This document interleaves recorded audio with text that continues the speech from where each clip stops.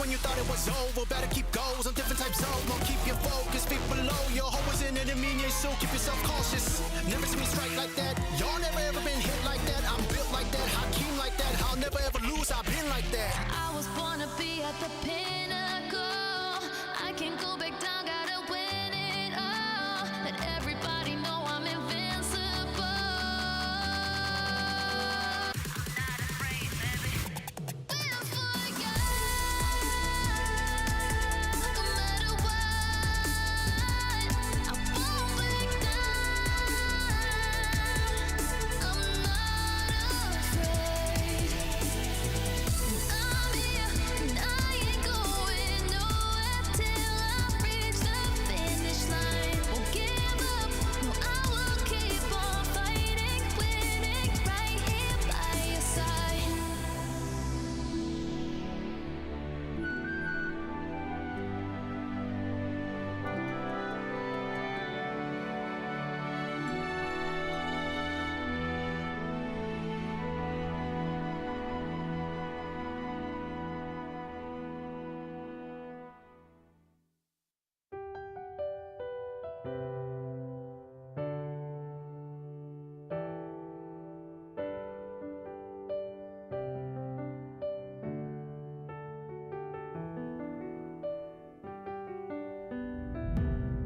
Every second that I breathe is going down in history. We are victorious, can't stop me. Maybe today we'll fight our battles. I'll show you the way if you can handle it. You follow me. For you, no matter the circumstance, no, I won't back down. No matter how they show up to lose.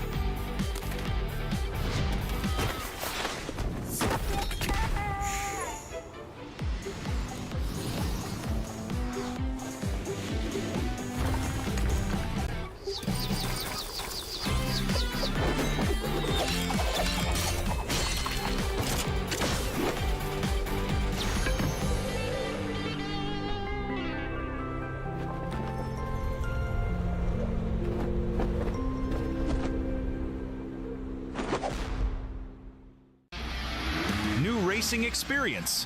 Wow, racing maps await you. The new racing template is online. Create your racetrack gameplay.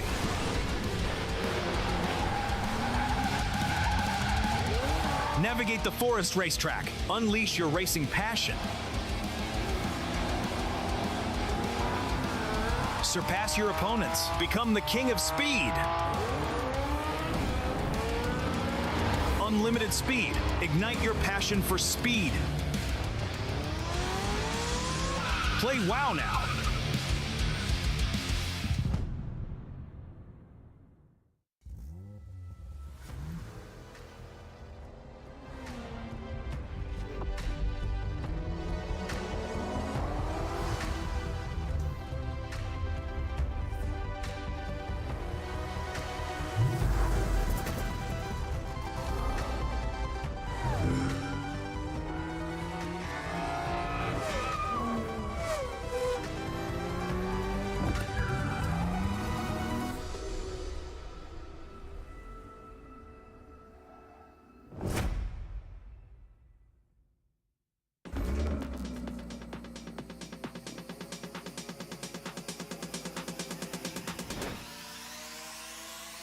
Stay focused.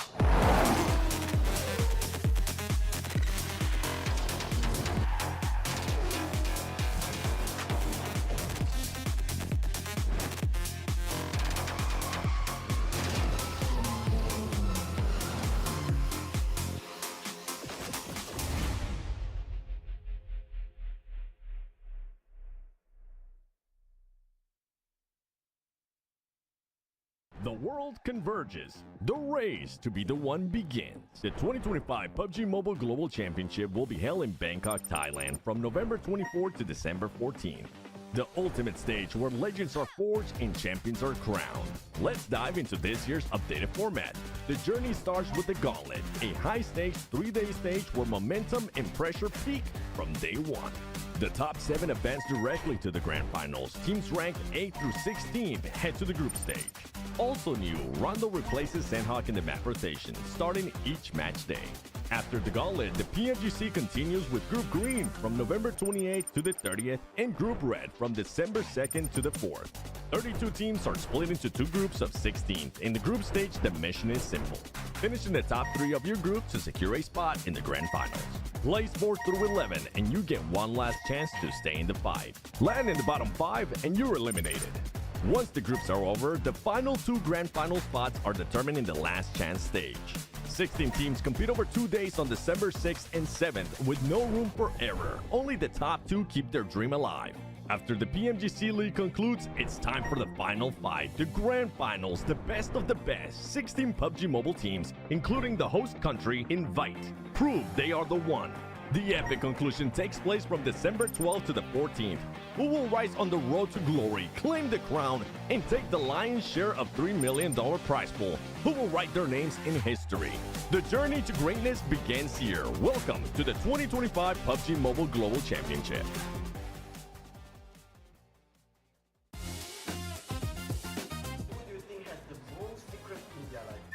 I think he has a wife and a kid and he doesn't want to tell us. Maybe. Who always die first but blame someone else? What was the question again? Who always die first but blame someone else? Oh yeah, it's me. Who has the best end but the worst decision making? Yeah, it's definitely him. Worst decision making. Who panics the fastest in a messy fight? Yeah. I don't think any of us. Yeah. I'll say this. Why? Explain himself. If someone is gonna need himself in a fight, it's one of these two. Explain why me. Because you don't do anything. Who never listens to the IGL but still survives somehow? I mean, it's good, no? Sometimes it's good. Who talk the most during game, even unnecessary things? Not unnecessary things. I only talk necessary things. Right? Who complains the most? This Both guy. of them. Yeah, Come on. both of them. No. Actually, I used to think I complain the most, but he's more than me. There's a lot to complain, so. Take the longest to wake up in the morning. He doesn't even wake up in the morning. Who's the most during the team meal? One of these two. No, this guy, bro. This guy. This guy is a beast, man. If you have food left over, just give it to him. Who is the most hygiene person? I would say him. He always put his cream, hand cream for the games. Oh, hand cream is just so my hands smooth. Who easily get distracted in life or in game? Distracted? Yeah. His girlfriend always distract him. He doesn't miss one game each stream. Bye bye. See you next time. Thank you for watching.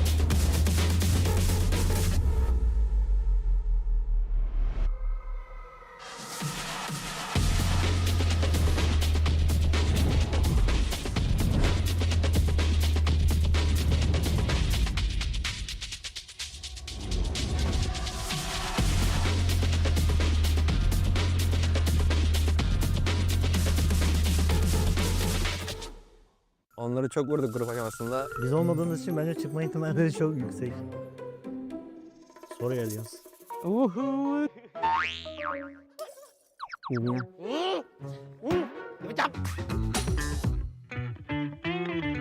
Merhabalar, ben Reworked Karadan Saylas. Ben de Rekim Paris Sports'tan Loxy. ครับผมโมเมนต์จากทีมเอียรีนาครับผมเทอร์นี่เคครับจากเอียรีนาครับ Hepiniz hoş geldiniz. Bugün PMGC Last Chance Prediction yapacağız. Evet, ilk takımımız Wolves Esports. Umarım iyi yaparlar. Sevdiğim insanlar var orada. Bence 5'e koy ya. 5-6. หมูกว่า10 Team Clash. Bence ilk iki potansiyelleri çok yüksek. Ben 3'e koyacağım onları. Ya da 4'e koyacağım. My friend IC ilk ikiye gireceklerini ben düşünüyorum ama çok fazla güçlü takımlar. Ben onları 6'ya koymak istiyorum. I see ไม่ระหว่างนี้ระหว่างนี่ระหว่างไม่ชัวร์เอ้ยผมย้ายลูกพี่ดีกว่า Weibo. Bence aralarında en iyisi o. Ben çıkacaklarına inanıyorum. O yüzden 1'e koyuyorum. Oho, Weapon Gaming!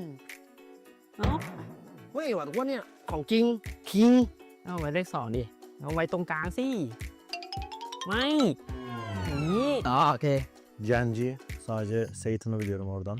8'e koyuyorum. เจนจี12ไหมอุ้ยแชมป์นะมีสน Influence Rage. Bence onlar da iyi. Onlar da ya çıkarlar ya da 3. falan alırlar bence. Evet.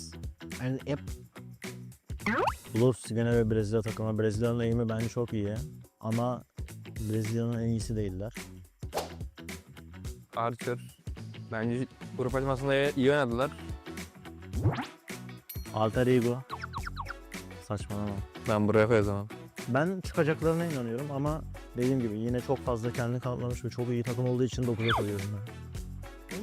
อะไรเฮ้ยนี่แหละโอ้โห DJ En son bir tane Myanmar takımını oralara koyunca ne oldu biliyor musun? ya koyacak bir yer yok o yüzden buraya.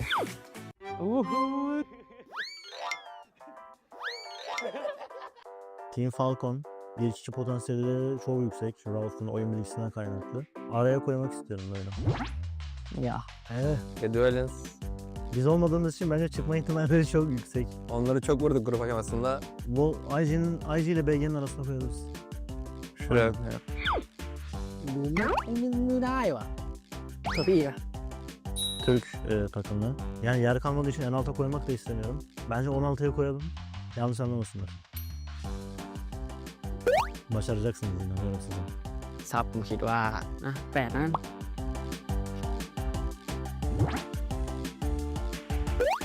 Bence 2'ye kimi koyalım biliyor musun?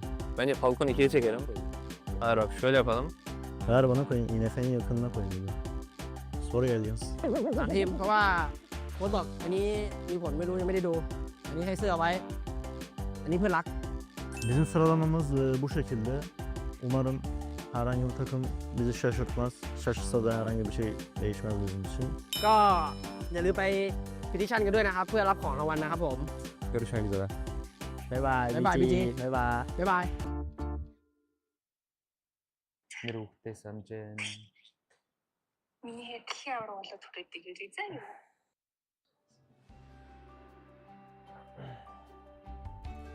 Bana. Ano? Sa юу вэ нэ?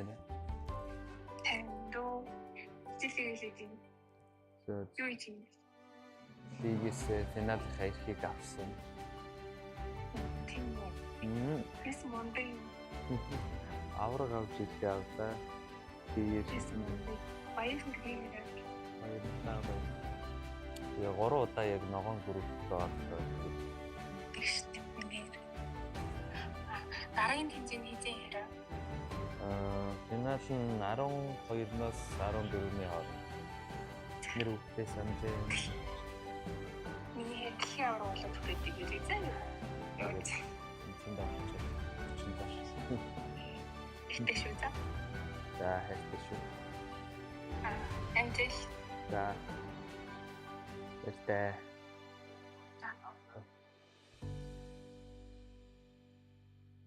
Gördüm, tebrik ederim. İzliyor aşkım. muydunuz? İzlemez miyiz anne?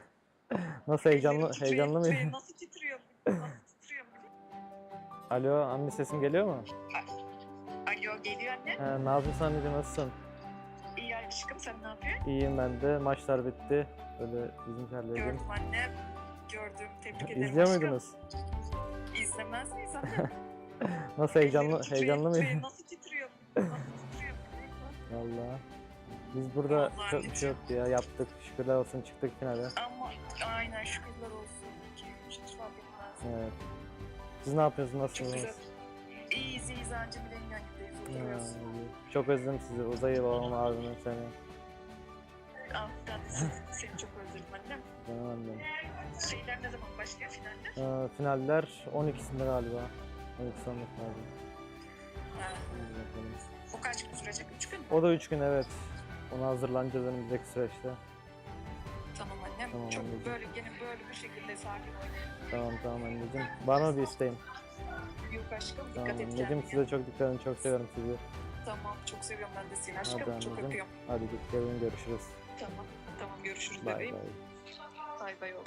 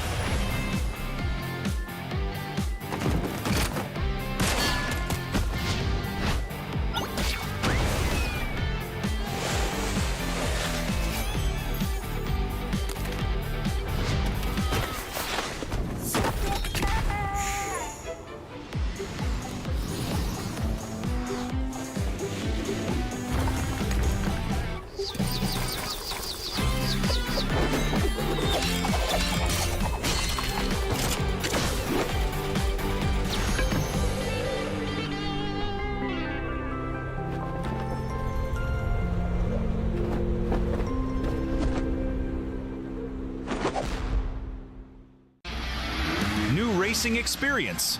Wow, racing maps await you. The new racing template is online. Create your racetrack gameplay.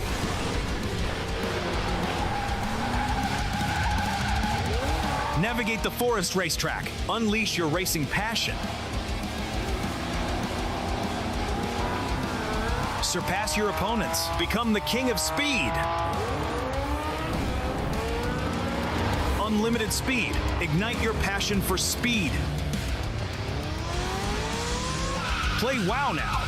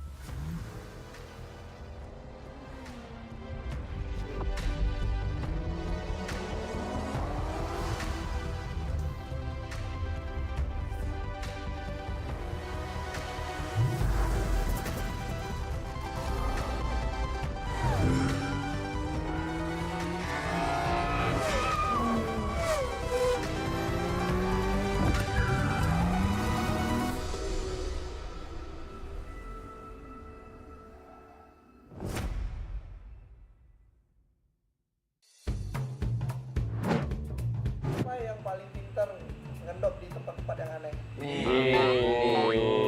Siapa yang mati duluan terus suka nyalain orang lain? Nih kadang ini kadang. Nih, dua nih. Siapa yang loopingnya lama, rotasinya juga telat? Banyak. Siapa yang paling disiplin ketika di screen? Gak ada. Gak ada disiplin, gak ada. Siapa tukang nge-clutch di tim? Semua. Siapa yang ada aim jago tapi makingnya jelek? Siapa ya? Siapa yang paling bawel di tim? Ya paling bacot sih dia sih. Paling bacot. Paling bacot dia. Siapa yang paling lucu? Paling lucu. Aduh. Oh ini paling lucu nih. Siapa yang kayak abang-abangan? Semua abang-abangan. Semua. Siapa yang paling kayak aneh gitu? Kayak orang yang harus menjaga. Nih, kita sama Kita sama Moana berdua nih, berdua. Siapa yang suka tawain orang lain? Semua ini ketawa di semua. Siapa yang bukan komplain? Gua. Paling dia lah. Rosemary. Siapa yang paling susah bangun tidur? Rosemary. Siapa yang makan paling banyak? Rian kayaknya deh. Moana, Rian nih, berdua nih. Siapa yang paling bersih orangnya? Paling bersih. Paling bersih. Sumpah paling bersih. Siapa yang paling gampang ke distract? Siapa ya? Kadang anak-anak ada sih semua rata-rata. Tapi semuanya ada. Semua. Siapa yang paling banyak fans? Oh masih Rian. Itulah kita permainan kita tadi yang kalian udah tonton. Terima kasih banyak dan see you. Kita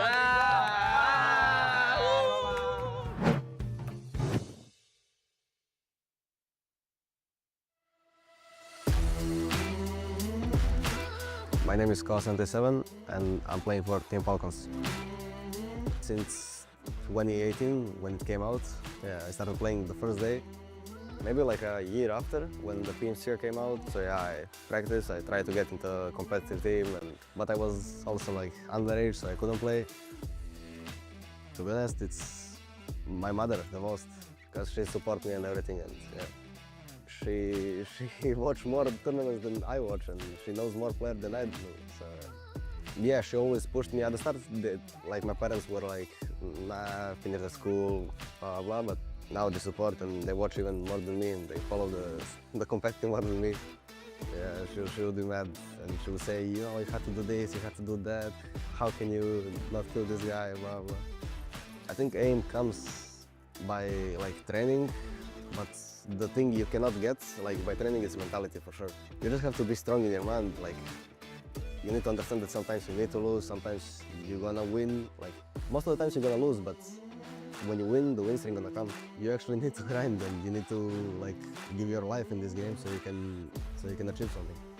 When I joined the team, I had a little bit like problems with communications and this stuff, and they helped me fix it. To be honest, I feel ready, and I think team feel ready as well. Yeah, so the PMSL Europe was our first victory. We put in the hard work and everything, and we are really happy that we won it. Now we are hungry for the PMGC, and we hope we're gonna win it.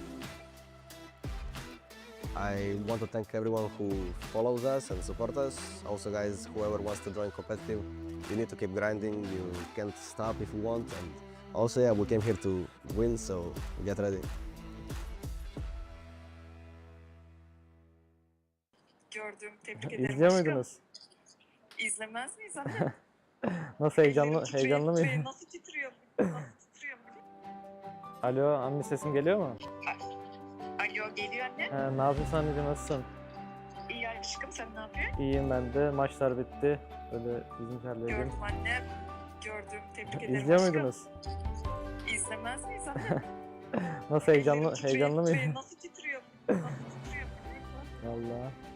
Biz burada Vallahi çok bir şey yoktu ya. Yaptık. Şükürler olsun, çıktık finale. Ama aynen şükürler olsun ki hiç fark etmez. Evet. Siz ne yapıyorsunuz? Çok Nasılsınız? güzel. İyiyiz anca bileğin yanındayız, oturuyoruz. Çok özledim sizi. Uzay'ı, babamı, abimi, seni. Ben de seni çok özledim annem. Canım annem. Şeyler ne zaman başlıyor, finaller? Finaller 12'sinde galiba. 12 sonunda finalde. O kaç gün sürecek? 3 gün mü? O da 3 gün, evet. Ona hazırlanacağız önümüzdeki süreçte.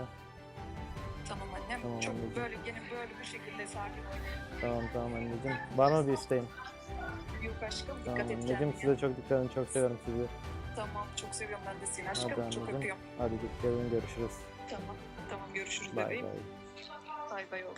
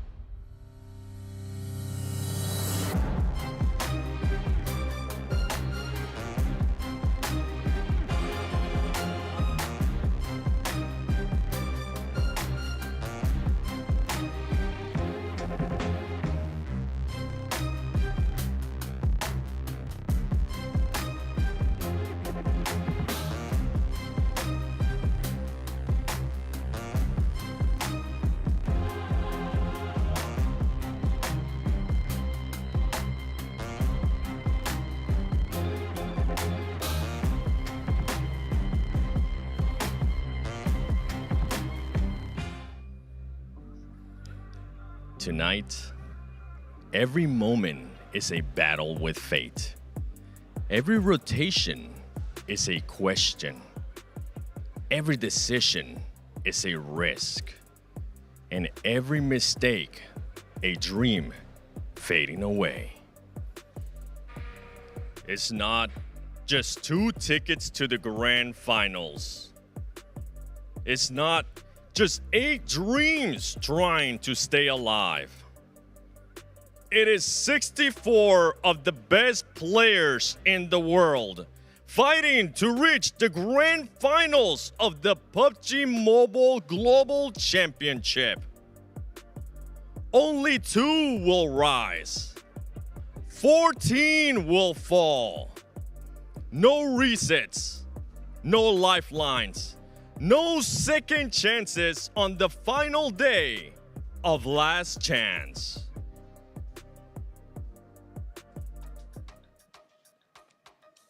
The stage is set, the tension is undeniable, and now the reality sinks in. This is the cruelest cut in the entire championship. We aren't fighting for points anymore. We're fighting for survival. No lower bracket, no tomorrow, just 6 matches to make it to the grand finals. I'm Hot Jukes, here with Maxman and Neptura. Guys, this is serious business. Right after today, 14 teams are going home. Max, how are you feeling going into the last day of Last Chance? I want to say I'm feeling excited, but I'm feeling scared because these teams, 14 of them, they're going home after today. It's going to be rough, and that intro was so epic from Seven. It already felt like we're already in the grand finals here in Neptura. It's going to be intense, and at the end, only 2 more squads will be making it to our finals here in Bangkok. Oh, I'm so nervous for all of these teams. We saw some great performances right out of the gate yesterday. We saw some not so good ones as well. So I'm just like, who is actually going to be able to do this? 6 games left until we have our complete lobby for the grand finals. Jukes, I'm just really nervous about today. Oh, I mean, all these teams have to be here because, I mean, they have sacrificed so much, an entire year's worth of work just to get to this point right here, right now. And it's 6 games to decide your fate.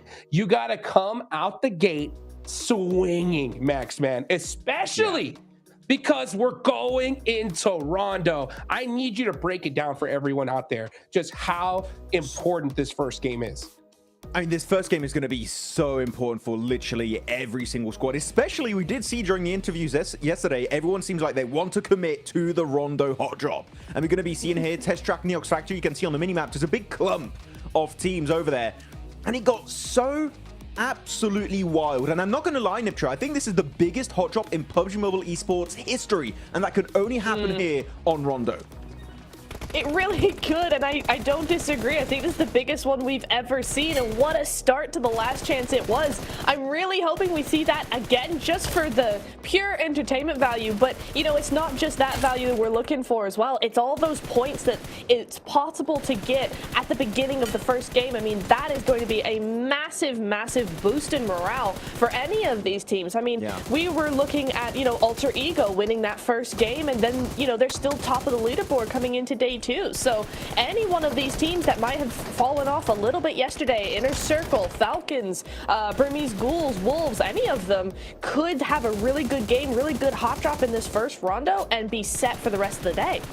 Yeah, I mean, we had, what, 90 somewhat eliminations during that Rondo game, right? If we have an even bigger hot drop with even more teams involved here, maybe we could get and breach the 100 elimination game on Rondo, which would be magnificent. They're going on some of these later on clips on these replays. I know, Weibo, you want to talk about them a little bit later on here, Niptura, but that Miramar, the lack of scouting, the first one in particular, second one was good, but the first one, that did hinder their chances a little bit. I'm so confused by that. I thought we knew by now that that road is just you shall not pass road at any circumstance if the zone goes there. Yeah, because there's cliffs and all sorts, and no, don't do that. But anyway, we move on, right? We just hope that doesn't happen again. We move on, and we look forward to the next day as we see some epic shots coming through here. Influence Rage, another team, Jukes, that we would like to see a tiny bit more from. They're 2 points away from the top 2. They had a great day yesterday, but I just want to see just a teeny bit more, just a little bit more of that consistency, because I feel like as well they had some pretty rough games as well yesterday. Yeah, I mean, you got to clutch it up here now. I think these first few games are going to be the big deciding factor of who makes it and who doesn't, Max, especially when it comes to Rondo. To reiterate, right? We saw a crazy amount of hot drops on day 1. For me personally, looking at these leaderboards, Max, from 10th place on down, like, what do you have to lose at this point? Why wouldn't you send 3 players down to the center of the map and try your best to soak up some crazy points to make a crazy comeback happen, right? Yeah, I mean, fully agreed. I think that if you're currently at the bottom of the rankings, this Rondo is going to be setting the pace for the entirety of this second day of Last Chance. And you know what? you have so many possible eliminations in the Ox Factory. Maybe you want to try and get involved in that conversation, try and snatch it away. Or maybe you can do like Team Flash, right, Niptura, which actually didn't get involved in the fight early on. They third-partied Neox after the fight kind of cooled off and just picked up a few eliminations here and there. So actually, if Team Flash go for a similar approach here, you got to be very careful because your back is never going to be safe going into Neox Factory.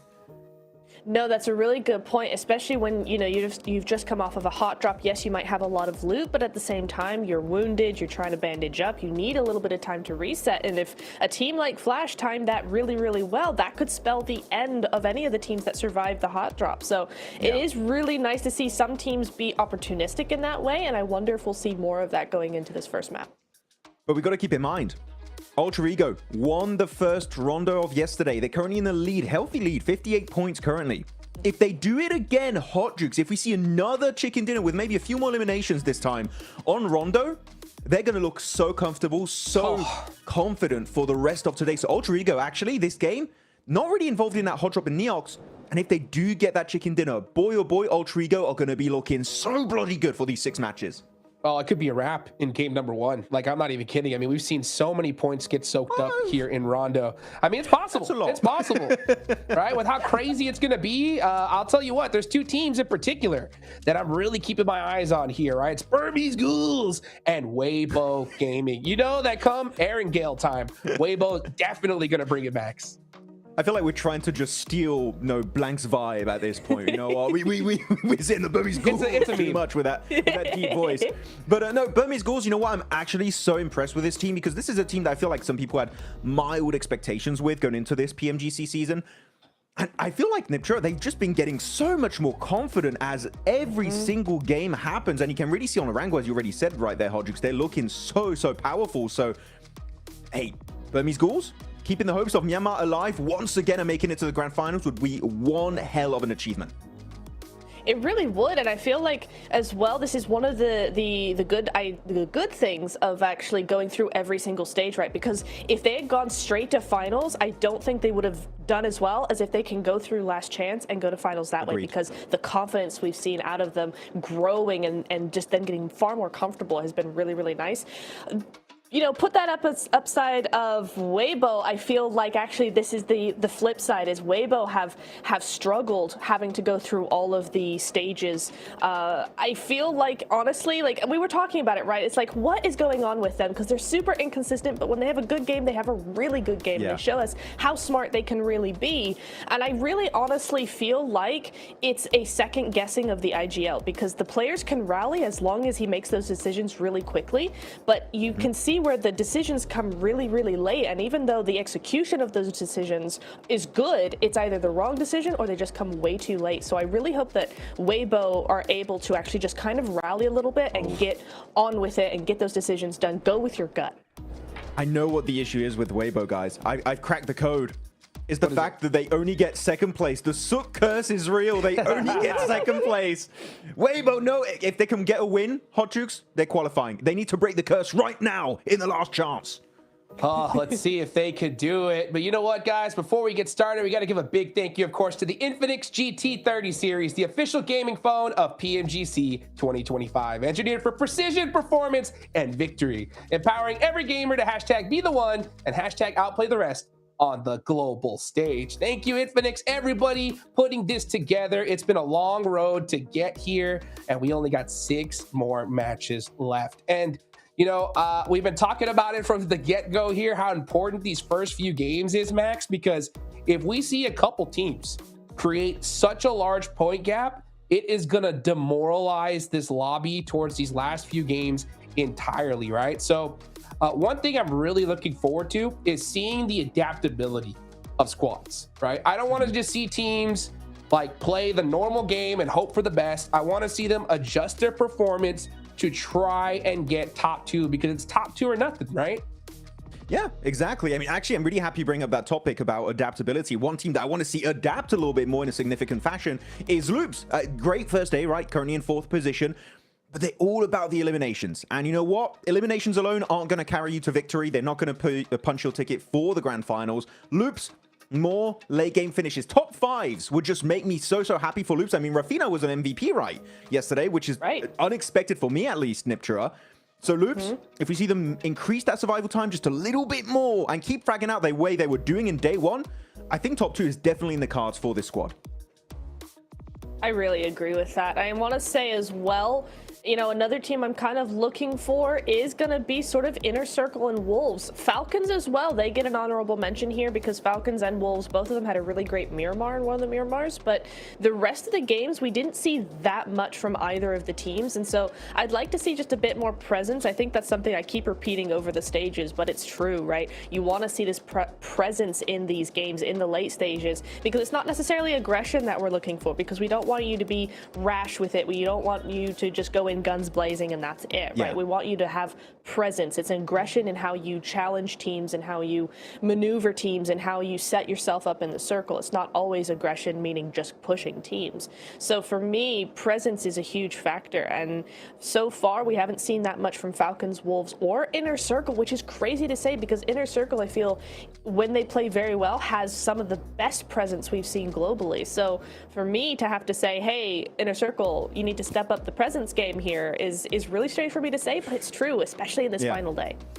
I mean, actually, you bring up a few of those teams. Inner Circle in the Hot Drop in Neox. Team Falcons also in the Hot Drop in Neox, right? So those are teams that they could be, unfortunately, still not present after that Rondo game, depending on how it goes. Of course, hopefully they'll go for the 3-1 split. You know what? I want to quickly talk about Team Falcons. They've had an amazing Miramar. Sure, not quite a win because Wolves just stole it away in a very odd fashion, but who could predict that, right? The circle kind of screwed them over. But a second place, 16 eliminations, and Narvalo said it during the interview, right? It was off the back of a very early pivot from their western drop right into the northern side of Los Leones.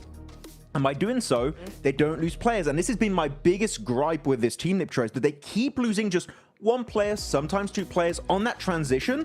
I don't know if it's an IGLing issue or if there's like, they just have a small amount of scouting done during the rotations, but losing those players hurt them so much that the one time they have the full squad in the late game finish, Niptura, is their biggest game of the tournament. Come on, Falcons, we know you can do it. More of that, please. Well, yeah, exactly. And it's something we saw from other teams, right? Like Virtus Pro comes to mind, for instance, that kept losing players early on. And then when they had all four, they were actually doing really, really well. It's the same story for Falcons. And it would be really nice to maybe just adjust some of those rotations, or maybe don't go for those risky rotations. Maybe rotate a little bit more compactly, speedily, you know, go quickly to zone. I think if you hesitate a little too much in this lobby, it's got this weird balance of, you know, playing for position and also being very aggressive. This lobby, it's very different from the group red that we saw, for instance. So I feel like maybe just having those quicker rotations and rotating a little bit more together would be much better for them. Yeah, well, we definitely need to see those little adjustments, right? Especially from the top 9 teams, because they could definitely make it into top 2. Now, I just do want to preface this, right? When it comes to the 10th place team Alliance, they're currently 25 points behind second. So for 10th place on down, this is do or die match number 1, right? If we don't see a 10th place team, Max, on down win this Rondo, it's over for them, right? Yeah, you want to, again, it's dependent on, do you want to try and just get into the late game and get a win and a lot of placement points, or do you want to go full crazy aggro mode and go into Neox? I know I sound like a broken record. I mention Neox every 2 seconds, but it is going to be a huge opening factor for the second day. And if a team gets, you could literally have a team that get 10 plus points in minute 5, which is wild to imagine. You absolutely could. It's going to be a crazy thing to see if a team can pull it out the bag. The other thing we don't want to see very quickly is, you know, teams actually targeting those solos on the 3-1 split in Rondo, right? That would be huge, and it'd be a great strat for certain teams. And so I think a lot of these teams are going to have to really think about that going into Neox. Well, let's see what's going to happen, folks. First game of the last day of Last Chance, it's Rondo. Are we going to see the craziest hot drop in esports history, or will these teams let fate decide? John Allen and Blake, let's see.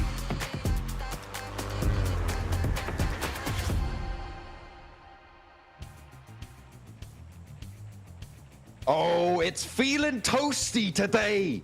Hot Jukes over on the desk. Thank you so much for leading us in. Guys, the analyzing is done for now. We'll be getting back into it. Maybe they need to analyze how I can say that one better. But Test Track, Neox Factory. Let's analyze that. I promise I could say that word. It's like, sound like I'm trying to say pineapple in various European languages. Oh dear.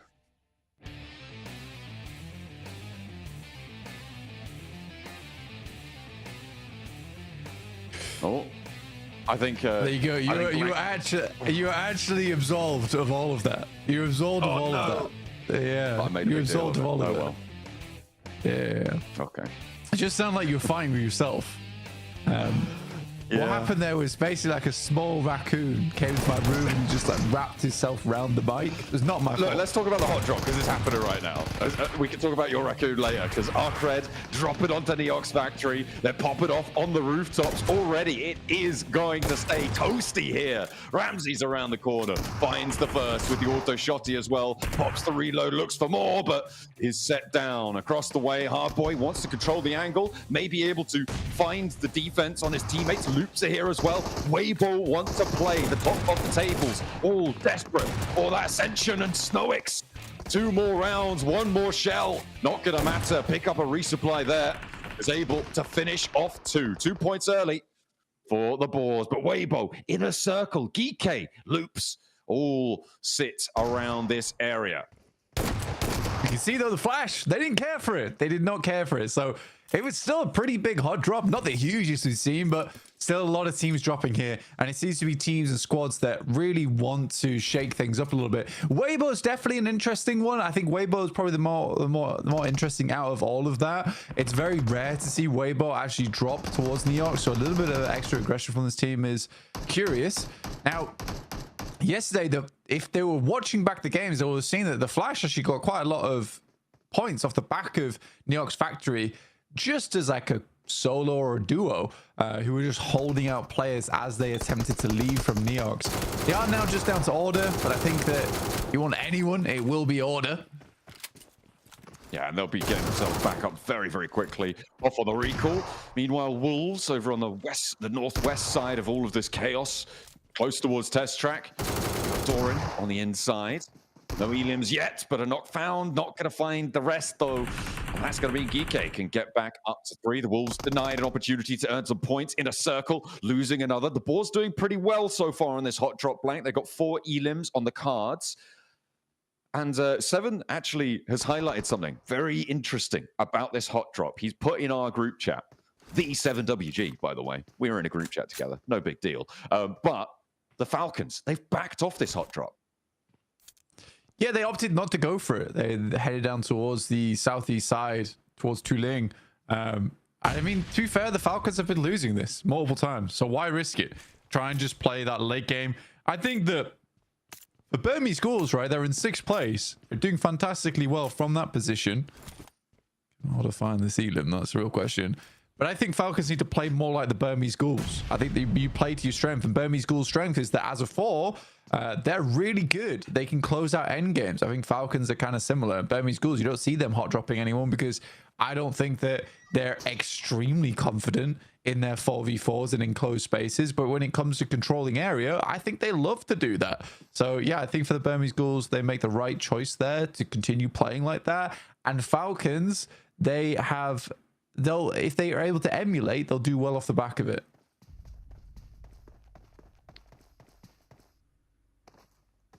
That will hopefully be able to see them a little bit closer. They had that massive game at the end of yesterday on their Miramar. Did come second in the end. Just Noki goes down to a spray. Ragnarok able to win it out. Geeke doing pretty well. Boars doing pretty well. Teams like our teams towards the bottom profiting the most right now, but with Loops on 1, oh dear, they're stuck in this hot drop blank. This is nasty. Loops in 3rd place right now, but they've got a lot of Geeke bearing down upon them. They've overcommitted potentially to this hot drop. Yeah, it's a big overcommit. It's probably come from the fact that a player on the outside got knocked down. And this is the risk you run a lot of times. Even if you go for the 3-1, there's a risk that your player on an outpost does get taken out. And on Neox Factory, I think a lot of teams are kind of willing and understanding that likely all 3 of their members are going to die in that location. It's very rare you win that out. And if you do, I think you also understand that you also got a little bit lucky to win that out. in. The challenge in a circle. Are going to win it though. They are still as 4, and actually IQ still stepping in the Neox factory. The rest of IQ, they're all the way out on the northwest side. Blank, they've got a recall out to the northwest side of the circle, so it is just IQ seeing how many points he can get. Team Flash also racking up 1 or 2 against Influence Rage. This is after a rotate as well. The recalls might be a little bit shabby, but Team Flash going to keep themselves nice and topped up. But Gen G around the corner. In the meantime, though, it's still, in my mind, all about what Loops are going to do here, with Vitinho wanting to stay alive, probably more than anyone else right now on these hot drops. Weibo? Yeah, that is crazy. I was going to say that Alter Ego fall into the trap of letting Rosemary die first again, but there is an immediate clap back from the rest of the squad over towards Weibo, which gets a little bit awkward now, right? Where you have order, and I think that the rest of the players, that they are quickly res actually on Weibo's side. Not sure about Alter Ego. I think because they diverted, they are struggling now. A nade in from Vitinho, again looking for order. Finding these last few stragglers in Neox factory would be brilliant. He's able to find another. The rest of his team are now back. Where did that recall come from? Okay, sneaking that one on through. Loops able to stay up as 4, and that is huge news for them. We're going to cut over towards the Gen G fight with Team Flash right now. Both teams have got an outpost, not committed to this fight, but Claws coming in actually commits Gen G fully to this engagement. With just tops remaining, though, you've got to think this is probably going to go well for them. They may lose 1, they may lose 2, but they can't afford to do so. Tops hopping around on the pagoda, looking for the shots down the stairs. It's lined up, and it will be Tops going down. Flash with 1 on the outside. They're going to send out for those recalls. Bozo can see if he can catch a player lacking, maybe being a little bit lazy on the hold there. Rest of the Flash are going to get their players back in action. Already got a boatload of points, taking down the majority of Influence Rage, not before they got that recall off. That's all the way towards the eastern side of the map, though, so a little bit of a longer rotate for Influence Rage because of that. I do think that the Flash would like to reclaim this position, and I think that the players are much closer than Gen G maybe assumes. They are back up for Team Flash. Correct. Staying as 4. Vitinho, we're back on board with him, and he's still got his teammates, but he wants to keep scrapping it out. He's on 4 elims already. Well, the team is on 4 elims already, and the nade should bring them up to 5. I don't think Geek are going to be able to get this res. It's quite a long path, and the cross is treacherous. He's out in the open, though. Oh, just about makes the cross, has to hit the deck right behind it, but crawls away. Doesn't quite connect to the cover, and a little bit overzealous on the run out there. A nice pickup for Geek. There's a great fight going on, by the way. Is that the Flash actually do find the shots over towards Gen G, and Gen G were caught slacking there. In the meantime, the rest of Flash are also taking a fight with Papra Supermassive. So the Flash is putting up points left, right, and center, currently in 2nd place. So definitely trying to redeem themselves from their group red performance, because they did perform very well. I think that they slowed down quite a bit towards the end of that tournament, but I also do feel bad for them on that final game where Weibo essentially sees them, realizes that's their only hope, and they were suddenly injected with this warrior's will to take down the Flash. Ended up being E-Arena able to get ahead of both of them just because of how focused Weibo was on taking down the Flash. A team that's closest to getting eliminated right now is Papra Supermassive. With the circle shifting southwest, Kamikaze is trapped between Inner Circle and boards. He is probably going to be able to make it out, but it's going to be dangerous on this northwestern edge. 1 player left, and he's darting out for a recall. In the meantime, Team Flash still hunting down. Mazias draws short. The momentum on the vehicle, not quite there. Loops, again, getting those recalls on board, but Kamikaze for Papra Supermassive yet to pull his team back to their full 4. Not too sure what he's diverting for. Maybe worried there's a player camping out on that recall, or wants to go for a different one, potentially on the western side. In the meantime, Zia still under pressure. Will go down. Sprays from Claws, and neither team can get away from one another right now on the northeast side. Yeah, definitely struggling. I mean, it's kind of a back and forth here where Gen G's able to catch the Flash, and then suddenly the Flash is able to catch Gen G. Both of them not quite respecting one another enough. Bose Doesn't quite find the first shot, so to back off. There's a nice tag on the side of the car there. Will immediately go for the flush, and that's the correct play.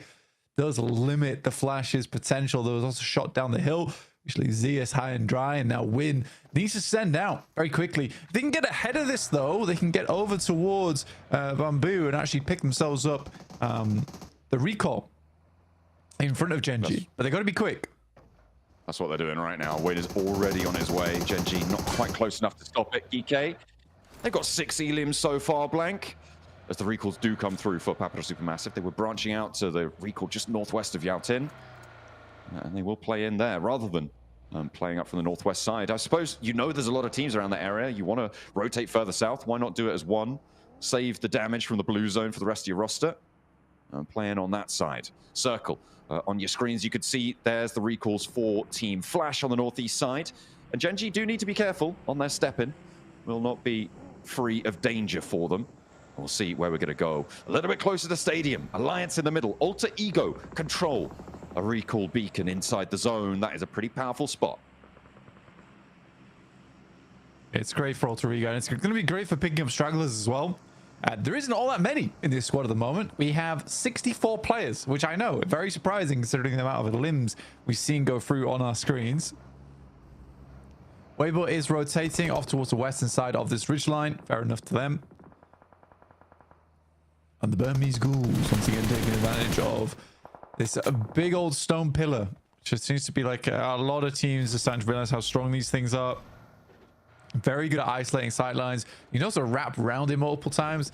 The only trouble is that sometimes you open up sightlines from other squads, but it can be a very fantastic teamfight tool.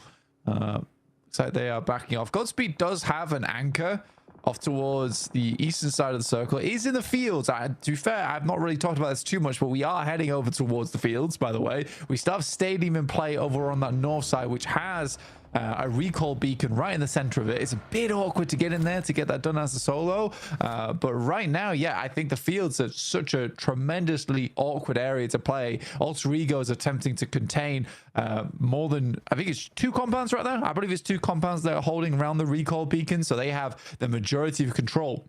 This could be a great game for Alter Ego. I mean, and what a time to have it as well with the top 2 spots.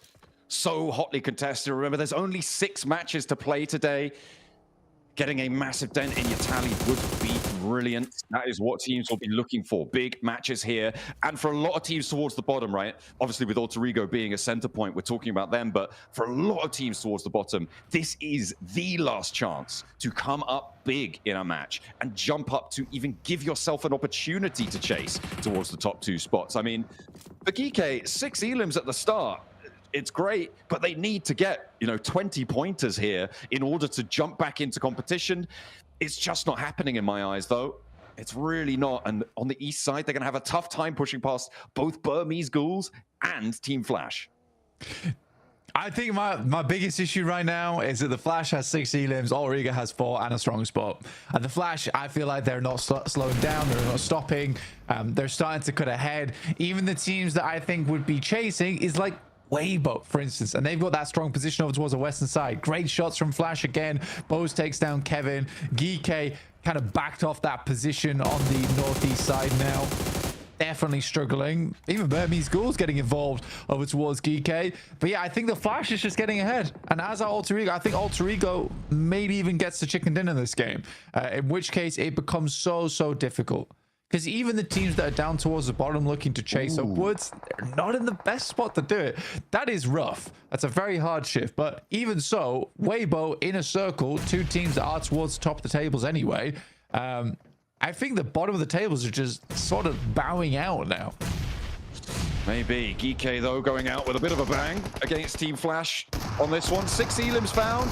Pretty decent stuff from the hot drop and giving Team Flash a run for their money. Actually getting an elim there. Team Flash not going to be able to get a recall on this one. Rotating over to Stadium feels like a bad move. And playing on as 3, not great. But 9 elims, Blank. And you can't say fairer than that. We'll see if Alter Ego are able to transition into this circle, and I think that is the major change of dynamic. And actually, Falcons are ahead of the curve on this rotate. They're getting in there nice and quick. Oh, maybe into the wrong place, though.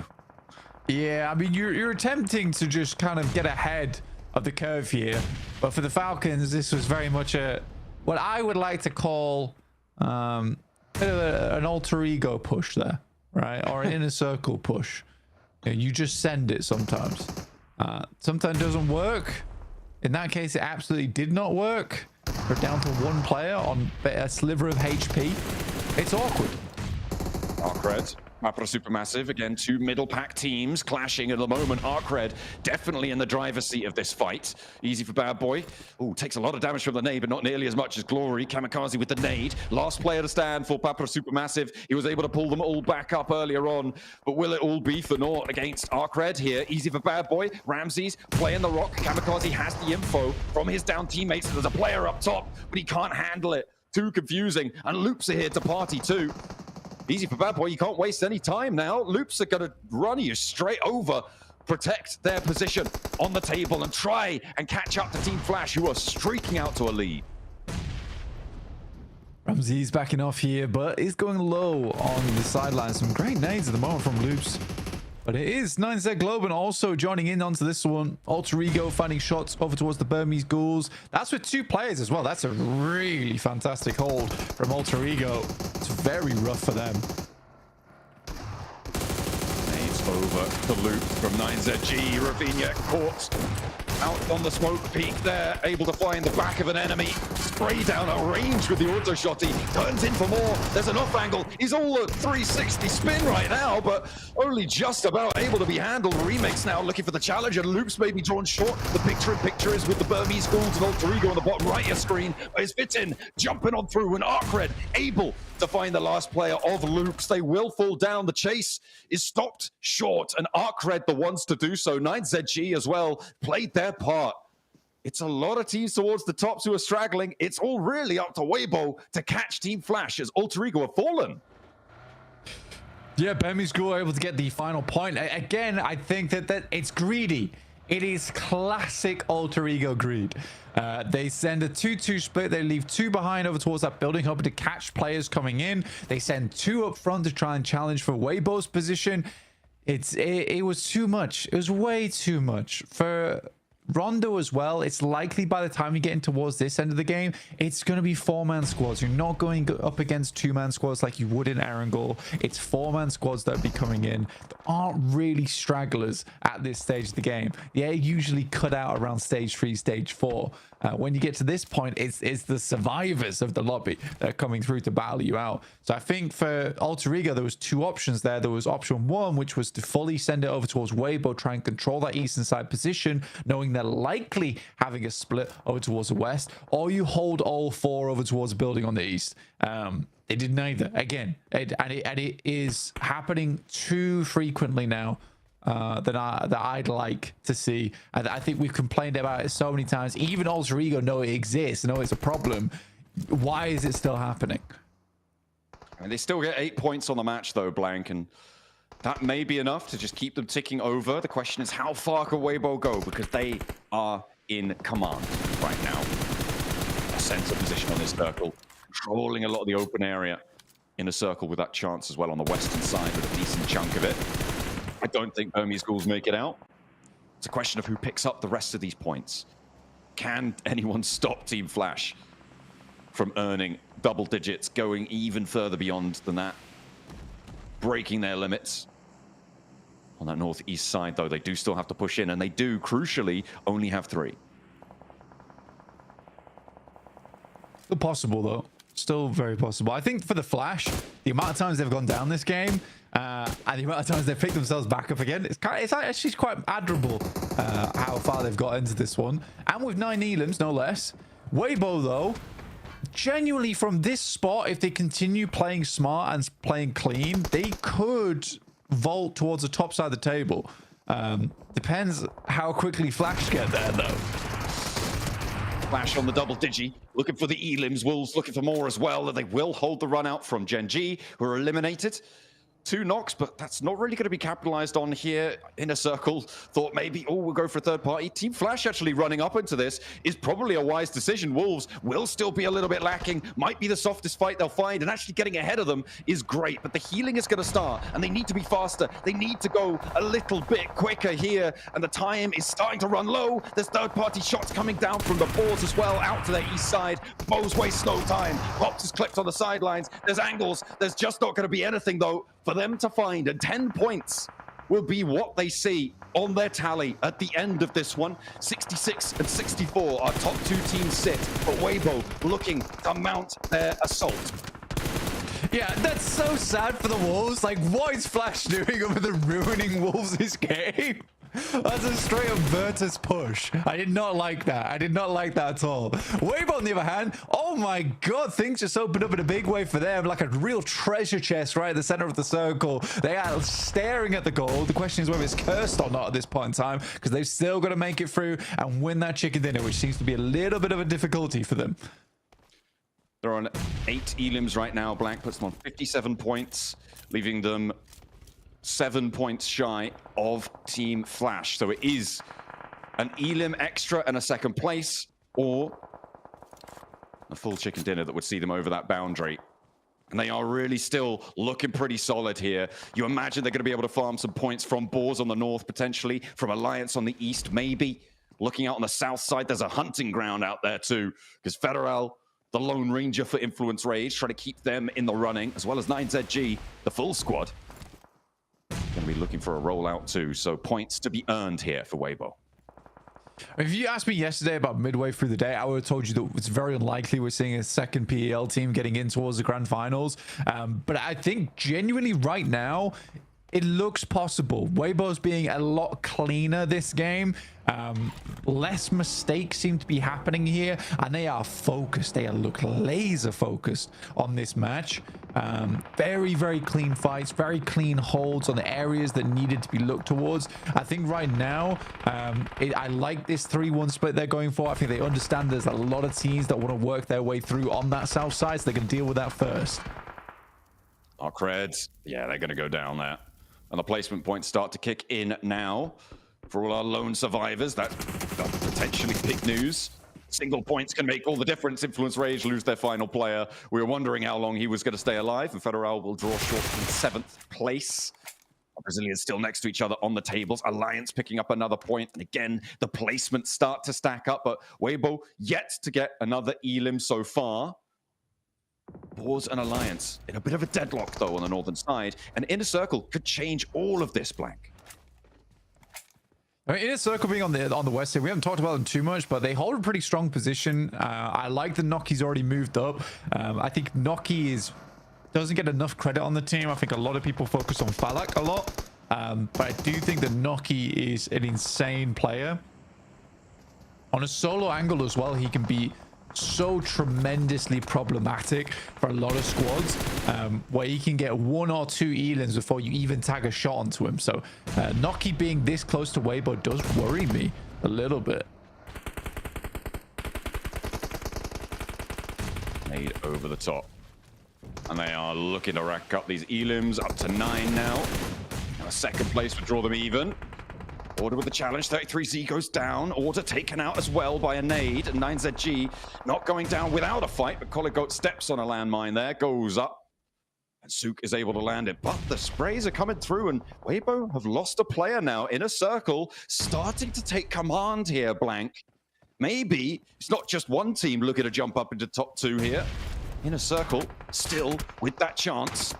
2 more elims and a chicken dinner would draw them level as well. Oh my days. And they found Sook. So annoying.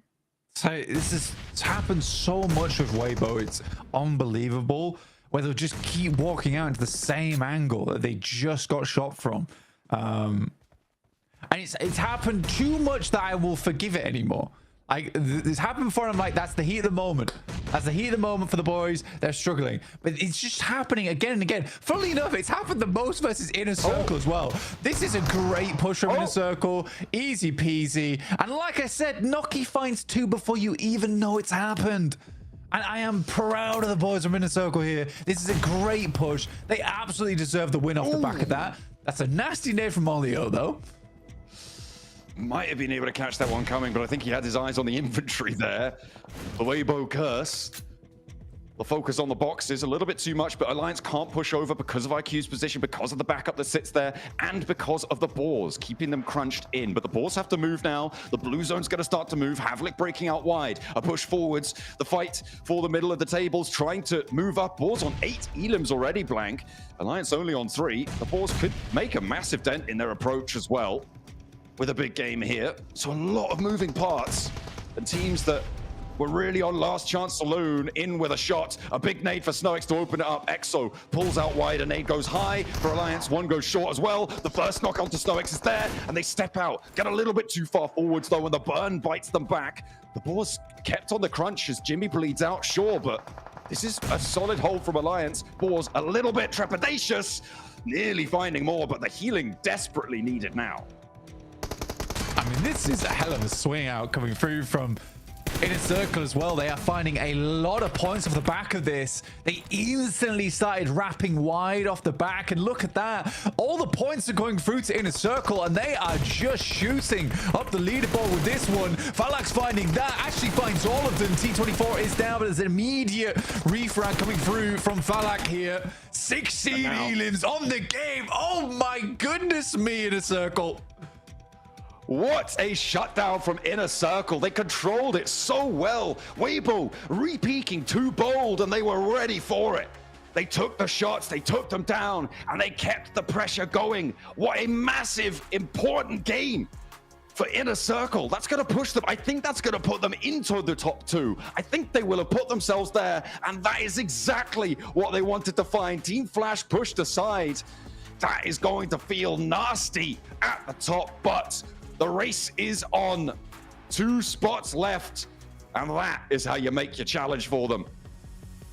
Again, for Weibo, it's just lax, though. It's just lax. You re-peak the angle on the south, even though you're getting shot from the west. Why were we doing that? It makes no sense. Like, surely you check that angle first. I really want to know what the guys in the desk thought about that game, but Inner Circle, what a way to finish things out on Rondo.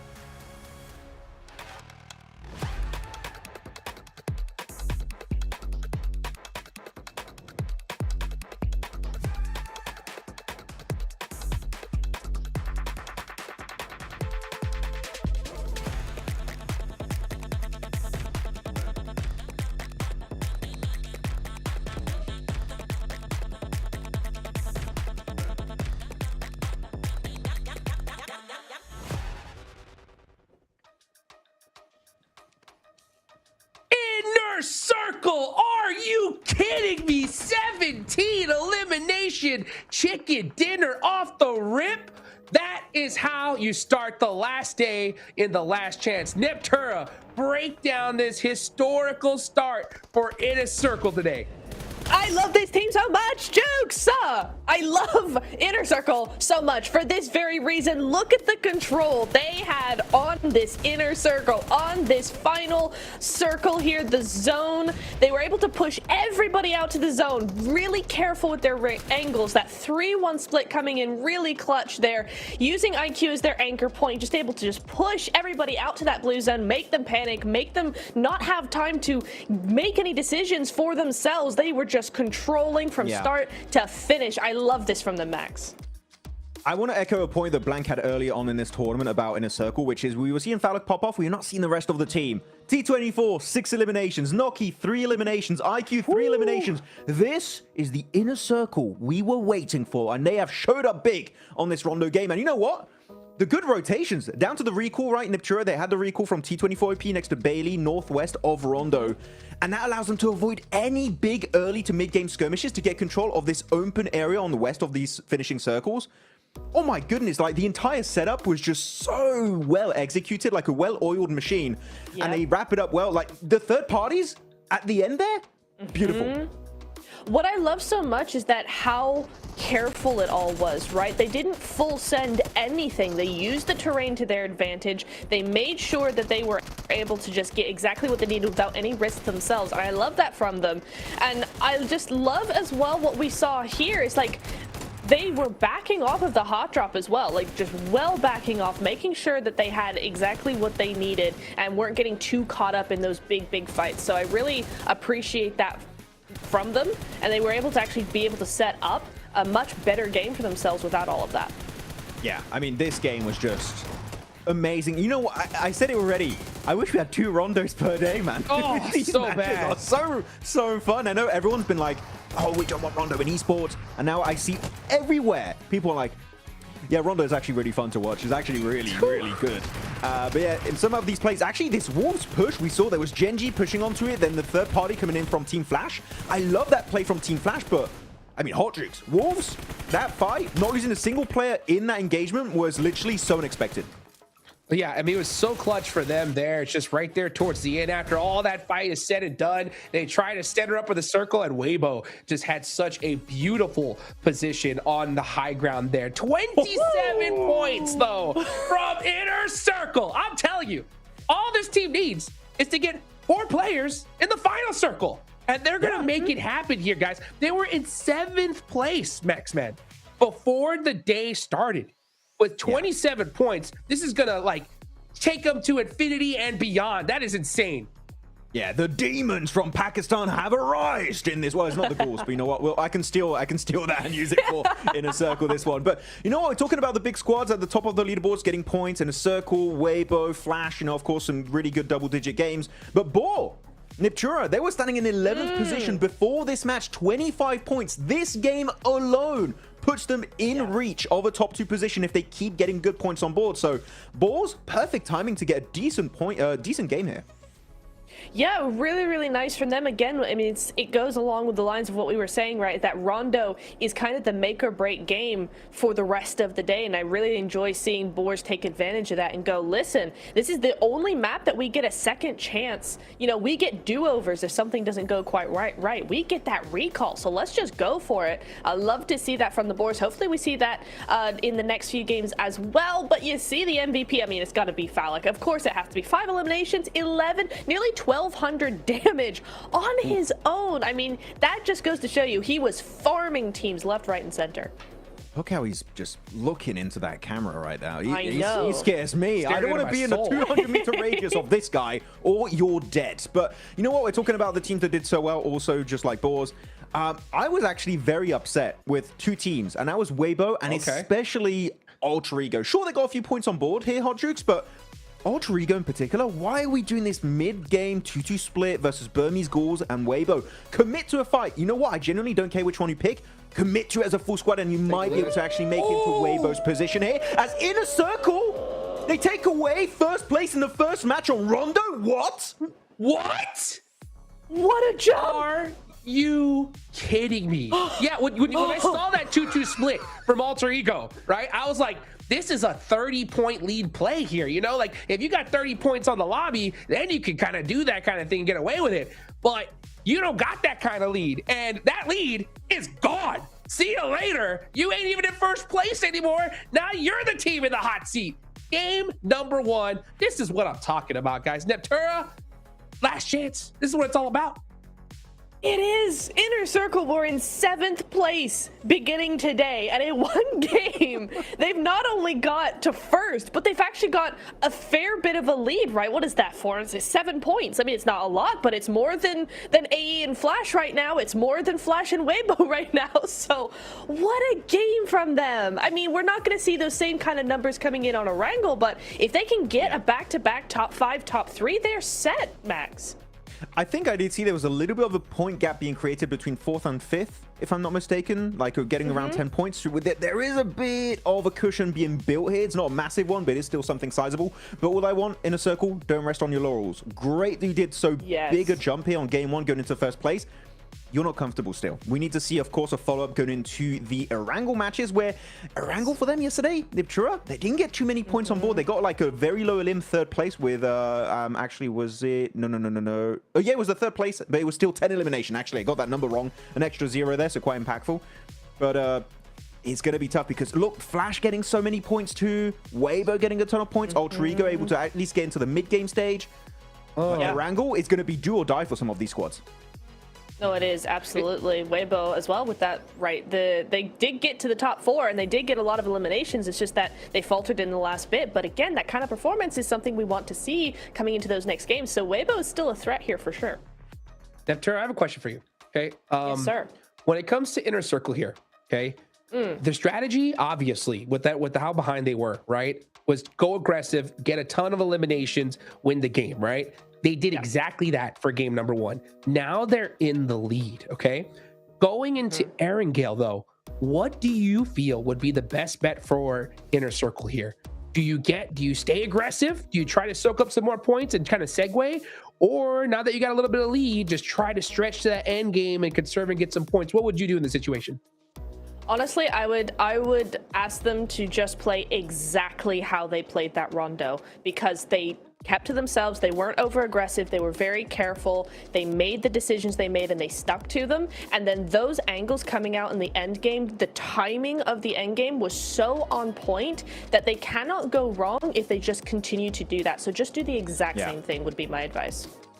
For Weibo in particular, I said I was also a little bit unhappy about their game. They just delayed their fight versus 90 Globen, and then Inner Circle were just able to make that push and third party it. Weibo, I want to see them be a little bit more proactive with when they pick their fights, and if they do that, I think here they could have got easily maybe even a second place, but they were just not quite quick enough, Hot Jukes, to take away that podium position. Oh, you better be quick on your feet here because there's only 5 more matches left to go. Let's get into the first Erangel of the last day of Last Chance. Let's go ahead and take it on over to our casters, John Allen and Blake.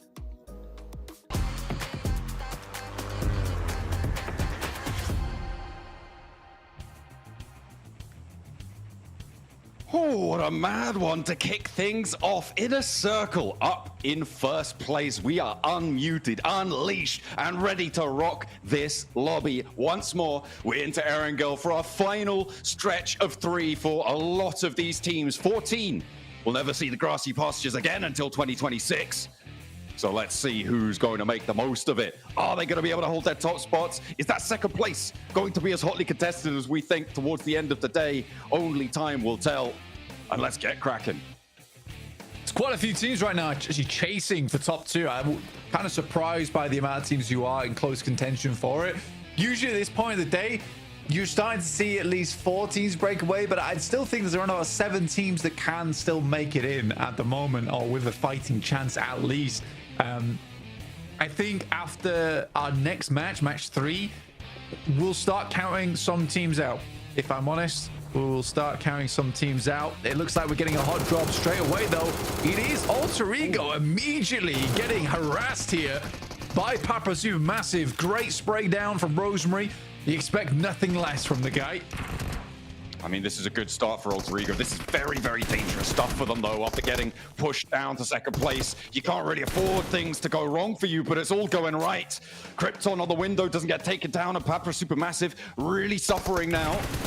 As the hop in for Krypton, he's on the chase, he's looking for more, putting pressure on. Rosemary has fallen. You do not want to let this one get flushed away. 2 players go down as well. Snake keeping things under control, but Papa Supermassive losing their players. Alter Ego fighting for their second place. Up 3 elims, and now just 1 player on the rooftops. Kamikaze, was that with the bow that he got a double knock?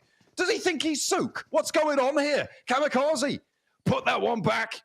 You're not in Weibo. I know. He's going to drop down, though. He's going to go for the rest of the fight. The spray down with the UMP. He's hopping in. He's up for the window. Snape controls it. Snape explodes at his feet, but it's not going to do the damage. And he will find it. Papa Supermassive fall, and Alter Ego cling on.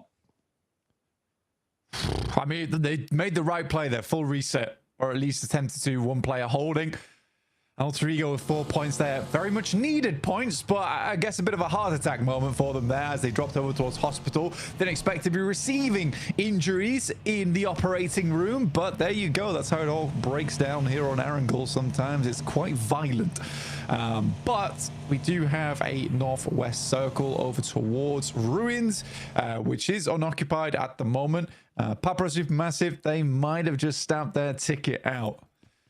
We do have an interview coming up very shortly, and I believe that it will be with IQ from Inner Circle to get a little bit of an insight into what's going on over on that squad and how they're feeling after that massive win. Welcome to a quick report with the 7WG. I'm here joined by Falak from Inner Circle, putting up 1100 damage, and with that performance, pushing yourself up to first place. I want to know, you guys made an adjustment in Rondo in regards to the solo player with the 3-1 split. You made sure T24 went further away. What led to that decision?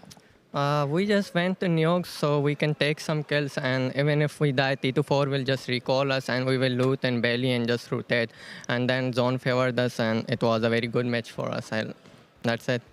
I mean, I wouldn't say someone just favored you. You guys, the timing was great, especially with WBG. As I mentioned earlier, you're in first place. What can you do to keep this momentum going and maintain yourself within the top 2? We are very confident now. We will just try to play good and continue this momentum so we can qualify for grand finals. Inshallah, you'll be in grand finals. You got T24 performing. You're performing too. Everybody's performing. Let's see how Inner Circle can continue on the last day of Last Chance. Oh, okay. Well, I mean, they profited a huge amount in those final moments, Blank. I mean, going in towards the final circles, they only had something like 2 elims on that last rondo. And they were able to rack up so many from those final fights. Really masterfully played. They played very, very passive until that point, holding their position well. But now they're on the Millie Island, and they're going to have to transition north. So get that loot on board. Get trucking, because your destiny's just across that bridge. I mean, for Inner Circle, it's pretty free and clear right now. On the south side, no one really challenging them. On Sosnovka, so an easy approach over towards the northwest. Genji are holding Western Bridge, though, so a little bit interesting there. Finished out on 7th place, I believe it was, there showing on day 1, so it's a really big jump up after one game. Then again, I think it was roughly 27 points they got off that match, so fairly gigantic amount of points they were able to accrue. Alter Ego, a little bit of damage still on their side, but should be easily healed up. I don't really have any teams around them at the moment. Everest Circle, potentially, maybe. We'll see how it plays out. A bit worried for Alter Ego, because typically on these sorts of circles, and we head over towards Ruins, your Fields, Everest, teams do want to take splits. I think it's a frustrating one, because I think when you watch Alter Ego and they take their splits and it goes well, everyone at home is clapping. Everyone's, wow, Alter Ego, well done, well done. And we're all like, well done, nice split, nice split. But at the same time, in the back of my head, I'm always looking at them and being like, I don't know. Is this too greedy? It feels a little bit greedy to me. And then it works out. But then there's those clear moments where they'll do it again. And it's wrong. It's the wrong play. I think that because they are so good at the game, they can make some of these splits work out. I worry if they do make it in top 2, go to the grand finals, those splits are going to get punished so much, John.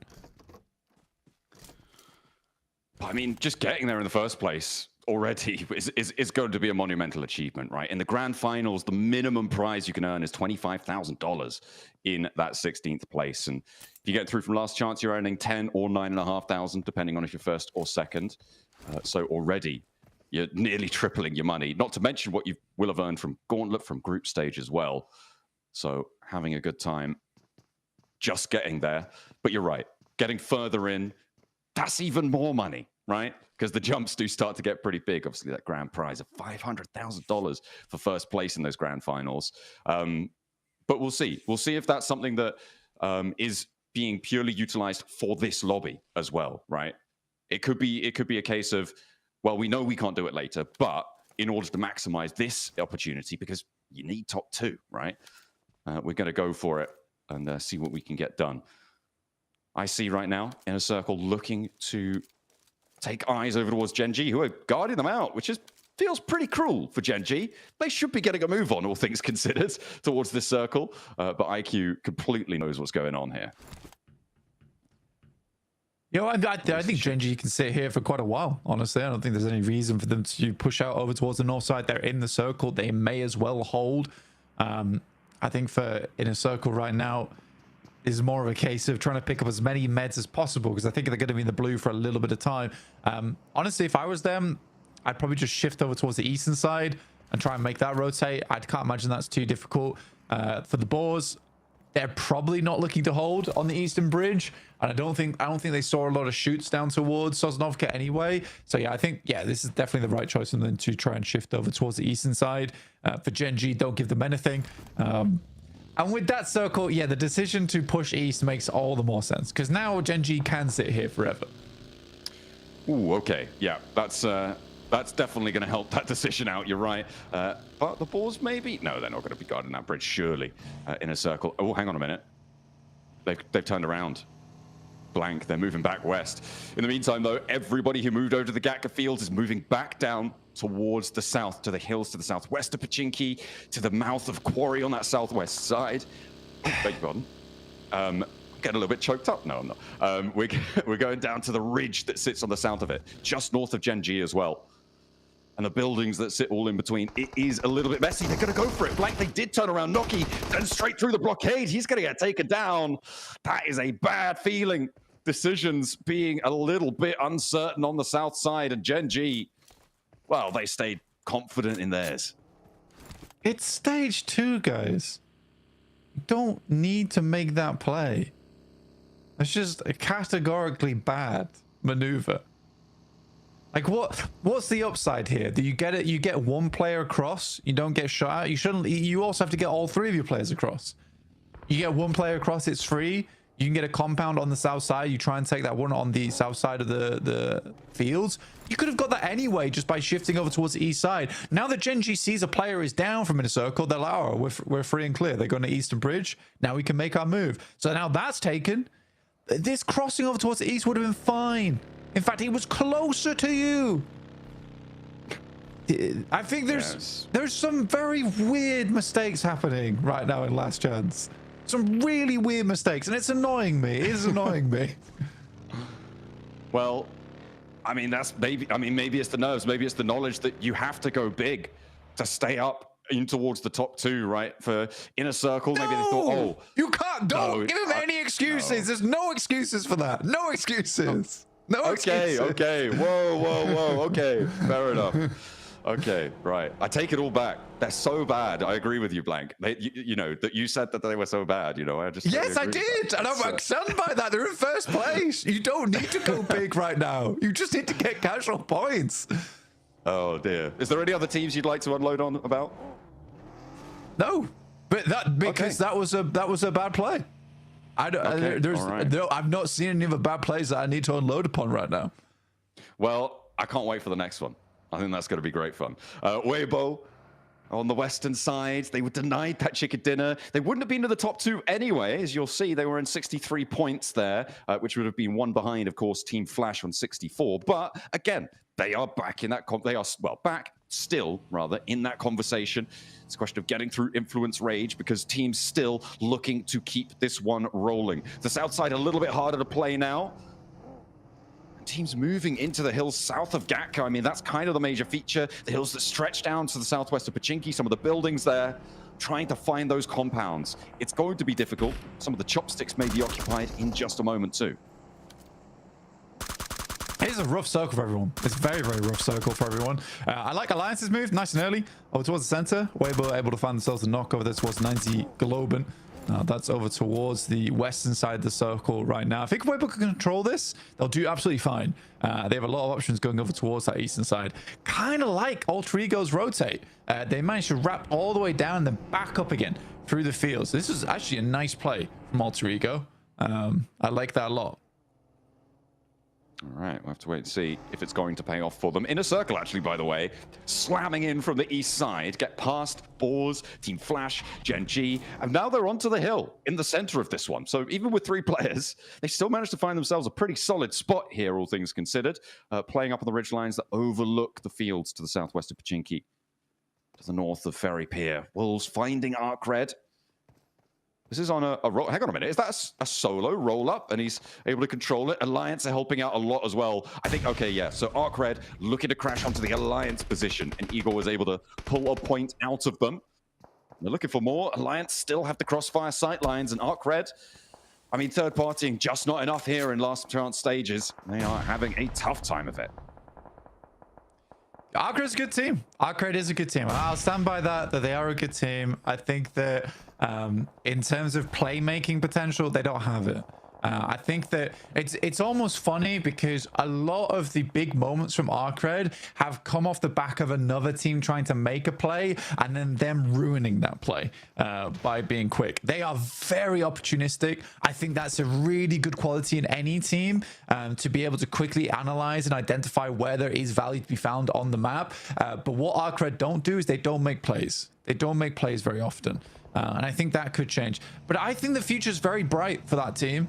And Uzbekistan coming into the region in a big way now, I think that they have a bright future ahead of them. Honestly, just getting to the last chance here, I do think they've got a bright future ahead of them. They need to solve some of their problems, be a little bit more proactive in the circle. But other than that, I think that their gun skill is good. I think their opportunity making is good. I'd like to see some improvements elsewhere, but I think the future does look good. I think that's the takeaway that you could probably look at for quite a few teams in this lobby as well. As we said before, you know, we'll criticize a lot of the plays that these teams make, but they're trying to make them against the best teams in the world. So sometimes it's just not going to work out, not going to go your way. And even getting to this point is a monumental achievement for everybody here. They are deserving of all the reverence that they are receiving, I'm sure. At least I hope, from their fans, from their home team, support as well. Alter Ego diverting one of the players that remains from 90 Globen. They are a little bit split and really down on their luck right now, having a very tough time. The circle shift west, and Alter Ego have the middle spot again. And for 90 Globen, it's sort of interesting. I think they were in the... they got sort of placed in the wrong house, right? If we're going by Harry Potter, when they got placed in Group Green, because it was such an aggressive lobby, but they were much more of a Group Red type of team, in my opinion, where they make these wide ramps, they play more chess, but it was so aggressive over in Group Green, and they took advantage of that. They really did. In terms of their rotates. Here, the teams are very much willing to make smart rotations, and 9ZG is struggling to find those entryways, which they found so often in the past. Neil Zard is very lucky. He keeps taking shit down. This should finish the job, I'm pretty sure. Yeah. That'll do it. That'll do it. Loops are down, and they are starting to slip now, Blank. The Brazilians not having the best of time, but Influence Rage may be able to keep the banner flying over on the western side right now.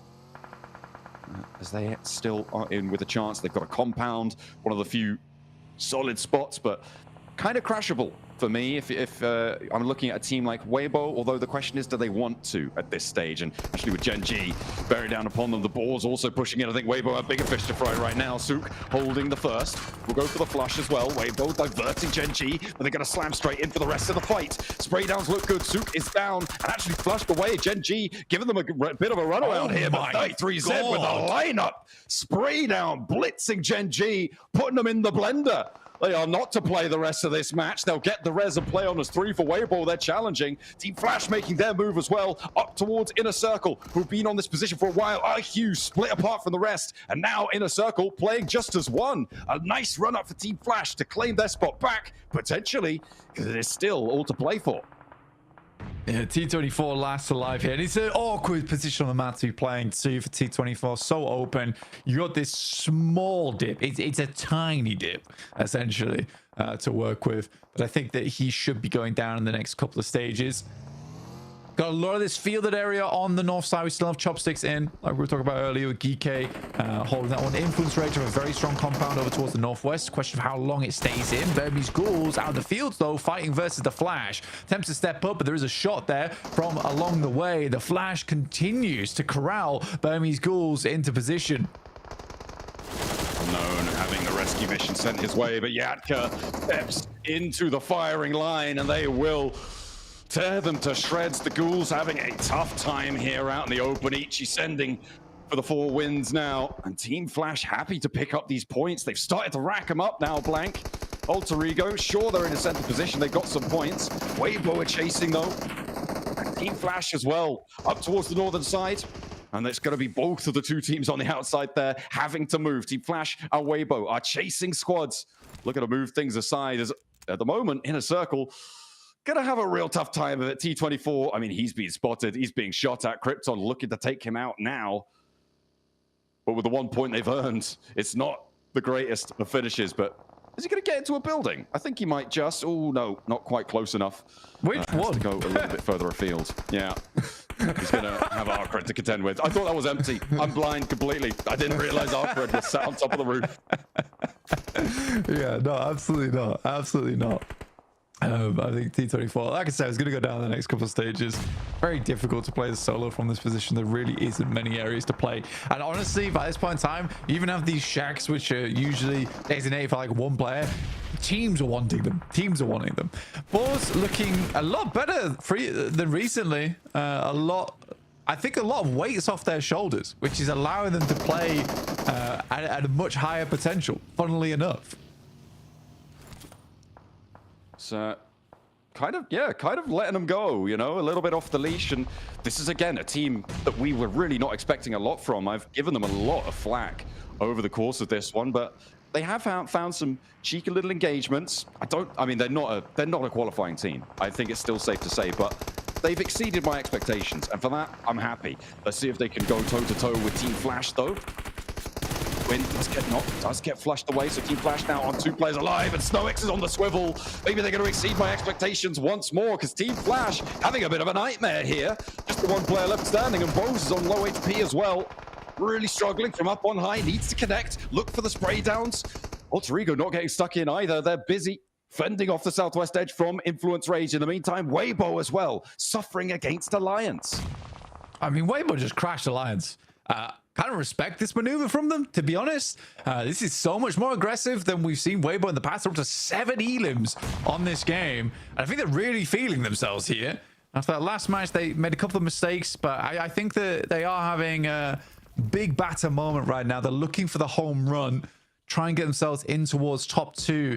As soon as you make that maneuver, you could have played a lot slower, just like Inner Circle, but they don't. They make this weird maneuver on the Western Bridge. I did not like it at all. But for Weibo, I respect it. I really do respect it. With 3 players alive, 7 elims as well. Let's hope they don't overpeak their angles again. That's the last player from the Burmese Ghouls going down. That yesterday games looked pretty good for them. Influence Rage trying to move through Alter Ego. Alva able to find one. No, they're going to take Alva down, but Influence Rage get torn apart by Krypton on the inside. Law finally able to hit the drop shot, and actually it's now down to just Snape. The knocks are coming through thick and fast, and Law will be able to pick up these flushes. Alter Ego put down to Size. Will be playing on us too. The Boars are going to rock in from the eastern side as Team Flash, I believe they're eliminated on the eastern side. And the Molotov in from Law might just burn Alter Ego out of position, cause some problems, and Geek are here to play the revenge of the bottom of the tables. Yeah, everyone wants points on this one.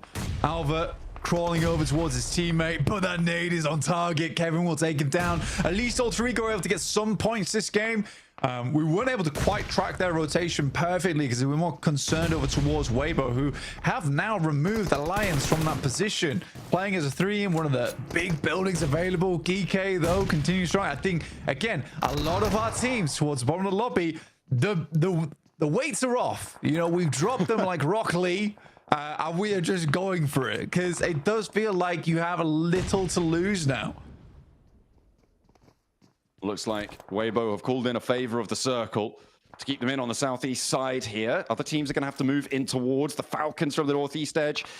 The closest to it, but the Wolves are really making their lives hard with Doran still across the way. That's going to control them for a while, but he's on the far side of the circle. Likely going to have to move. Arcred unwillingly sharing this compound with Weibo.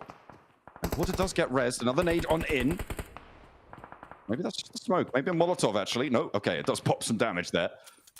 Didn't quite see the cook on that. Order getting the healing on board. Arcred can't really afford to step too close to this one. Yeah, I think it was a sticky bomb that you sent in there. Ah, okay, that makes more sense. But 8 elims for Weibo. Again, if they are able to push further, I think that does sit them over towards first place, John. If they can get like a 3rd or a 2nd. Alter Ego did push very far in this game with their 8 elims. That's me. SnowX just runs them all down. SnowX is kind of insane. And we haven't had much good to say about the boars, but Snowix is just a ridiculously good player.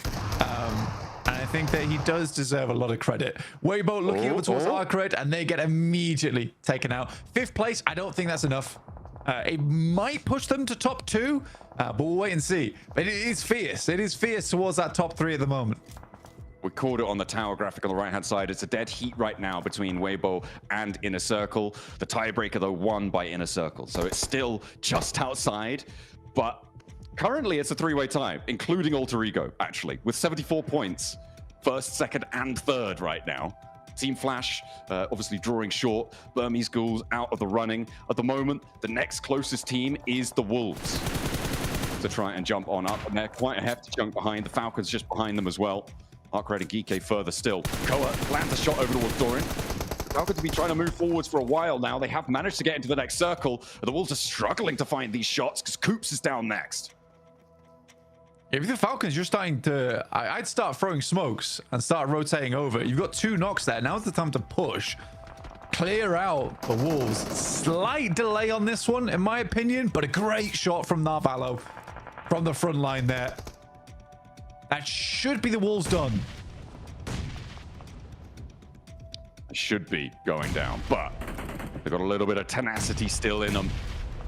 Geeke That's a lovely nade. will want some shots. That is a lot of nades, and they are going to land on target there. The backline's now the only thing for Wolves that is still alive, and the Falcons want to add to their Elim tally. Geeke on 10 Elims right now, blank. They keep it going. Doran down, and the Falcons earn their keep for the time being. They have expended a lot of nades, but that resupply comes in very quickly. Look at that. Immediately snagging 6 more. Geeke struggling to move across, and the zone, I mean, it keeps this compound in. Weibo would have loved to have won this fight. They really would have done. I think they gave their all. They already fought Alliance. It was a little bit more of a struggle for them versus Arcred, and great play from Arcred to drop all the smokes. But they were able to pick up a strong spot here, and Arcred actually might get a win off the back of this. They might do. Hence how crunched they get between Geeke. Falcons nearly with a knock over towards Ragnarok. Arcred also turning the majority of their tension down towards Geeke, who are making moves and a little bit too late still. I mean, it's just not happening for them. But it's a bit of glory under the belt if you can find it. Ragnarok out in the open. Ooh, easy for Bad Boy, not quite spotting it. The Falcons need to move in too.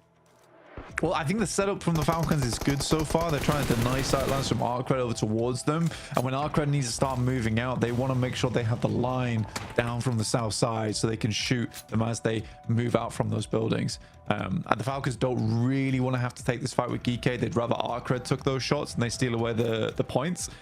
It's like they don't have too much ammo on board either, John. Finally, making this push out toward the hay bales. That is a dangerous crossing. All the players inside the vehicle likely to lose at least one, but this is a haymaker of a crash. Oh, Alpha's going to be able to win the challenge, though, and actually, they're going to be able to fight. No, surely not. Oh, no, it's Narvalo, though. Don't count him out. Not until the end. Not until the very, very end. It's actually Ralph's going to get his own elimination there. That is unfortunate as the vehicle goes up. Narvalo now on the backstop, the only player for the Falcons alive. Arcred need to move out into the field, and they do just that. The smokes, yeah, it's not going to be there. Hardboy has the angle. There's no way he gets these reses. And they're all outside of the zone. Narvalo at the open. They will go down in second. A nice little crash down, but the explosion doesn't go their way. And Arcred claim a chicken dinner, blank, to take things into control towards the very end on the open fields. Yeah, I think I would have preferred a 2-2 split in the vehicles potentially, but you know, hindsight is 2020 there. Tough approach, but a pretty good close down there from Rauf. Sad that the vehicle explodes up in his face. If that doesn't happen, it's a full reset on the team. It really is an unfortunate moment for him. He had to start running away a lot sooner. And again, it is just these tiny little micro maneuvers which are losing teams games. I think that you can't really blame Ralph too much there. I think that's the best we've seen him in a clutch all last chance. But it's a case of, oh, I've got to win this fight. And then you're not really thinking in the back of your head, I've got to get away from the vehicle. Yeah, it's really, really tough, especially when ArcRed are still taking shots out. You're more concerned about your teammates. The Falcons, I mean, it was a good try. It was a good try, but they just couldn't quite cut the mustard this time around. Second place still might keep them in competition. The top spots did draw short, a 74-point dead heat over on the top.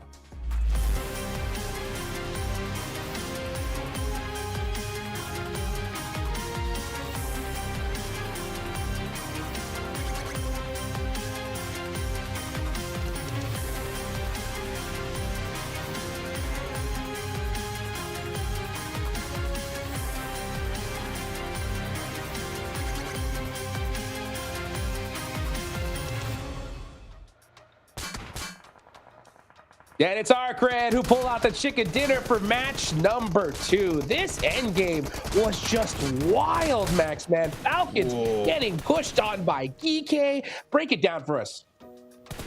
I mean, it just got a bit messy, really. I don't know what to add onto this. I get the idea of Falcons trying to go onto that fight to take the angles away from DK.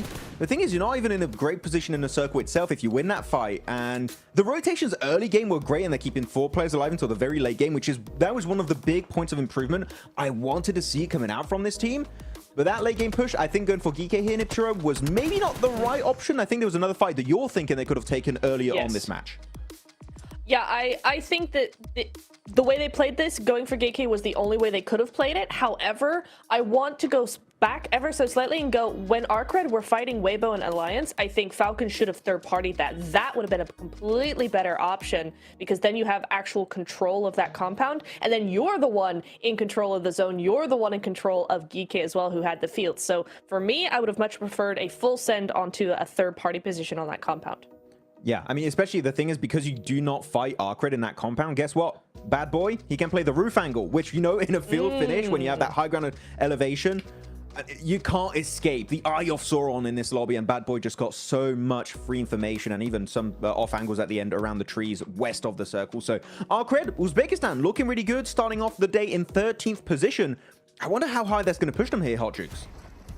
Yeah, it's going to definitely push them up a little bit.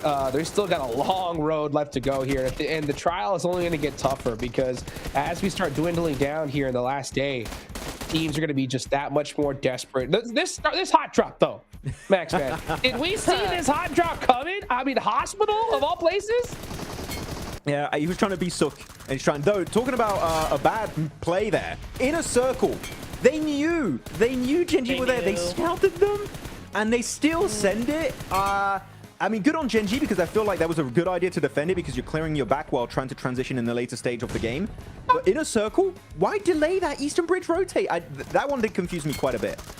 I think they were trying to pull a bluff and kind of go, listen, Genji definitely not going to be here. The zone's pushing them away now, and unfortunately that was just wrong, right? But yeah, they should have taken the Eastern Bridge. We saw, the Eastern Bridge. We saw them do that in the end, and they survived a lot longer for it. So yeah, that would have been the better play, just to go for that and full send that. But you know, again, just at least they only lose one, right? And they get further ahead in the game. So hopefully not too much of a bad game for them here. So looking at this final fight, we did have SnowX popping off. I think he got a double nade at one point. A great play on that southern edge fight. But unfortunately, he does get overwhelmed at the end. But yes, SnowX, the French. Always happy to see the French perform. We got Narvalo. Yes. And of course, now we do have SnowX on board for the Boars. They also did have a decent amount of points on Rondo. So that also could push them up significantly in the rankings, as we have the map recap here, seeing some of our top 4 team rotating around the battlegrounds. And you can see, based on where the circle went, Pachinki, Falcons, they don't drop too far away. They go right into Chopsticks, and they have an easy transition point. But they love this 2-2 split, Nipchiro. I swear they've done it for like the past 2 years now. They love this.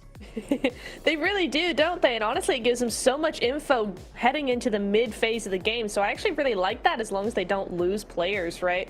But we will see them kind of keep off to themselves. Same for ArcRed. ArcRed had that one half of the compound for a very long time, just really chilling there, able to keep their info, keep their utilities as well till the end game. I also really liked what we saw here from Falcons. They move up onto this little bit of high ground. It's very similar to what we saw from them in one of the games on the group stage, where they were able to really have a dominating game based off of that high ground, that rolling hill. So I'm really glad they remembered that and utilized that again here, because again, it gets them 10 points on the board, and with how close the leaderboard is, that 10 points is looking really good for them. every point counts here at this point. Chopsticks field finish is always going to be so difficult, so I'm not surprised we saw so many teams just get eliminated right there towards the end. And man, it's so wild to see just how things are shaking out here. We still got 2 more Aaron Gales left to go, Max, man. Weibo, they put up 11 in their first one here. They're putting up some consistent points, but I think it is just these little tiny mistakes that we're seeing out there. By the way, 33Z with those crazy shots on the Gen G, that got me so hyped.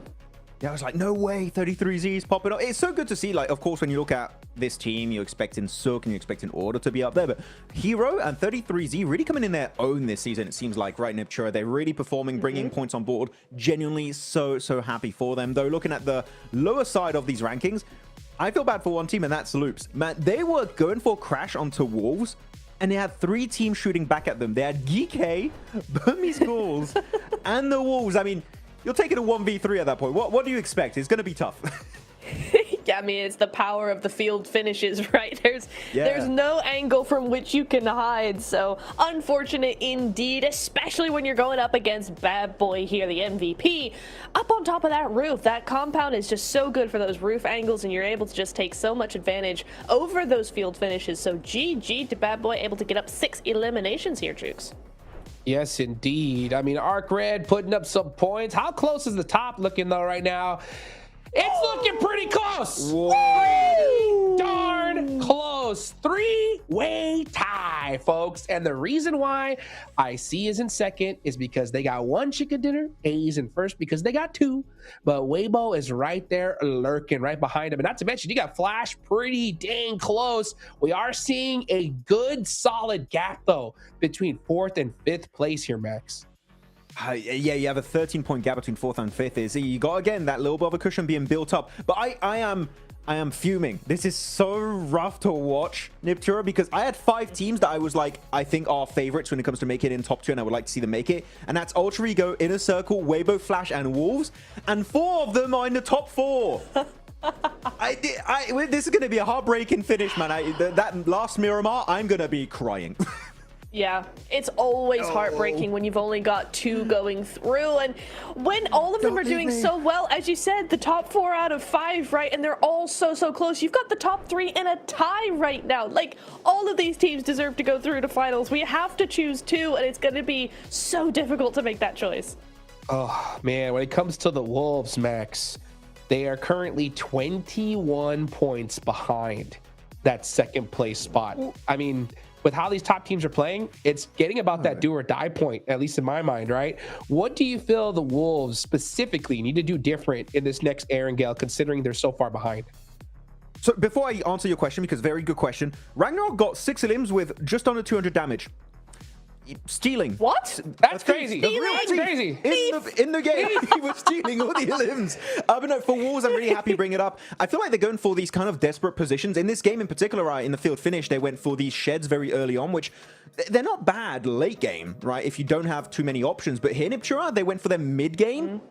And that really locks you out of late stage rotational potential, because your cars are going to be spotted from like a mile away. You're going to pop the wheels on the buggies, on the Dacias, whatever vehicle you have, and you're not going to be able to leave it. I think that it would have been better to see them try and fight off for a POI, like a compound or that hilltop to the west, or even maybe to the east. That would have maybe allowed them to make it into a top 3 podium finish. But here, I think they just went for a desperate position that, as we see, didn't really reward them with a lot of survival time. I agree. I always hate when we see those plays being made in the mid game, because it feels desperate, and it feels like you're almost, now I'm going to be harsh here, it almost feels like you're giving up the game very early on, because once you're there, you're stuck there for the rest of the game. It's very few chances you're actually going to get through there. So I don't want to see that again. We've got 2 more Wrangles. Come on, we can do better than that. Wolves are far better than what that game showed us, so I need to see a bit more from them, Jukes. I'm telling you though, military is coming. Oh, let's see it. Let's see it. I want to see that desperation come out, because some of these teams need these points so bad. One more Aaron Gale match. Let's go ahead and take it on over to John Allen and Blake.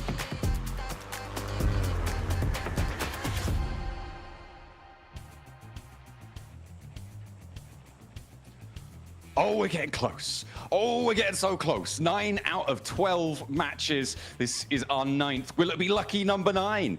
for one of our teams looking to break that tie at the top spots, the top three, looking to try and make some division between them, try and open a lead. The plane path on the west side here.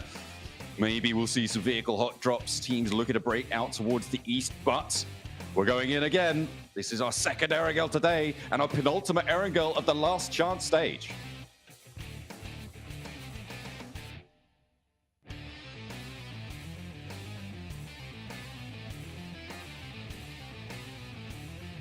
It's also the part of the day where I said that we can start counting out some teams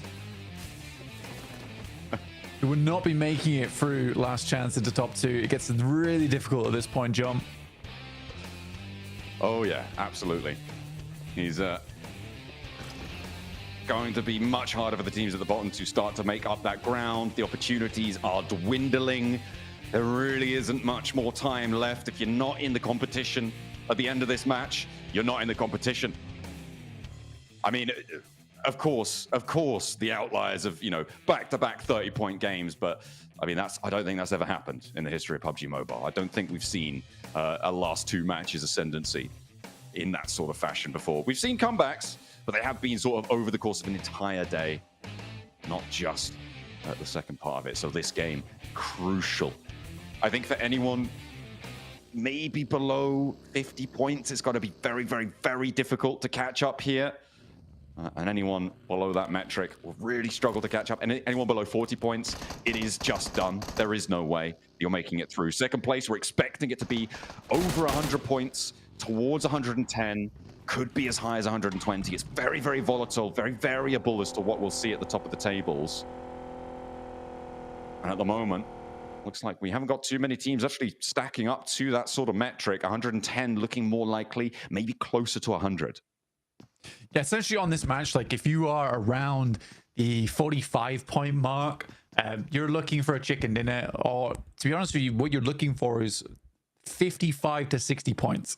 And that might give you a chance to catch up, right? For teams like Burmese Ghouls, Loops, Influence Rage, Wolves, these teams do have the possibility of making it in, but it does require Alter Ego and Inner Circle, Weibo, Flash, to stop doing so well in their matches, because it seems very consistent from all four of those squads getting towards a late finish. The Flash is lagging behind a little bit, but it is so close. Like, dead heat between Alter Ego, Inner Circle, Weibo is insane to me. All three teams with 74 points. I can't remember which group it was, but we had another group where it might have been Group Red, where it was three teams on the same points towards the top side and winning out on tiebreakers. Just insanely close this tournament so far. I feel like a broken record as well, because every single PMGC we get, I'm like, this is the most competitive PMGC we have seen. It seems like we've topped it again. Hey, you know, we just keep getting better, strength to strength, you know. It was very, very close. Yeah, back in Group Red, it was 137 in third place to 136 and 136 for both Team Flash and Weibo Gaming, who right now are on third and fourth place right now as well, which has got to feel like a terrible little flashback. And if you want to see flashback, then they are going to need to break that tiebreaker. Some bad omens. Some bad omens for some of our squads at the moment. Weibo starting at Severny, likely going to be a swing over the south side of Stalbert. I'll pick those positions on the east side of the circle. In a circle, yeah, you'd hope it was an eastern bridge. Snake down immediately, and Rosemary going to test his metal here, but there is some great shots from Neil Zada off in the distance. Vitin will find Rosemary. Well, Krypton has a lot to do here. I like that pre-fire. Oh. Not able to keep things under control. Gonna abandon Rosemary, let him fall back instead. Alva's into the backup. The nade goes long. And it might just be a Reservoir here. Ratto Boy wants to stop it, but the bounce on the container. Rosemary is looking pretty Reservoir. Neil Zada trying to launch a nade. Ratto Boy, Vitin, both trying to find it. Geek are here. Hang on a minute. A third party coming through from the northern shore, all the way from the backlines. And that should allow Alter Ego to maybe repair the decimating damage that's been sent their way already. Alva desperately picking people up. Neil Zada very exposed, wants to slow it down, but overexposed to Krypton. and he's able to slice on through it. Rosemary back to his feet. The backup for Loops cut away by the third party from Geeky. Rosemary re-knock, but Snape severs the connection to that knocker. Will not be able to find the flush. Ratto Boy desperately bringing back Neil Zada now, and Loops' dreams may be coming crashing down here. Alter Ego keep the top spot for now, and they want more. They want to keep it going, but Ratto Boy rages on the inside. Krypton flushed away, and Geeky in for the fight. Once more, they look to stop a team at the top. GK moving in, and number one bites the dust, and that's Alter Ego down and out. 75 points is the marker now for first place. What a big stand-up there for Krypton, but not enough as GK swings in from that north side. Oh, the reset just could not come through. I think if Alter Ego was able to get the full reset, they might have just divulged away from this location, straight down towards the south. Second time now where Alter Ego, right at the beginning of the game, gets completely cut out. Starting to wonder if this is potentially targeted. I mean, Geeky with 3 elims on the hunt for the remnants of Loops. For Alter Ego, that's nasty. It felt like Geeky were giving them the little assist. I wonder if Papra Supermassive are aware of this. I mean, starting up towards Zaki, by the way, for Papra Supermassive, they may have heard some of this fighting. But the quiet should spook them now. They'll have seen a squad wipe come on through on their elim feed. They should be aware that this is popping off. I think getting to the circle might be a little bit more of a firm beckon for Papra Supermassive. As we hop over to the east side, though, Arcred very central. Team Flash on quite a big split, lining the east side of the Yasnaya fields right now. And trying to hold out as much as they can. Weibo a little bit further out east towards that mansion split area. I think it's a reasonable split coming through from the Flash. I think they can contain a lot of this area for the time being. A lot of safe buildings to work with as well.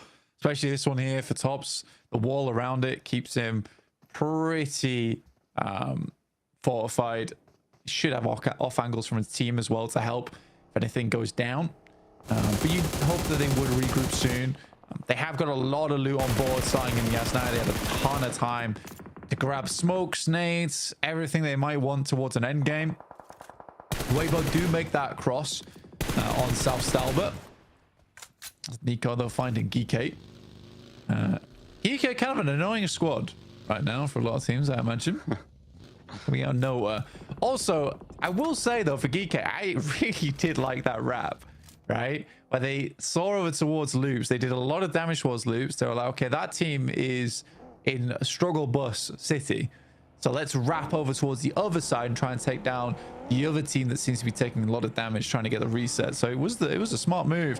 Hard southeast shift. Goodness me. Ooh. So we're over towards Lumberyard. Boars do have an outpost already set up there. So good foresight on that one from them, trying to take as much area as possible from where they were playing. Foresight might not be enough, though. You need to go for the 5, 6, 7 site. In the end, Redox spotted out in the open. A very wide split for the Falcons. They were hedging their bets on this one, but they do get spotted with one of their players. They'll play on as 3, trying to make their way down south with the rest of them. Team Flash, I mean, picking up a point for Team Flash is good. Every single point matters. And I mean, this is what we were talking about, right? With points denials also being so important. We've seen several be denied over the course of the games here in Last Chance and over the course of the tournament in general. And it would break a tiebreaker like this, right? It would put Weibo above Inner Circle or vice versa in scenarios like this, which is exactly why we talk about it being such a viable strategy in these really, really close scenarios. I'm surprised by Weibo's approach on this one. They actually send hard down towards the southeast. Towards the dead trees. Pick up the compounds that sit around there as well. Bit of a gamble from Weibo trying to get further into this match. Now Valo gets spun out. We'll have to reverse that bad boy across the grass. Arcred may just chase him down. That's Falcons down towards, I think that's 3 players. I think one player is very low, or it is just down to... Yeah, just down to 3 players now. So they lost Redox. On that rotate down from the south side after playing that large split. Arcred not wanted to stretch out too far, and I think that's probably sensible, given the circle right now. Teams will crunch in around them, and if they get embroiled in a fight for too long, it will get third-partied. Yeah, you want to hold on to the prison spot, especially on the high ground as well. It's a very nice position from Arcred. Maybe they could have got something done there. Like I say, quick flex out, but I think the high percentage play is just to stay there. For the Boars, who are currently at 47 points, they do have a real chance to get up towards the middle of the pack and potentially hunt down some of our top teams. With Alter Ego already out, it gives slightly more time, right? We add a little bit more to that stopwatch for some of our squads trying to move through towards the top side of the lobby. Ray is just spinning out of control. Hitting with the Beyblade. Trying to make it work. GK on this northwest side. Of course, losing one of their players earlier on to Papara Supermassive. They are still on this north side. Next circle. We're going up towards the prison. Oh, a big feature of the circle. That prison ridgeline that Arcred hold is a break point for teams moving up towards the north. For Alliance, for Wolves, for Inner Circle, Gen G, Weibo as well. It's going to filter teams left and right of it. And I would not be surprised to see a couple of teams trying to put themselves in shackles and send on in there.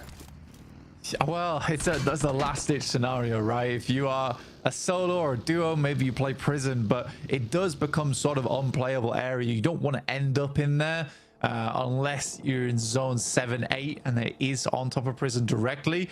For Weibo, very quick approach back over towards Lipovka, scouting out that area, trying to control the ridge on the western side. I think they understand that they can't get the majority of the area there, so they're just going to sit this one out, it seems, over on the coast. The GK sending in here early is interesting, in my opinion. Big dogs in the prison yard. I think they're more prisoners, honestly. just prisoners. Oh yeah, big dog in the prison yard. Little minuscule terrier on the outside right now.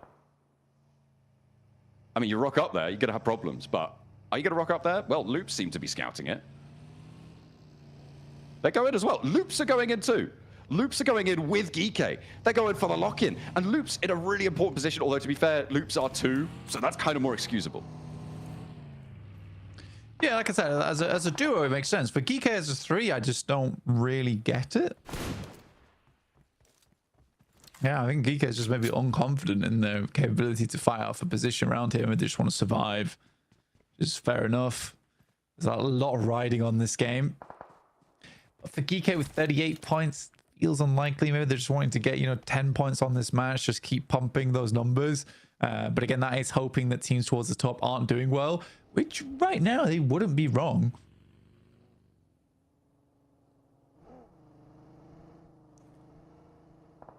I mean, getting numbers, that's what this whole thing's about, right?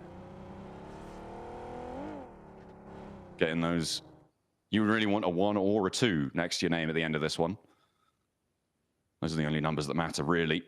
In the end of the day, Wolves playing on the southwest side, close to Alliance. The Wolves, a little bit of a fall off today, but still just about in with a chance. Really at the bottom rung, though, of that ladder, looking to try and climb up on 53 points. It is big games they need for the rest of today to jump up and compete. Unless Alter Ego keep going down with single-point games, if Inner Circle and Weibo do the same, maybe they don't need quite as much, but the next circle will pop in as well. If we go to a prison finish blank, I feel like I'd absolutely love that, but it would be terrifying for our players. IZ Globan rocking up to Burmese Ghouls. We are closing in on it. Ooh. Don't enjoy prison finishes personally, but could be the way forward. I mean, Arcred do have sightlines down towards it, but again, it's this massive glut of teams down towards the southwest. You all have to journey up there soonish. That is a slight slope they'll have to make their way through. So likely the Alliance, Wolves, Falcons, Inner Circle, in fact, will all need to battle off against one another shortly.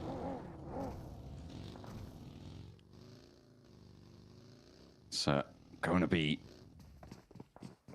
a real sparsity, I think, of positions. This south side, that melee that we're looking forward to. Burmese Ghouls on the north side. I mean, they're in their compounds. They've Got all 4 of their players alive. They can bide their time for a little bit longer.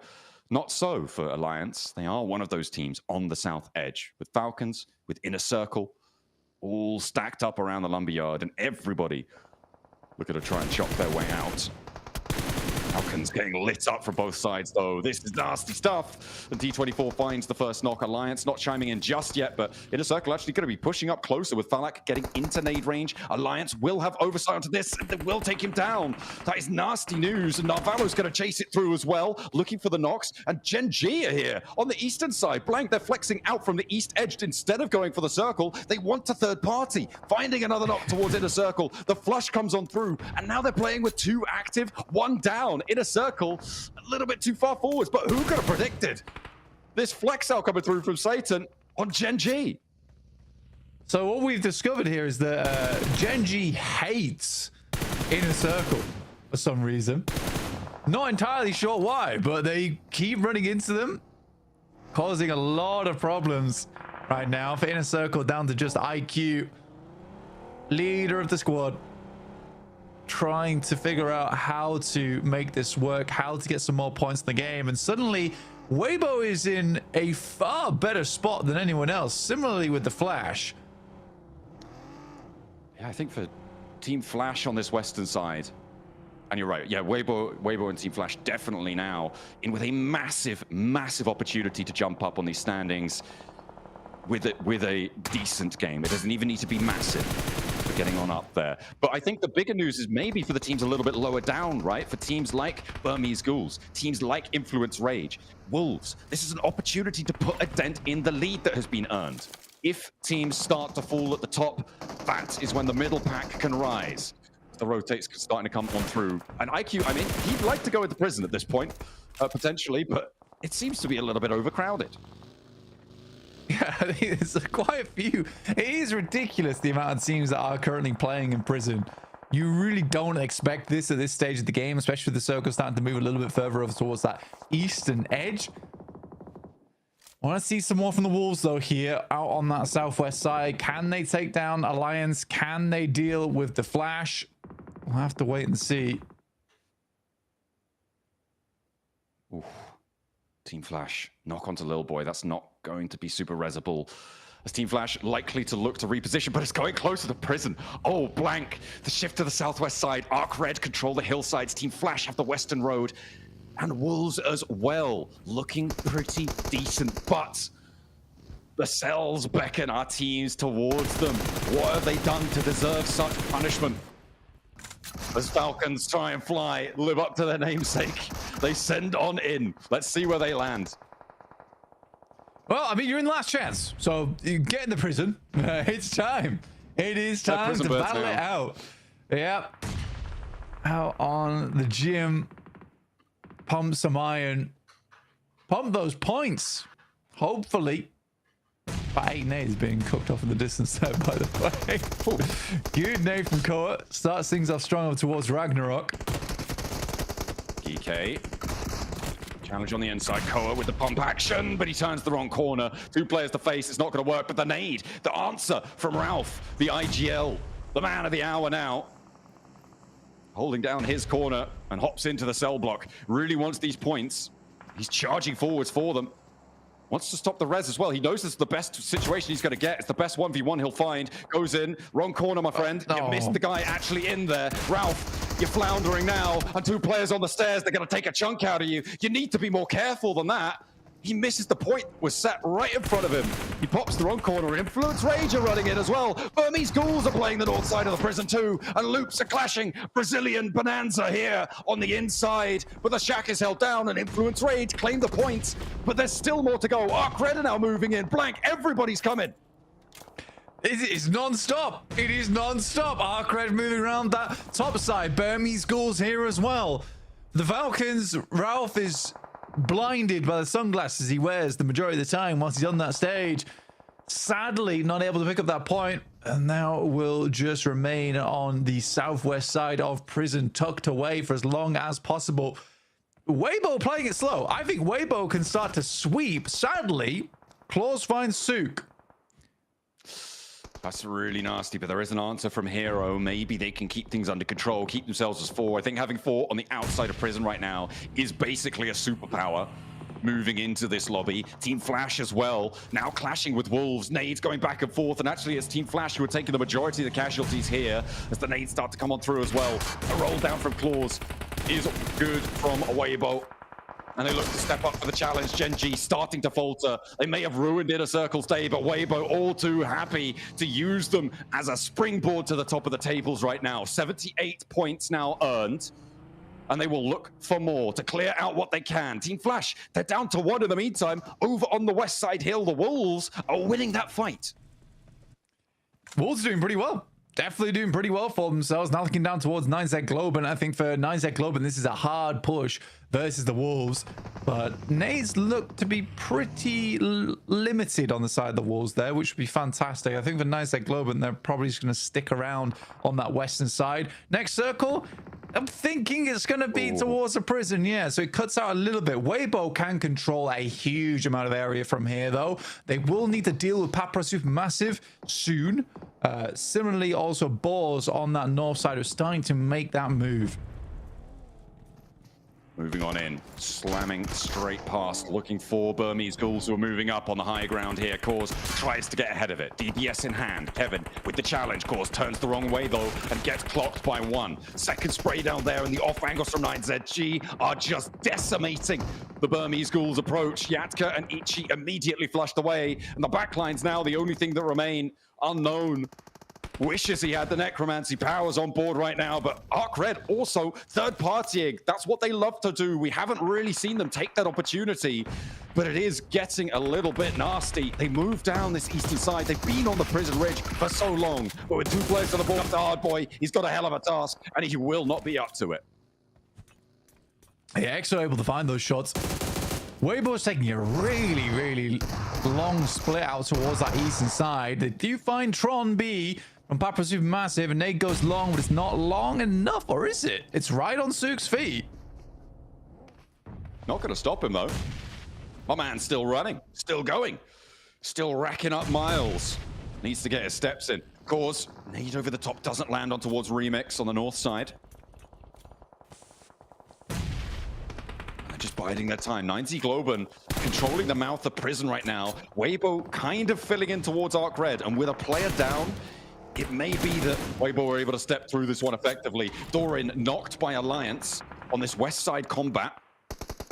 Wolves able to have dispatched the majority of Team Flash, but Alliance able to extract value in the meantime on the west edge.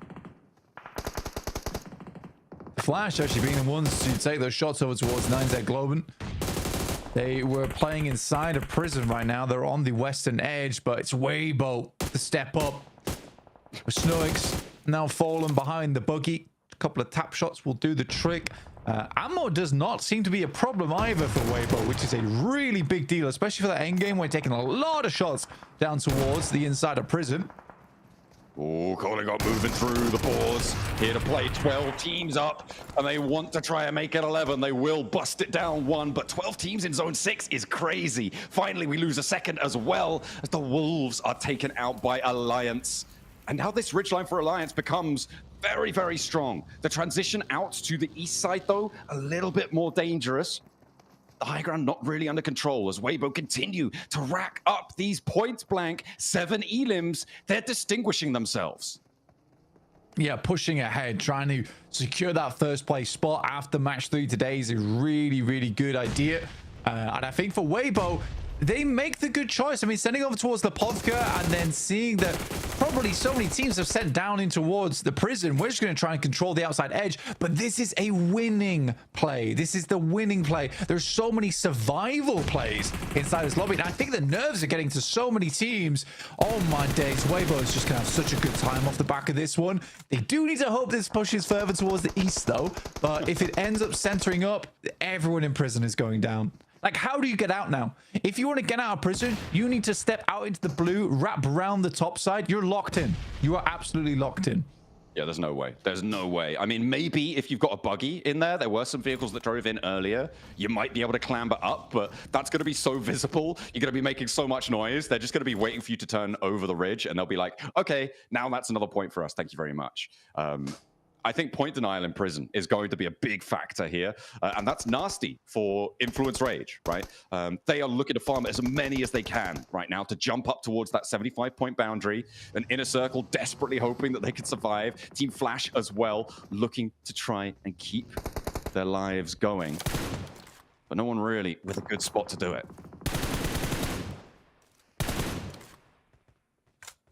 I think for Weibo, it's a good rotate down towards the south side, by the way.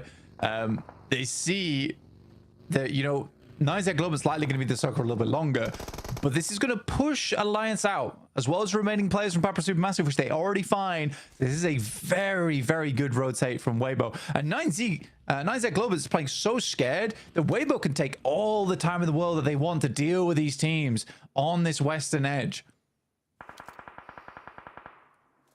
They've got so much leeway here, and what a time to find a game like this. It is messy on the inside. Ralph still kicking himself. Well, maybe not, because he didn't realize, but missing the Elim on towards Geekay. But now he has to move. He has to get across. And 3 players from Geekay, they know he's here. They're just waiting for him to step out, and that's not even to mention ArcRed, who have the high ground as well over this position. IQ has moved in. Oh, hang on a minute. Alliance are chiming in from that high ground as well, over towards Geekay. Ralph now. Okay, he's down. So Falcon's out. Geekay will continue with 3 players. ArcRed with challenges on their ridgeline, who have dropped down a little bit of a level. Jimmy with a little bit of an advantage potentially. Next circle coming in. Weibo, they're crashing 9ZG. It goes out to the west a little bit, so maybe more dangerous. But 9Z Global now on the cards for Weibo. A bit of a wild crash out, but it seems like it's going to work out for them. A 1-for-1 trade, though. They're getting torn apart a little bit, going too low for my liking. And another knock. 2 of them are down against 9Z Global.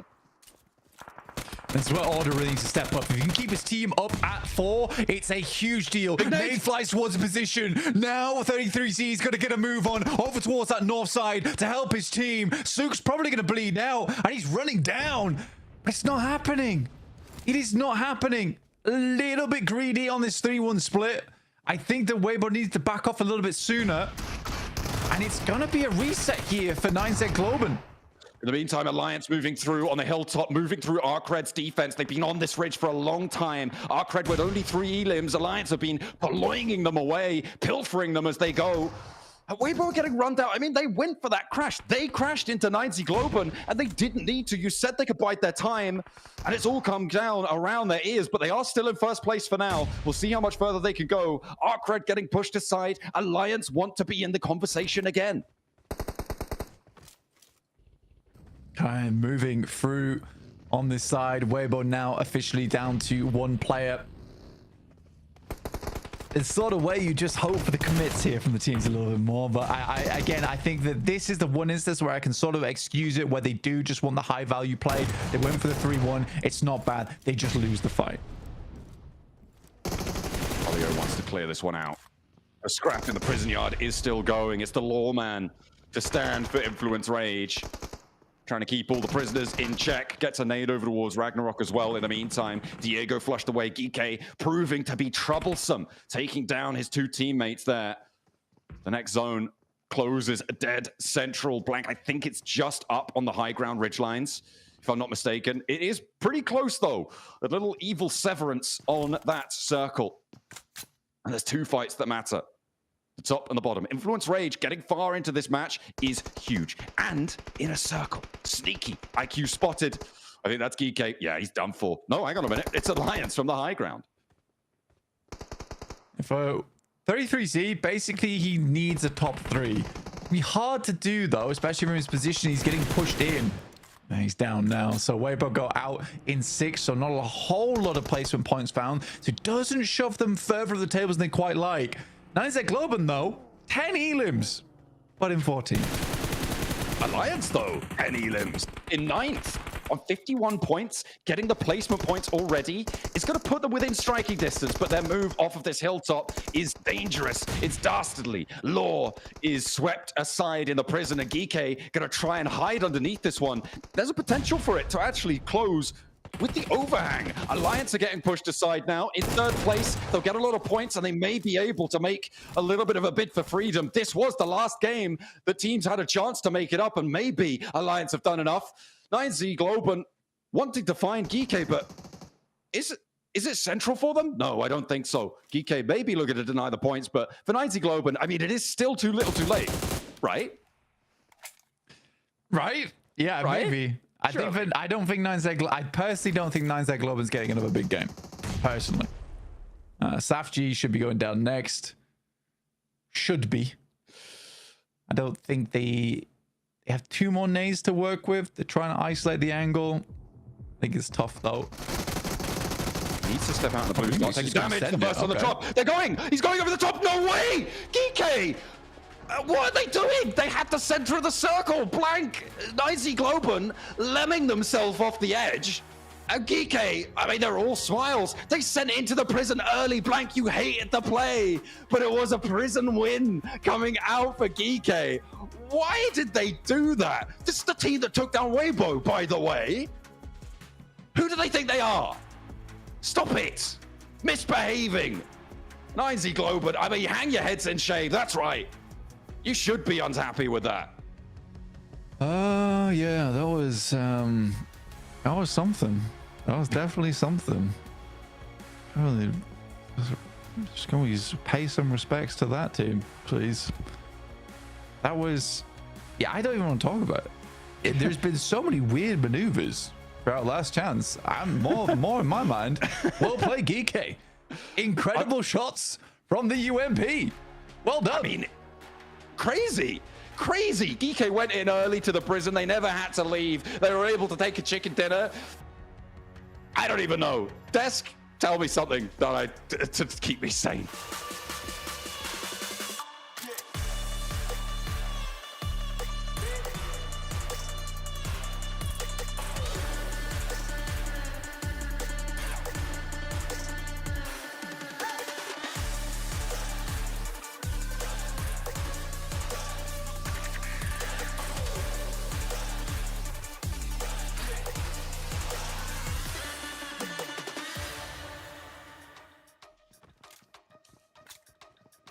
Huh? What's going on here, guys? What is going on here? First of all, prison finish. Awesome. Now, 9Z, I saw this play. All right. I was like, all right, cool. They get Kevin. Maybe they jump down, try to get the last elimination. And then we just saw them fly off the top rope and second place finish. When I saw that, I was like, all right, 9Z, they just had a pop-off game. They're feeling good. They're just doing this for the memes at this point. Oh. But then I saw the player cams with all their heads down in disappointment. So it looked like this was not intentional at all. Why? Why would you do this? Oh, no. I can't do anything but laugh at play like that. It's just so...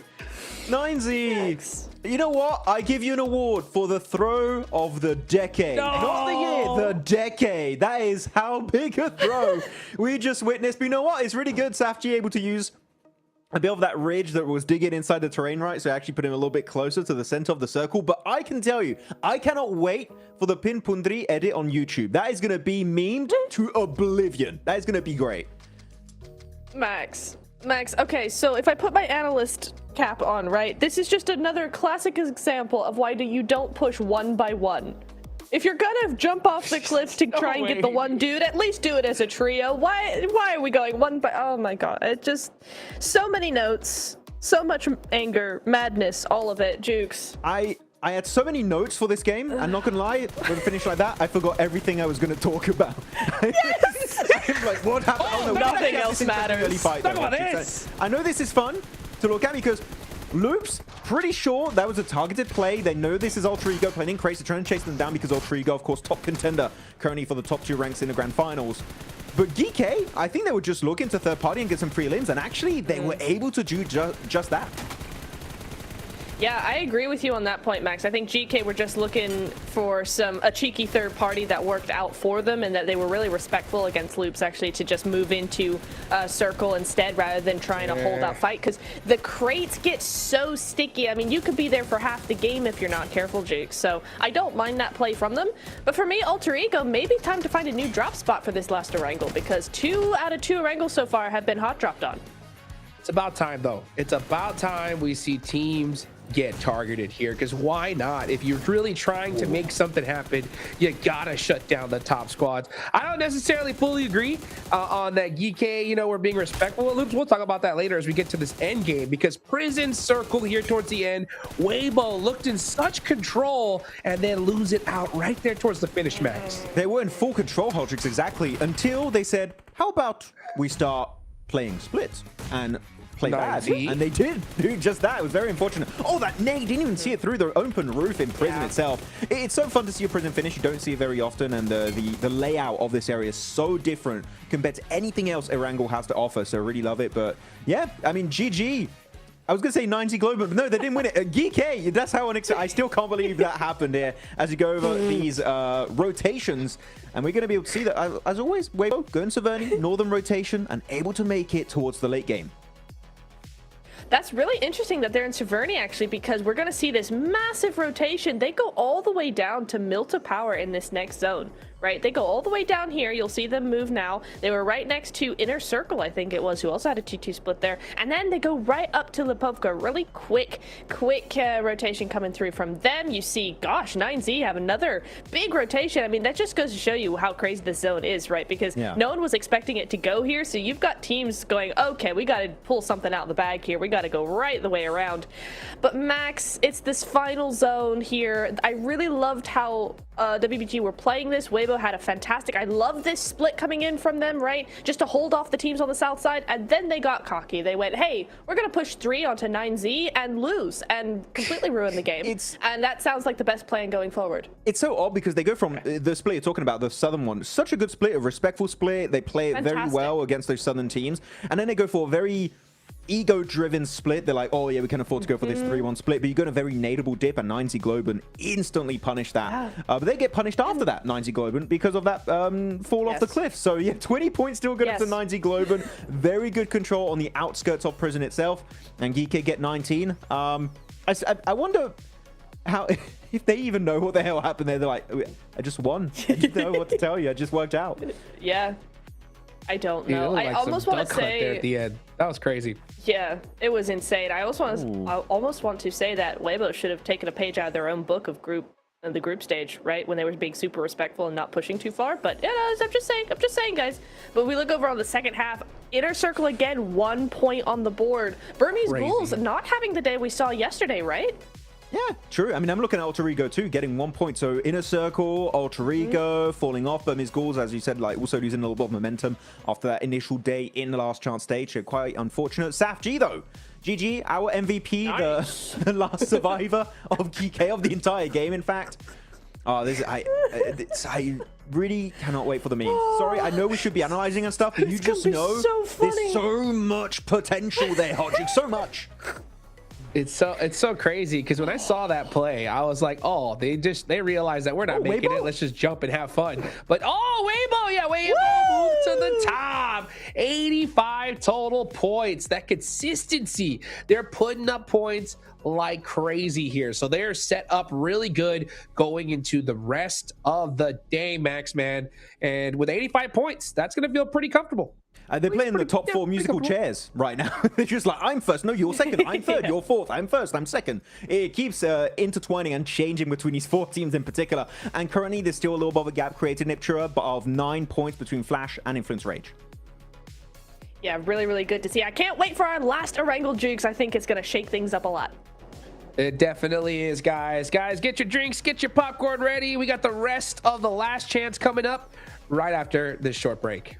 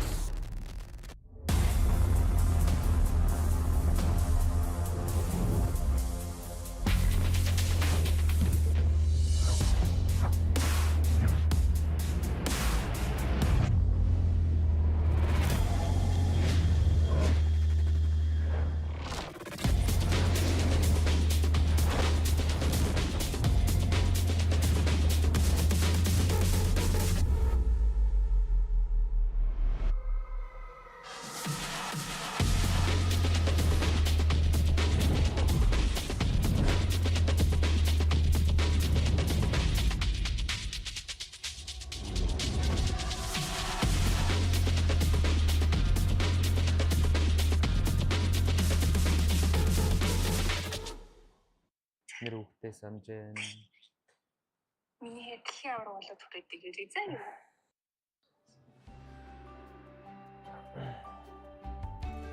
Байна. Ano? За юу байна нэ? Тандо зэсэгэсэдин. За Юу юм? лигээс финал хайрхийг авсан. Тийм үү. Бис Монday. Авраг авч ирэх авлаа. Тэгээд Баяр хүргэе. баярлалаа. Я 3 удаа яг ногоон группт орсон. Дараагийн тэмцээний хизээ яраа. Финал нь 12-наас 14-ний хооронд. Нэр үгтэй Самжээ. Миний дэлхийн авраг болоод хүрээдэг ирээ юу? Энд очиж. Ихтэй шүү за. За хайртай шүү. Амжилт. За. Баяртай.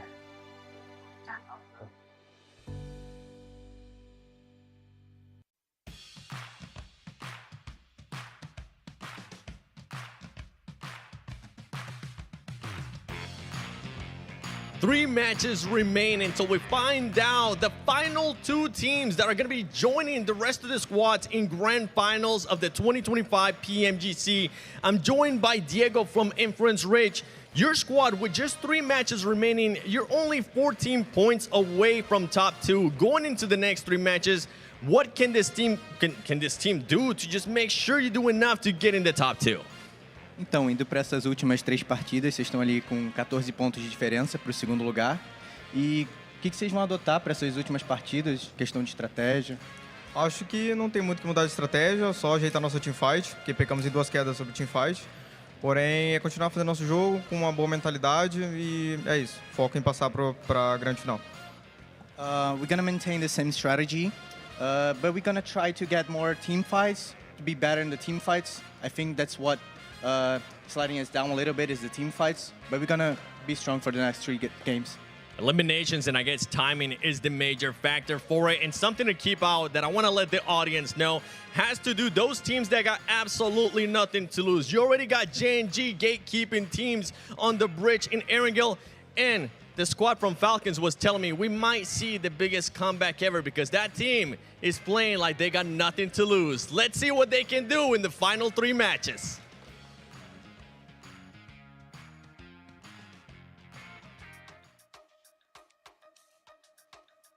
That's right. Nothing to lose, man. There's a lot of teams here that need to pull something out big if they want to make it into that top 2. Now, looking at the leaderboards, guys, we got quite a few squads that are in that 50-point range, right? And we'll talk about that in a second because we got to give some love, of course, to the Infinix GT30 series, the official gaming phone of PMGC 2025. Engineered for precision, performance, and victory, empowering every gamer to hashtag be the one and outplay the rest on the global stage.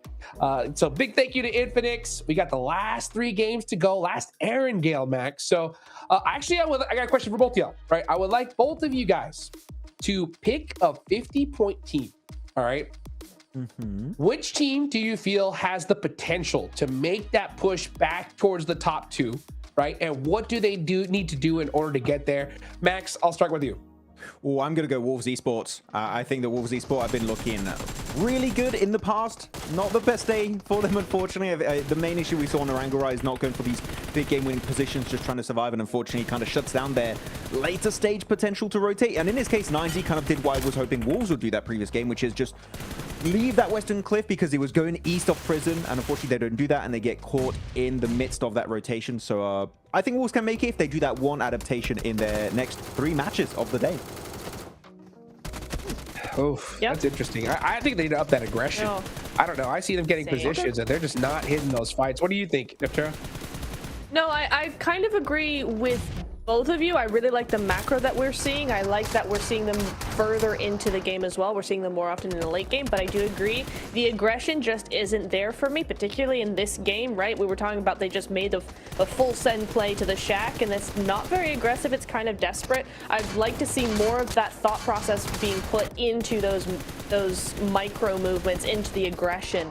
So for me, yeah, Wolves could definitely do it if they make those changes. So I kind of agree with both of you on that front. For me, though, if I had to pick a team, I'm going to go with the Burmese Bulls, because for me, they've been such a great team. They've been such a confident team, like we've been talking about, right? We saw such a different side to them yesterday, but today they've been so quiet. It's like they're in the Gauntlet, or the group stage rather, all over again. Like it's like day one for them, and I really hope that we can see them come back and come back stronger the way we've seen them before, because when they play like they did yesterday, they're a really good team, but they're just not being the team that we saw yesterday today, and I need to see that from them again. I fully agree. I think all that confidence we've seen them build up throughout the course of this PMGC 2025 season has just kind of fizzled out today. It's very odd to see. We're not seeing that confidence anymore in these games, and they could still bring it back. There's some hope there, but unfortunately, when you lose that steam, the Burmese Ghouls don't stand out to me as a squad that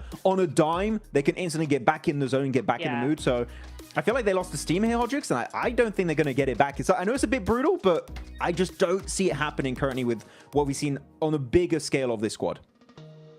Oh, man, these I'm looking at those last two Miramars with dread, because it's going to be so difficult for a lot of these squads. I think a lot of them are going to realize that it's over at this point, right?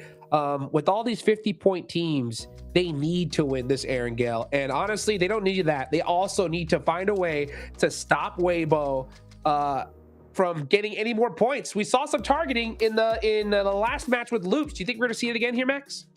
Well, I think we could. I think Loops are hungry to initiate that ascent in the top 2, and they're going to try and secure that position. Maybe this game, depending on how things go, they could definitely make it happen. They're currently in 6th position, 57 points. One banger chicken dinner, Hot Jukes, and maybe we could see another America's team here make a push towards that top position. Well, we heard Seven say the Falcons were looking to make a historic run. They're going to have to stop one of the top teams as well. Let's see what happens. Will these teams take fate into their own hands? Final Aaron Gale of the day. Max, let's see what happens here.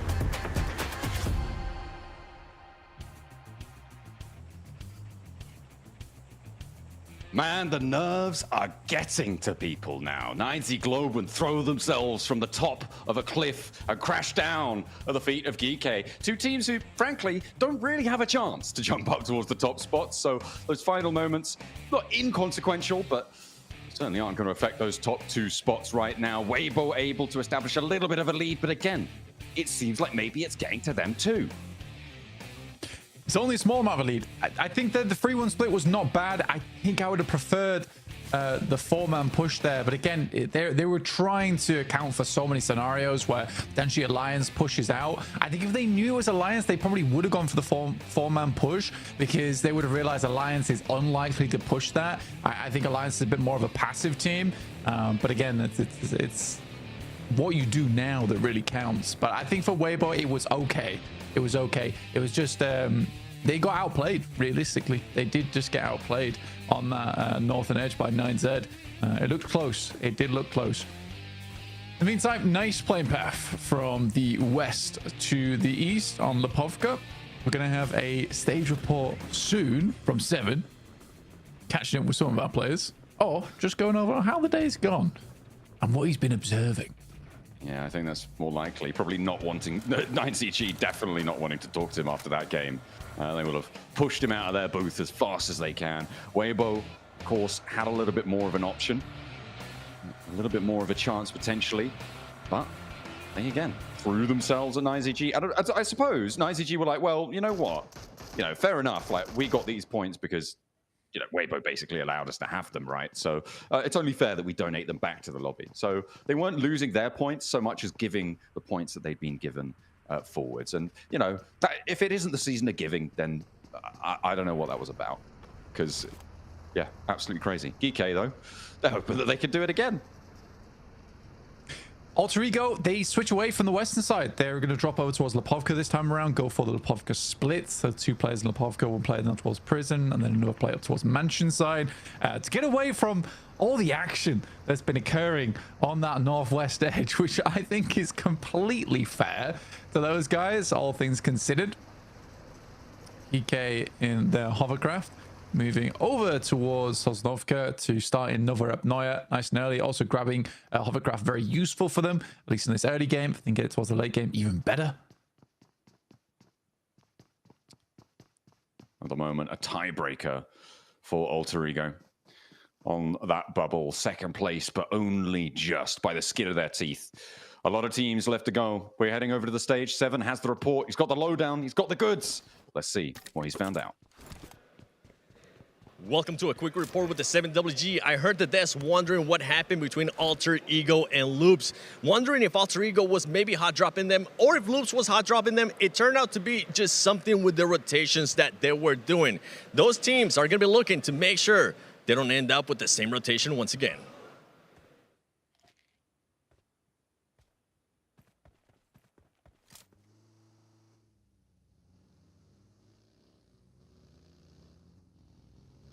There we go. A little bit of info on the team's rotations there coming through from Seven. Fantastic stuff. Getting that lowdown. The inside scoop coming on through. Beautiful stuff. Maybe more context, and that's a good thing. Yeah, I mean, context is always nice, and I mean, it does make sense here. With Alter Ego moving over towards that eastern side, they have definitely ensured that that doesn't happen again, purely because they're nowhere near Loops here in the future. Loops didn't really change all that much, to be honest. I think it's more on Alter Ego here to make that change, which is fair enough. For Loops, they can keep barreling it down in South George. For Alter Ego, it makes all the more of a difference considering they are in that top two right now. I wouldn't personally want to leave it up to chance, and neither does Alter Ego. But the circle does head over towards our western side. It cuts in a little bit of Sosnovka. There's always that world where it could head down there. Highly doubt it, though.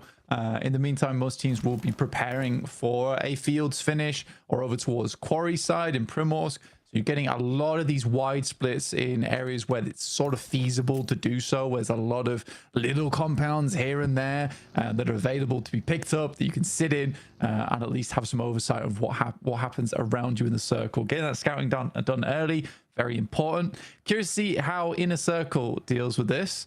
Because GK are on their eastern side now. They are not alone in Sosnovka. See how quickly GK does want to leave if they want to gatekeep on that side.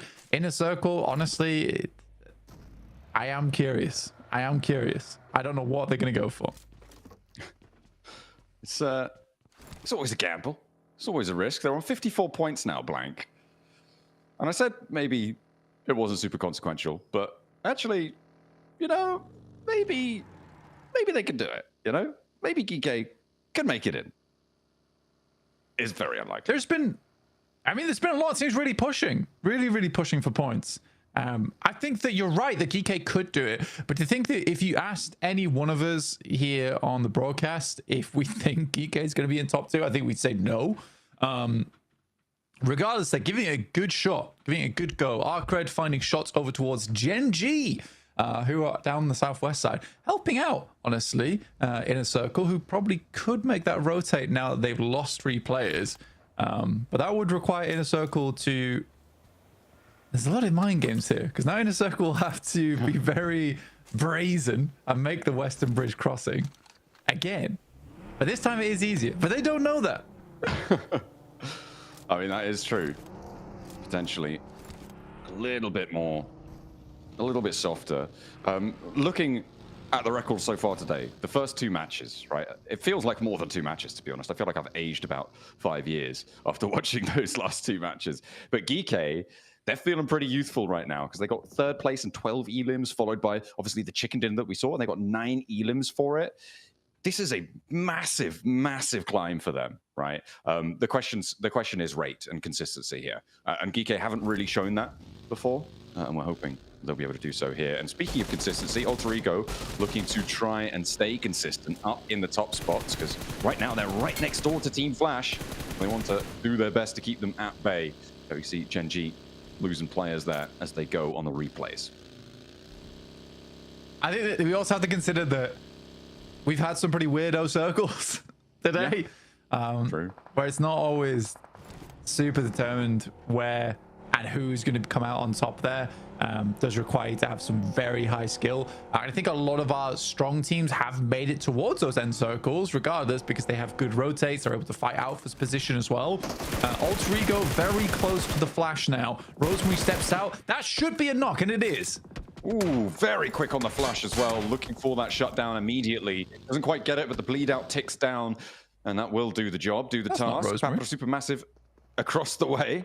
The spray is good. Either way, it goes to the Alter Ego tally. And they are now distinctly in second place. It's not a tiebreaker anymore, Blank, by 1 point against Inner Circle, who have yet to leave the military island. Yeah, sorry, I was taken aback. It was like showing Rosemary. It was just a completely different dude on our screen. I was like, I don't think that's what Rosemary looks like. But yeah, we are getting our second circle on board now, which does head over towards Pachinki. Falcons, do your best, do your worst. They're already 2-2 split. Look at that big split right now, a kilometer between them. And they're going to want to regroup onto these hills, or at least figure something out, because that is a nasty rotate needed for them. They flexed out, tried to hedge their bets again. Geeke, they're leaving. They're on the hovercraft fleet, and they've actually got quite a few going on. I think there was at least 2, probably 3, moving across. And Geeke can transition as a little bit of a bulldozer into the south side of the circle, potentially. Maybe coming into conflict with the Boars. Falcons have the roll-up sent their way, and Alter Ego here to play. Papra Supermassive as well are stepping to. Redox burns the door frame. Krypton doesn't connect. Will finally land the spray down. It felt like one of those shots should have done it, but Krypton gets knocked to the burn, and he's not down just yet. Alva, now the last to stand. All of a sudden, it's the Burmese Ghouls to play too. 3 down here. They get 1. Opens the door, crawls inside. I'll talk about it later, but I think for Alter Ego, that is, they do need a big old reset on this one. Redox is out. Should be able to get the rest of the reses through fairly safely. That is a lot of teams in Pachinki. That's a lot of teams that all decided right now is the time to be in Pachinki. For the Falcons, oh man, I wish they'd regrouped earlier. And also, I think the Falcons too, they do this annoying thing on a Pachinki finish like this, or like at least a initial Pachinki zone. They'll play on like the western edge of Pachinki rather than just playing inside of it. Yeah. Oh well. Might not even have that opportunity this time, kind of on the lock-in right now. They have managed to put 3 players on that western edge, but the center area a little bit more dangerous. You don't quite have the info with Redox going down. You assume it's going to be a little bit packed in there. Kamikaze for Papra Supermassive. They crashed in similar time to Alter Ego.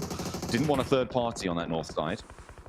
Might have been a real soft target for them, but with the Burmese Ghouls there as well chiming in, maybe too dangerous for Papra Supermassive's liking. They will play this east border of Pachinki instead, playing in the Storm Drain and seeing what they can find. That wasn't the knock there. That's Kamikaze going down though to Glory. Nearly getting across, will be there, and there's the rescue, the pickup. Tron B able to find Glory 22 as well.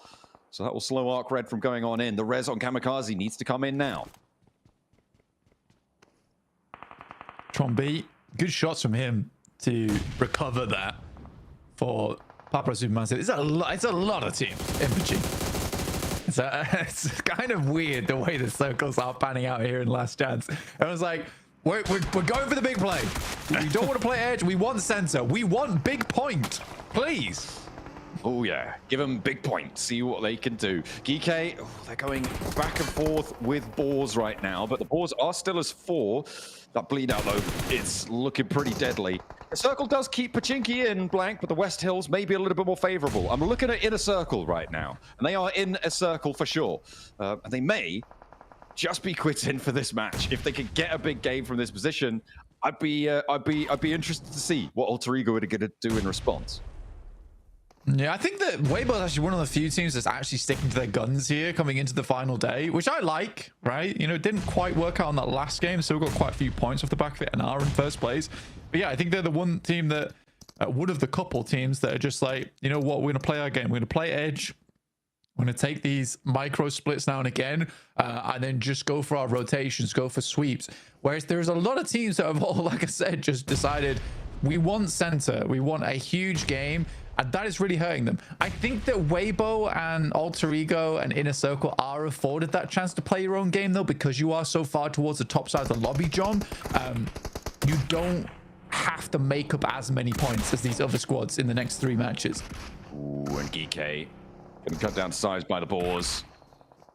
But it's not going easy for them, and Nerzet is still there. Ragnarok as well, and now Snowick's actually the last up. Okay, a turnaround for Geek. They still want it. They are on 2 players alive, Blank, but they've got 4 elims. They're in 6th place now.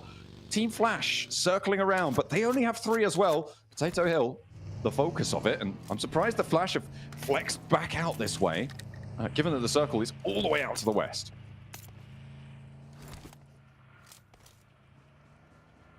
Goodness me.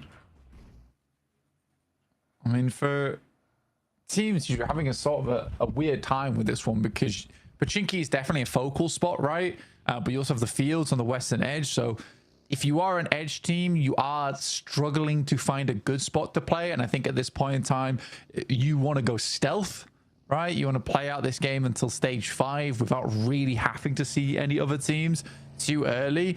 Wait until you can start sweeping a little bit more safely. I do think that for Falcons, although yes, that did not go well for them, they lost 1 player right off the rip.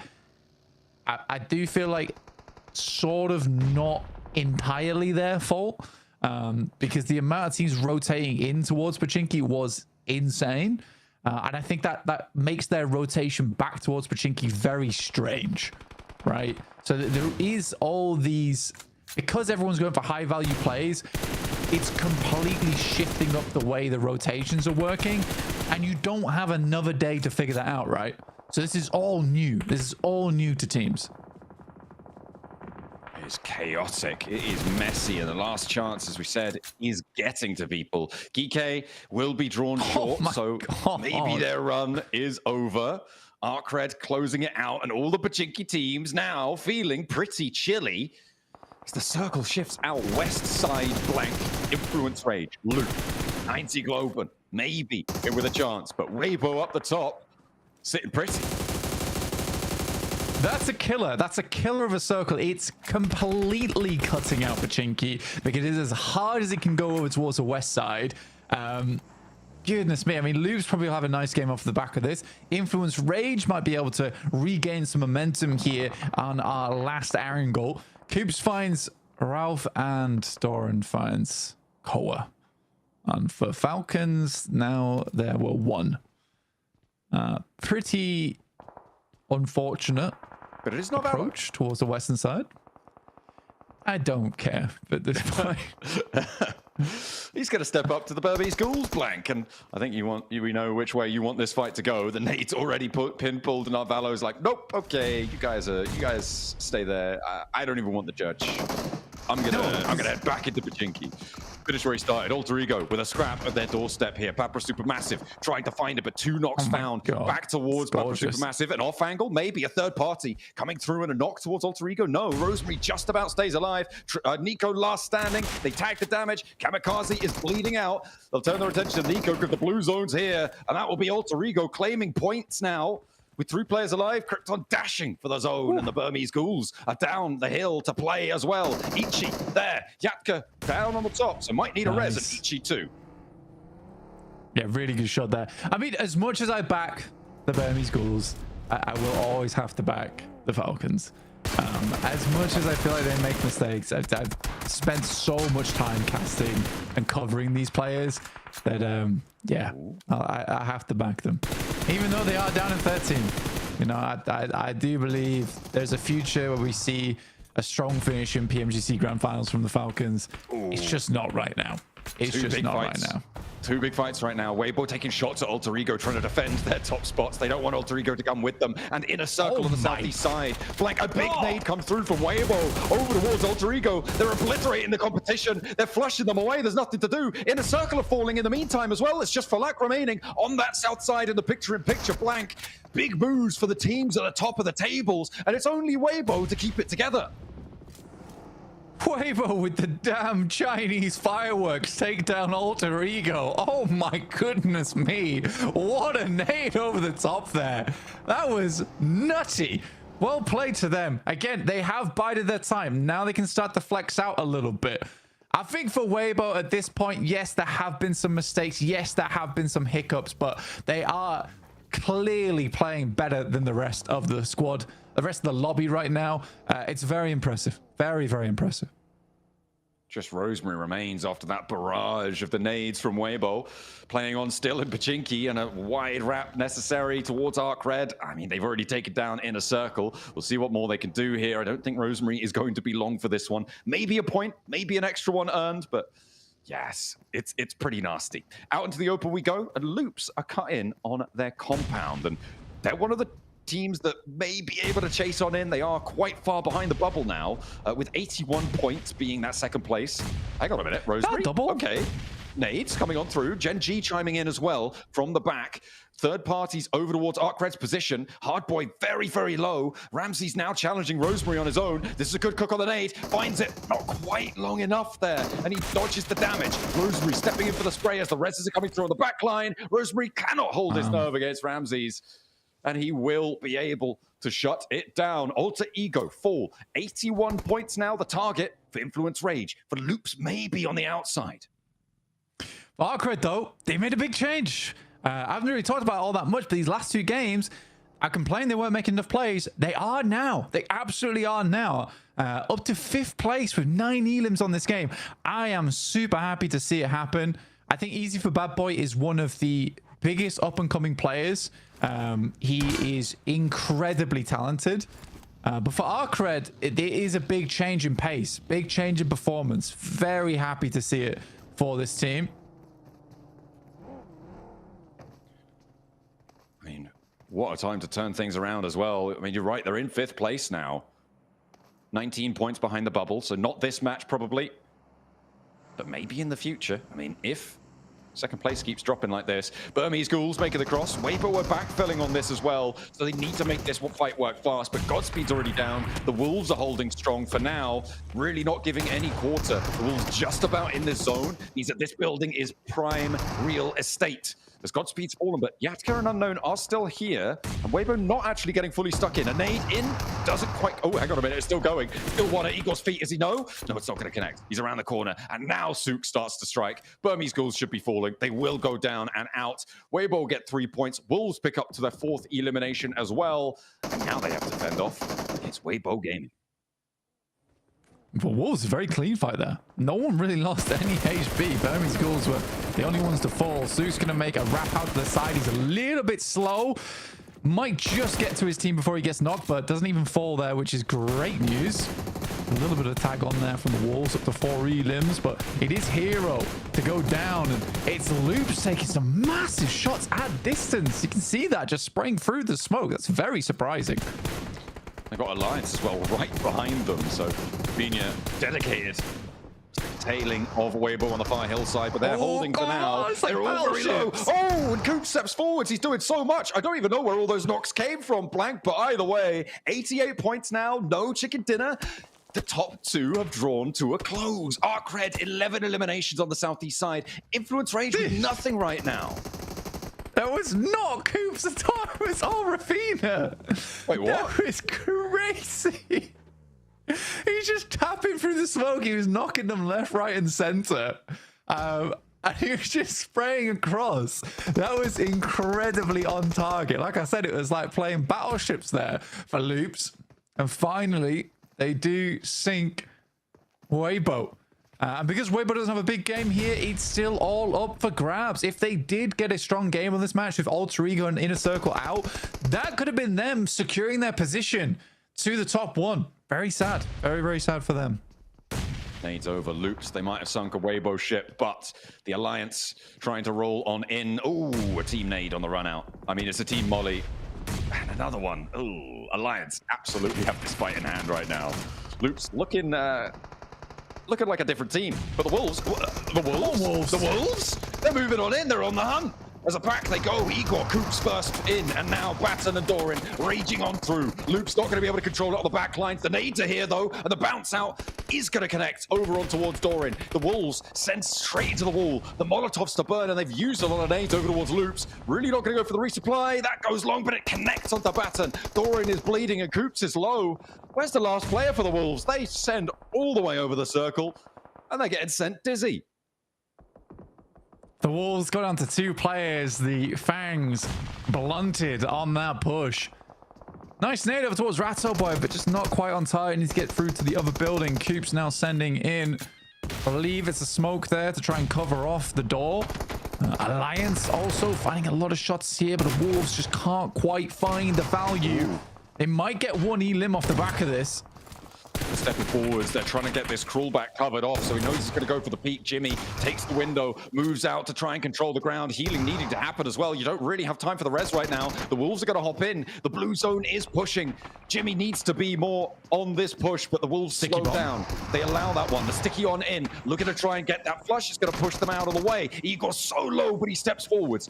Not sure if he has any more healing to be putting on board, but has to step back to start to enact it. Yeah, it's such a disgusting amount of chip damage that the Wolves are taking. I don't even know where it's coming from. In the meantime, Influence Rage chilling on the east side. They are happy as can be. He backs off. The Wolves push slightly further forward. Nova sightline's quite on this yet, but you can hear the tags inside the building. Getting close. Ooh. Ah, that's where they were coming from. Look at 9Z Globen's layout. They've got 4 players here, Blank. They are doing quite a bit, it has to be said, from this angle. We'll see what more they can find as Arc Red do go down. They have up on 65 points, though, Blank. That is a real jump up from their start of the day. And they too are within striking distance. They were definitely on the list of teams I was counting out, but they've really changed the story. 9Z Globen, let's see if they can make up for lost games in that last one. Hopefully putting it to the back of their mind and not thinking about it too much, because they do have a run out to go for. The question is, where do you go right now? Because Influence Rage, the only team that's more towards the center of the circle, and they got 4 players. Yeah, everyone's having a horrible time, just so you know. Next circle, if it goes center, everyone might just die in the next 2 minutes. And it does. That forces everyone out of position. This is such a disgusting final zone. Yeah, it doesn't favor anyone. For Influence Rage, they wished it went over towards the northeast side. A team in 6th place looking to chase would have been huge for them. For the Flash, this is all about placement points. Getting over towards top 4 would be fantastic to play some further in contention for that top 2. But this is so closely fought, and it's been so closely fought for so long. Absolutely. On tenterhooks right now, see the conclusion, but Jimmy seems to have the lineup. Igor goes through, about able to avoid the storm, but steps into another one. But he's got one of his own to dish back on out, and now Coops looking for that bandage, doesn't have a first aid to play with, and Jimmy already on the bunny hops, hopping his way over, and Coops can't keep his cool under pressure in that one. Influence Rage wanting to flex out a big round. Nice. An Alliance fall next. A third party to stop another competitor, and 90 Global are falling out in the meantime. Influence Rage, they're moving in, taking down Team Flash, starting to put the pressure onto everybody in the lobby. They've been quiet for a while, but they take the opportune moment to flex it out. Yeah, it's a fantastic push for Influence Rage. They even leave a backstop over towards the east side as that secondary angle. Really, really well done. I think Influence Rage absolutely deserved to win this game. In the midst of all this chaos, they even get lured towards the center of the circle. Oh, I love this from this team. This is some classic Brazilian gameplay. And now they're looking for the last. Quick is out for Gen G. They want to keep it going, but he's put to sleep quickly. It's Influence Rage looking to mount their ascent as well. Every single team that's won a game today, Blank, has done so at a crucial juncture. And now the Brazilians will join them too. Yeah, honestly, such a good game for Influence Rage there. I don't think you could ask for that end game to be played any better, honestly. So well done. But now we're heading over towards Miramar. That was our final Erangel of the day. No more classic wins. But to be fair, a lot of those circles were really brutal, especially that last one. And I think for Influence Rage, they see the circle and they understand we need to make a play for gold right now. And like I said, everyone was going to go down the next 2 minutes. It was sooner than that. Well, let's head back over to the desk to break it down. Every Erangel is done. We're over to Miramar next. What have you guys got to say?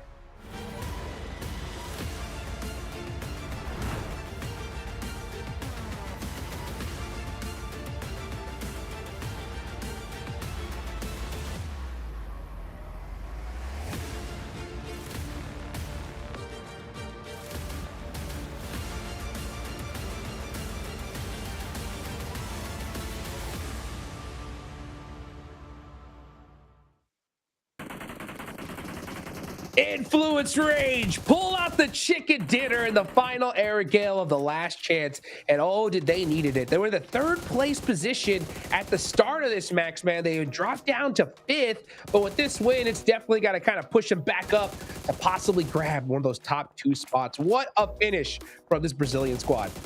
I mean, what a game. So controlling, so decisive, so snappy, especially going for the right fights at the right time, as Blank said at the end of that game. This is classic Brazilian gameplay. How aggro they were was actually crazy in this game.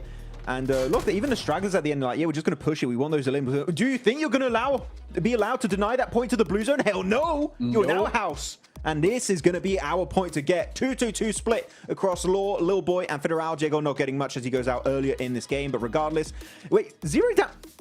They, no, wait, is this correct? Wait, is this correct? No. Is this no? Wait, no knockouts. Wait, guys, wait. I hold don't on. think. I do not believe this. If this is real, this is mad. Yeah. I mean. Yeah, no, that can't be right. That can't be right. Okay, we're gonna move past that real quick. So this is different. Yeah. Yeah, actually, no, it wasn't a knock. It was an instant elimination. Oh no, maybe they did get 0 knocks because that was an instant. They didn't go the knock. It went right into a finish because it was the final player. Maybe they did get 0 knocks there. That makes sense actually because it was instant every time. The final player of Alliance was Jimmy. So that tracks. The 0 damage though taken is crazy. The 0 damage taken is crazy. It also tracks out with the amount of damage that they delivered, right? Because there's like less than 200 for most of them, so that does make sense that they were picking off knocks that were already down. So okay, interesting, cool. I mean, that's a fantastic win coming out of them. I want to say specifically that the push over onto Alliance was fantastic because that gave them 2 compounds now to use as a springboard against the rest of the lobby. Oh, what a nade coming in from Weibo. But I'm really, really happy with how Influence Rage actually used that. Yeah, I mean, I want to pay attention to this in particular. How were loops? I want to say it's a mix of skill and luck. How did he hit those shots through the smokes at that kind of range? Just is beyond me. I have no clue how that worked out. And you know what? Fair to Wolves, super willing to third party, right? And I'm sure like they would go for the third party, they eliminate all of Weibo, then they wrap behind Alliance, start to make that entry point onto Alliance and Loops combined. Wolves, I think, are feeling how desperate they have to be to make that climb. And you know what? So far, it paid off getting 8 points on this game. Yeah, some great stuff coming in there. It's actually Jukes. Wait, hang on. Sorry. There's 8 points for Genji, Alliance, and Wolves. Alliance and Wolves both need those points and are very, very close to each other. So that's going to be an interesting thing going into Miramar here, where they're getting those. They're kind of tying up here. Yeah, it's definitely going to push them up a little bit. I still think they're going into the desert, though. They're going to need a win. I think they definitely need to. I love the fact that Wolves pushed onto Weibo, right? Not just considering that they need those eliminations, guys, but they knew that Weibo was right there. And considering that that's the team that's in the top spot, if you can make that risk to take out that team early, you have to take it. You have to, because if those top teams get more points, no matter what you do, it's just not going to work out. So I like the fact that Wolves were active. I even like that crazy wraparound push towards the end there for them, but it's just unfortunate they had 2 go down. Yeah, it was a little bit rough. Still really good attempt, though. Looking at Arcrid, they got 11 eliminations, 1 placement point, going absolutely ham in the mid-game section of this match, and actually able to completely outplay Inner Circle. And looking at Inner Circle, 2 points. I was looking at their position this game. In my opinion, massive throw from Inner Circle. You have one of the best positions this entire game, on Pochinki Hill, and they go for this 2-2 split, putting two players away from Pochinki Hill, which reduces the defense you set up in that position, and Arcrid just completely demolish you on that fight. I think Inner Circle were just not setting themselves up for success. Compared to Federal, that definitely was set up for success this game, and finally, you know what, he was benched for a little bit here, Niptura, but he's back and swinging hard with that MVP award for this match. He is back, he is swinging, he's doing all the things, and that is exactly what you want to see when you're going into the final 2 games of the day of the league stage for PMGC, right? When it's all down to the wire, when whether you move on to finals or you go home tomorrow comes down to 2 more games. This is a fantastic win for them. I love the mentality we saw in that last game, right? To just, they flipped the switch. They just went from we're sitting in a compound taking shots at different teams to actually we are going to win the whole thing, and they just went for it into the field. I love seeing that. It does put them up into 4th place. They are tied with Inner Circle, so Inner Circle have only gotten what 3 points in the last 2-3 games, but they're still in that top 5. It's still all to play for, Max. Holy moly, look at Arcrid, 13th position at the start of the day. These last 2 games have been just fantastic for this team from Uzbekistan. They're up in 6th rank, and genuinely, they are, what is that, 16 points away from top 2 from Ultra Ego? Maybe they could do one of the biggest comebacks we've ever witnessed here at PMGC Hot Jukes. It's possible. It is possible. I mean, it's going to leave it up to Miramar here. So many squads. I love how close this is, guys, because, I mean, even if you go down to, like, I mean, you can go pretty far down the leaderboards if teams win back-to-back chicken dinners, right? But it's still so possible here. So I want to see teams just go out, like, crazy here, right? You got nothing to lose. You got to make it happen. But, you know, Niptura, I really want you to break down probably one of the hardest things we've seen so far, right? And that is Inner Circle. It's very reminding of the Wolves during the Gauntlet, right? Because on the final day, the Wolves won Rondo and then nothing during Erangel. And it's the same thing here, right? For Inner Circle. 4 points in 3 matches of Erangel. I mean, how do they bounce back here in Miramar? Oh, it's going to be tough. I think when they won the Rondo, I was a little bit worried because that's the same thing they did in Group Green, right? They had the first game on Rondo, massive elims. We were like, that's it. They're done. They're ready to go to finals. And then they did nothing the rest of the day. And actually, the rest of the 3 days. So I saw that today and I went, oh, I really hope you turn this around and do something with it. They've done a little bit, but not anything what we need to see from them. For me, it feels like they're trying to be too big brain just slightly here with that 2-2 split they were trying to do over Pochinki. I understand they're trying to find more reach, but that was not the place to do it. That was not the time to do it. Once the zone shifted away, they were way too slow on the rotate. They were trying to gatekeep other teams, and for them who thrive in the end game, I think that was the wrong play. They needed to actually prioritize the next zone a lot more than they did. So hopefully in the Miramars, where there's a little bit more room to actually make those big rotations, then I'm hoping that's what we're going to see here, Jukes. Max, if Weibo win this next match, they're going to the finals. That's a fact, right? Yeah. So, what do other teams do to try and stop the squad? I mean, do you think you just play a regular match and hope for the best? Or if you happen to realize that this team's there, you go for them? What do you think?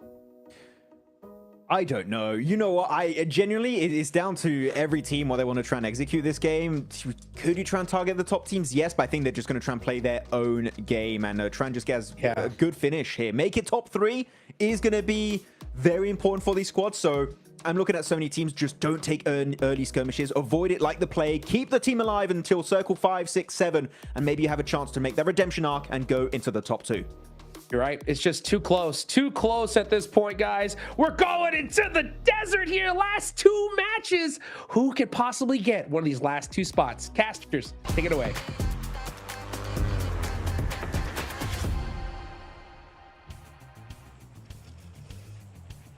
Oh, it's so close. It is just so close. Right down to the wire for all of these teams. Their feet stumbling over the rocks of Erangel, over around the prison, into the chaotic fields to the west of Pochinki. And now we find ourselves in Miramar. We always knew it was going to be here, but the standings, they are certainly one for the ages. The top 2 spots at this point blank really could be anyone. Well, not anyone. There's top performance here. Narvalo and Redux from Falcons. Obviously, the Falcons having some of their best performances here on Miramar so far. Very controlling positions they've had. But yeah, very close. Very, very close towards the top of the table. I don't think we're going to have a clear winner at this rate. It's going to be a case of few points here and there ahead to get towards that top 1, top 2. And I think that even top first and second place is going to be very close together. It does seem that way. It does seem that way at the moment. I mean, we were talking about it, you know, getting over 100. You're starting to get in the conversation. Getting over 110, you're feeling okay. Over 120, you're feeling very safe. But those numbers are slipping down and down as time goes on, Blank, with only 2 maps left to play. And we've still got, you know, maybe 20 points or so still to add towards those tallies. It's really not looking like I wouldn't be too surprised if we don't even break the century. I think that that's definitely a possibility moving forwards. I think 88 points, 12 points in 2 matches, it may just not happen.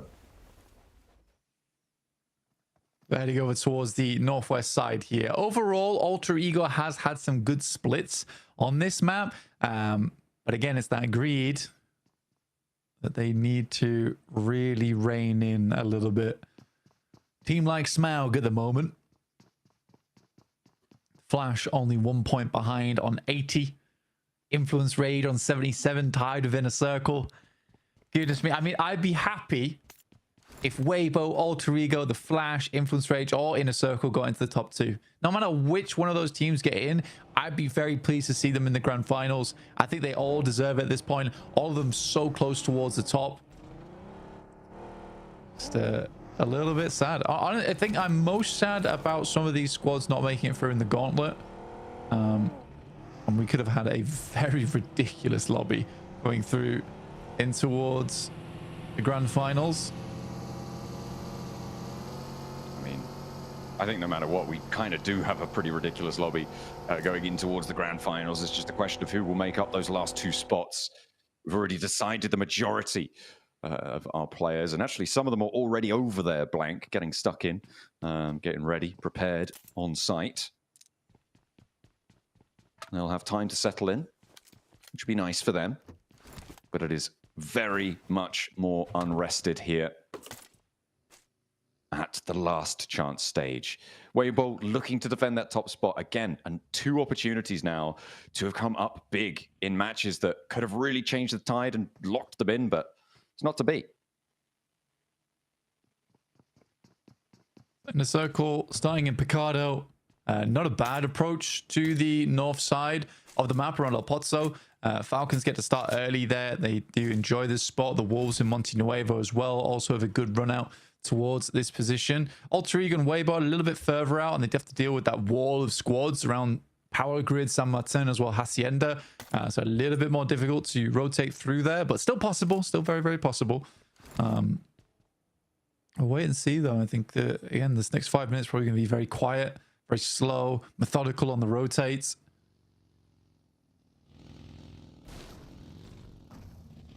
That's what you hope.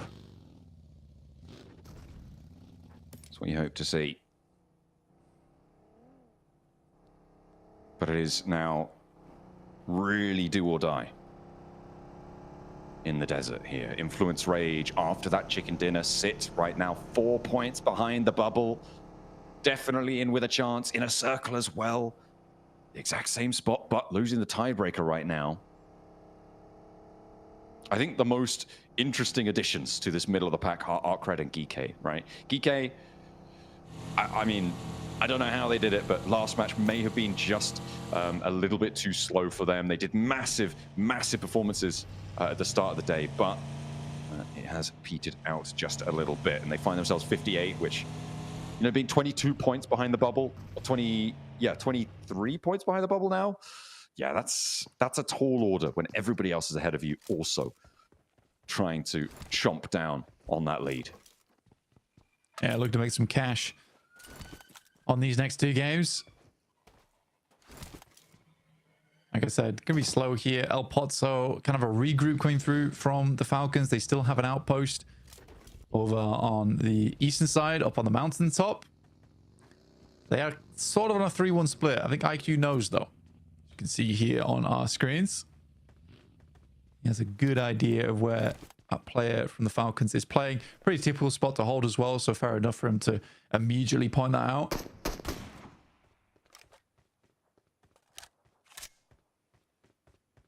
Novalo on the high ground. Already out to the east side. A little bit split from the rest of the team, and let's hope that they don't maintain too much of a split for too long, Blank, but I mean, the Falcons should be done. There's no real chance of them making it their way on in, but they are top performers here on Miramar, and that is mostly because of their one massive game on Miramar. That only comes from the stats from yesterday, and we saw what they could do with the high ground. Will it go to the high ground again? I mean, it's not impossible. Oh, Redox, he might not be going to the high ground, though. He tried. He tried his very best. Skating it down the hill. Fair enough. Yeah, we're definitely just waiting for the first circle here, because this first circle, or second circle, I mean, but this first circle can contain so many players. It's really not a big deal for a lot of our squads. It's unlikely we'll see initial skirmishes. It really depends how aggressive teams want to get. It looks like for Alter Ego, that's very.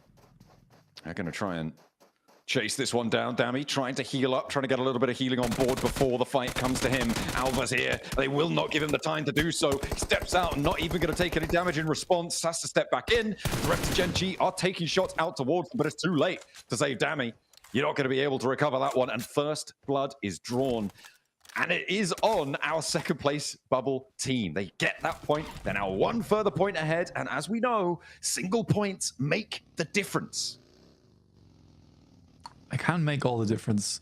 If the Wolves, one additional point was awarded from yesterday, but they're not quite there yet to make that additional point count.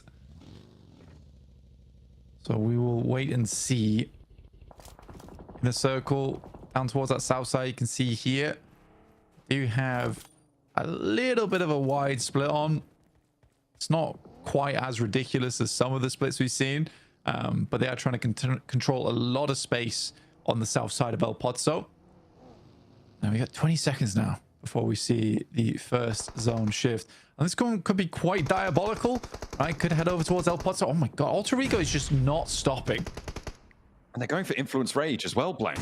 The team in fourth place right now. The nade over is good, though. And they may be delivering them points when it matters the most to not allow them to come on through. The circle shifts out to the east side, Blank, out towards San Martino. Weibo Gaming sit right in the middle of it, but the nades keep on coming. And Alter Ego and Influence Rage may just tear each other apart here. You've got Gen G on the south side and Alliance on the north. Both teams could have access to this location and get a third party stuck in. Alter Ego being extremely aggressive. I think I like this decision from them. They just leave. They just leave. There's no reason to stay here anymore. They'll play on us 3. For them, they understand that right now, probably 6 to 8 points is what they're looking for, right? Anything lower than that is going to hurt their chances. In a circle, move over towards the Burmese Ghouls. Yakker with a nade inside the building, switches to the S12K, looks for the big spray down, but not quite finding any value just yet. He's going to step out to the open, and Geek are in the hills around it. Falak spots him as he bounces the nade off the backboard, and Noki able to slam dunk it. The alley-oop coming through from inner circle to be able to find the first. Over onto the Burmese Ghouls, who have rocked up on the north side of things, and no knock sent back towards inner circle. They're actually only sent towards Geek up on the hills to the south. So nice news for, again, team 5th place now, neck and neck still with Influence Rage. Team Flash, though, looking to join the fighting as well as Geek clash with them on the south edge. It is still going, and every team in the top 5 is getting aggressive. They're getting stuck in. They're absolutely getting stuck in. Flash with 2 elims is really big news for them. Push them a little bit closer. Geek, Kevin, fast left here, alongside with Nerzed. Shots do come through, but the angles are all over the place. Rosemary gets knocked by Geek. The Flash is still helping. And Team Flash, they're up into second place now, just about. Rosemary crawling back, looking for the res. Gen G keeping them on lockdown. This is really central on the circle. But they are just going to keep themselves alive for a little bit longer. Alva steps out, gets the knock, and just about dodges the damage from the nade as well. This is a really good pickup for them, and Alter Ego may just be there. Snape not going to be playing with them this time around anymore. They are busted down to 3. And Quick sits across the road. I don't think you can go for that cross. I don't think you want to go for that cross. Oh, not entirely. Nades are still coming through from Satan up on high, though. And Quick looking to find those jump outs if an nade gets a little bit too close. Wonder how Gen G is going to play this. Yeah, for Alter Ego, they've got very aggressive in this game. I think they want to close things out here and now from the way that they're playing. They just want a big match, and it is that a little bit of impatience. I can understand it for a lot of our squads. You know, you want to get ahead as quickly as possible. I mean, you need it, right? But everybody's doing the same thing.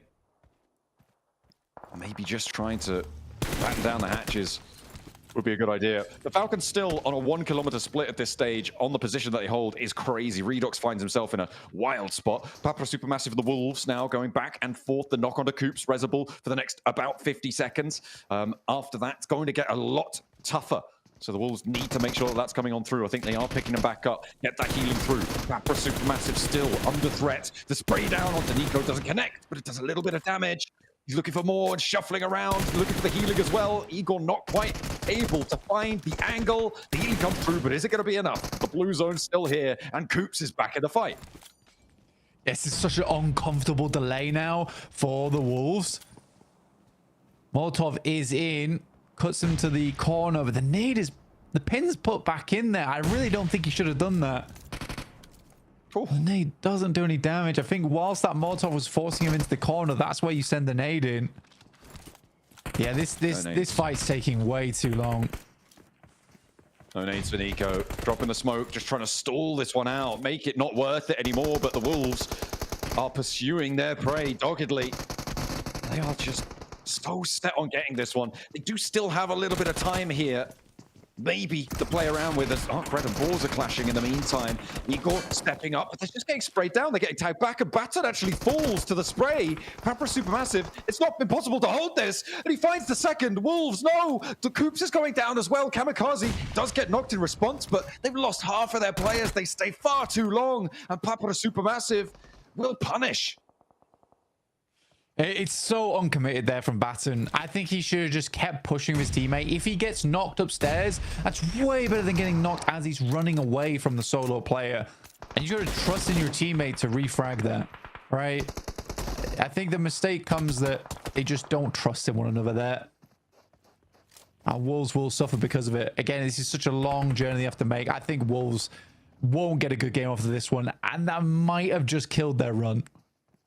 May well have done. A lot of casualties being felt across the board. Geek are down to 1. Papra Supermassive now down to 1, as we've just saw. Well, pretty much as Kamikaze will bleed out. Gen G on 2.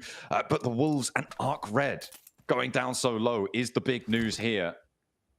Arc Red, again, not able to jump up. And the fact that Team Flash are on 3 elims, Alter Ego on 2, both of them in this next circle, along with Weibo, that is a terrifying prospect for the teams looking to chase. But maybe Influence Rage on the north side towards Crater Fields can change that. Yeah, I think it really is coming down to this top 5 now, especially as we get in towards our next game. It's going to be this top 5 battling it out for first and second place. I think we are just losing too many squads around the middle of the pack there. Wolves likely to go down a little bit sooner. Oh my goodness me. Okay, Redux.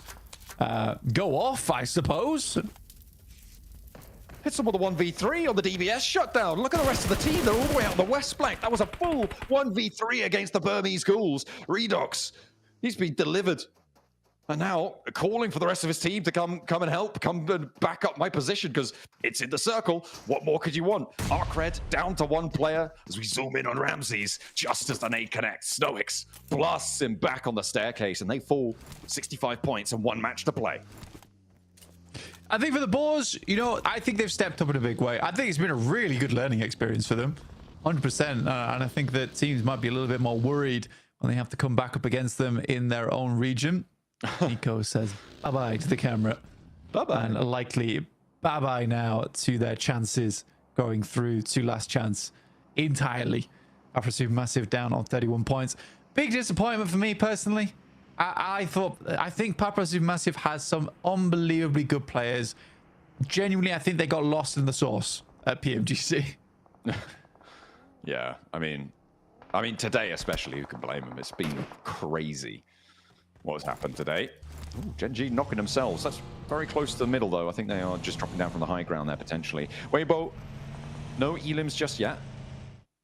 But the Boars, maybe, stepping into the firing line against them. They're giving a lot of ground here.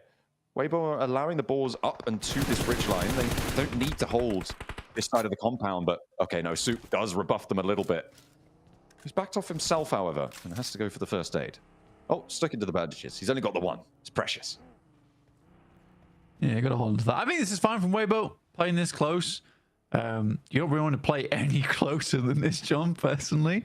You just take shots at them as they crest the ridge.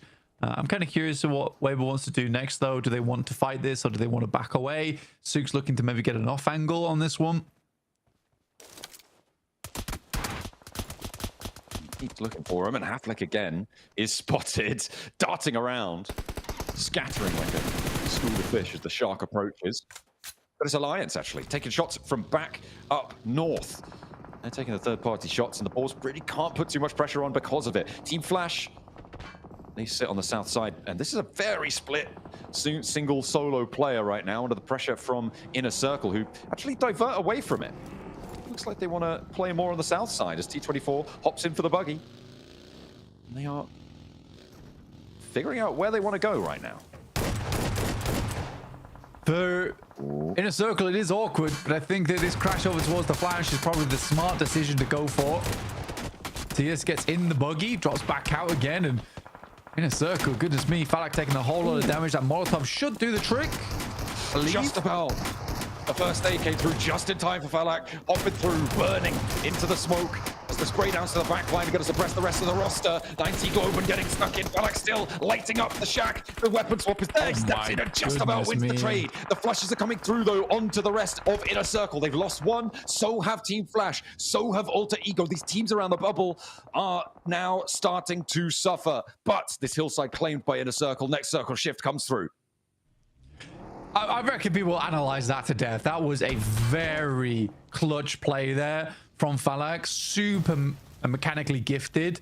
Gets hit by the Molotov, immediately jumps into the buggy closest to the shack, jumps back out again, and then just waits for those shots to come through. The prediction on when the shots would stop there through the smoke was really good as well. But for Inner Circle, they are down to 2. So no matter how flashy you can be here, I don't know if they'll be able to get the points total upwards to take on Weibo and the Flash here, and potentially Alter Ego, who has held this very safe and passive position on the eastern side for quite a while.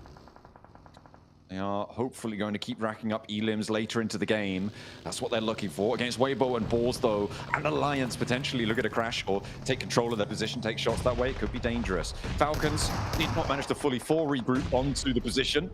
And Ralph will go down. They're nading out right now towards loops, but Team Flash gets central. Blank, they are into a compound, and again, they're in second place right now. This is not what Alter Ego wanted to see. Some pretty nice nades, honestly, from the Falcons. Not quite finishing the job just yet, though. Does tag on. Smoke trains set up to try and get a little bit closer to get those nades into position, but I think now, with the Flash being here, the Falcons would rather chill things out. Sadly, they are at the back of the queue between these two teams. Flash and Loops ahead of them. No ammo on the Evercam. Oh, now he does. Got a little bit more. A little bit more to play with now. Weibo slowly creeping forwards. Teams breathing down their neck. The Boars, the ones step up to the plate against Souk. He'll immediately find that first knock. Step back. That is a bold peek from Souk, going for another one there after already taking some damage. And rightly so, has to tuck back in. There goes his first aid. That'll be topping him back up. Hero playing a little bit further back, and Souk under pressure from nades now. Doesn't quite go the distance. Snowex not able to connect. Drops the smoke, and Weibo regroups south. They're looking to move in and actually might be able to find the corner of Falcon compound right now that Valo is stretched out towards. The question is, will he be able to hold? Because the Boars are rampaging in behind them as well. Could be a third party to assist on this push, because Souk still holding that backline. Huge shots from Souk there. Sadly, 33Z is down, and it's all down to Hero, but he gets taken out by Snowex once again. Absolute menace inside the lobby. They're hoping to keep 3 players alive. Hero's trying to wrap away as fast as he can, but Snowix is not going to let it happen, which drops Weibo down to just 2 players. Havlik down as well. 2v2. An Alter Ego could potentially flex out for a third party, but I don't think they want to leave the safety for too long. Rosemary back on in.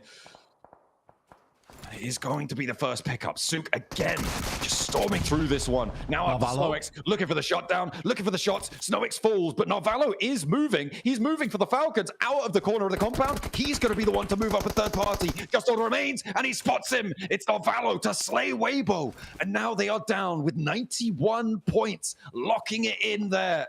That is, I mean, it's not the century blank. They are 9 points shy. There are teams that can step up through this. I mean, it's a crazy flex out from Narvalo. Again, though, weird 2-2 split from Weibo, allowing the 2 players through. And then to be quite fair, 33Z and Hero have such a weak source defense on that. If I'm Order as well as Sook, I'm a little bit disappointed in my teammates, honestly. So for Weibo, that's a very frustrating way to finish here on this game. The Flash chasing, Alter Ego chasing. Good shots from Alliance towards Influence Rage, but they've dropped 2 players already. Ooh, and placement points are coming in as well. Influence Rage should be able to get the res onto Law. They have got the time. Little Boy with the high ground, hunting ground underneath him. Alliance under a lot of pressure here. They're both going to have to move at similar times. I think Alliance just about closer to the zone. And that backstop will have to move, but they have the vehicle there. And Little Boy can't expend too much ammo. For Influence Rage, they've been on this north side, and they only have 1 elim so far. Law's still down. There's Team Flash. Oh, Team Flash. Team Flash getting eliminated there. And that goes through to Loops and Falcons, taking 1 apiece. So second place is now stopped dead in its tracks. For Alter Ego, for Influence Rage, that's some more good news. Some great news. And for the way that Influence Rage is currently playing the lobby, might be able to push themselves quite far ahead here in this game. However, towards a second place, potentially even a first if it's a ginormous match. They have 4 players. They have high ground to work with. 9Z Globin on the sidelines. Alliance pushing through now, but great shots from Krypton. Now looking at the flush as well, which is very, very important to Alter Ego, and they do grab it. Making sure that they can keep up the numbers as well. Alliance do manage to get the flush onto Law, so that is now Influence Rage on 3. Little Boy still up on the high ground, actually. They're going to heal and stay out wide. He's really committing to this. They're really committing to this. He knew he was going down there, Blank. I'm not too sure what he was darting out for. Not playing on his 3, though, for Influence Rage. Feels like a misstep. Yeah, I mean, if he grabs that angle and is able to dart back in, sure. But for Influence Rage, that just feels like a mistake to me. Good shots from Diego so far. We'll find Leon. First aid kits. Quite a few of them there for Influence Rage, and quite a few bandages as well. For Alter Ego, this is their big chance, right? This is their big chance. Hopefully they just don't get shot through a blanket of smoke by Loops, who seem to be playing in a submarine, working off radar, apparently. Can't see him that way. Absolutely. The Falcons joining them in their compound as well. Oh, they are. But that's the thing. There we go. Yeah. Submarine Commander Neil Zada. As the hunt for Alter Ego continues. Their run out is really, really tricky. They're right up into the edge of it. Anzi Globen, by the way, with a big lineup on this western edge. 4 players, high ground. They're looking pretty good right now, Blank. I wouldn't be too surprised if they're able to find a chicken dinner, but we know what they're like when they're on the high ground. They just jump straight off. Exactly. This is worrying. There is a cliff involved here for 9Z Globen, but it could be a big chicken dinner for them, which again sucks away points from teams that desperately want them. Initial knock here for the Falcons, and that nade does not do the trick. It's a double. Falcons looking for more here over towards Vitin. Koa moving around, looking for that flush. Neil Zada spotted on the inside, but Vitin stepping through. Alter Ego crashing in the meantime. This is a beautiful opportunity for them to sweep through. Loops are down. Falcons now need to hold. There are only 2 players alive, and Koa gets mashed up. Redox jumps out wide, finds Alva, darts back behind the wall, and will look for the first aid, but might not have time. Rosemary stepping forward. Rosemary stepping forward. The Falcons, they have 10 elims, but Alter Ego now up on 6. They can look up to the high ground and wonder why they aren't up there themselves, though, because the circle's here. And 90 Globen are crashing in. Influence Rage, they're starting to step through, and everything's popping off now. Genji doing a great job here, having Satan fighting off against 9Z Globan. Very difficult task, but made it happen regardless. Alliance getting a lot of revenge here over towards Influence Rage. Just Diego on the high ground, but Jimmy so low. Might just be able to get this res off. 4 elims on the game into a top 3 as well, John. That's big points, but is it enough? 90 Globan, yeah, they're going to spot Federal. No way that Diego can get that res. He just doesn't have the time. Alter Ego now moving out. 90 Globan have isolated themselves up onto the top of a hill.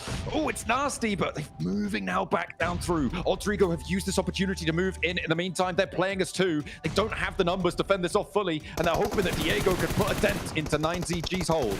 Diego, though, will not be able to do so. The Rosemary, Krypton, what have you got? No matter what happens here, to be honest with you, for Alter Ego, 6 elims in a 2nd place, that's a good amount of points.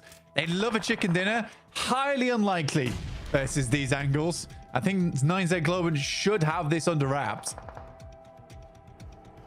By rights, yes. But I mean, there's another circle still yet to come. Tag on to Krypton, though.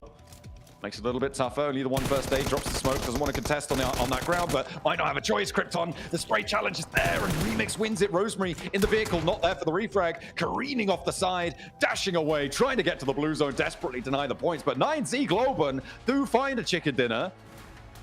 And I mean, there's a little bit tempered there, because Alter Ego, with that game, have taken the top spot.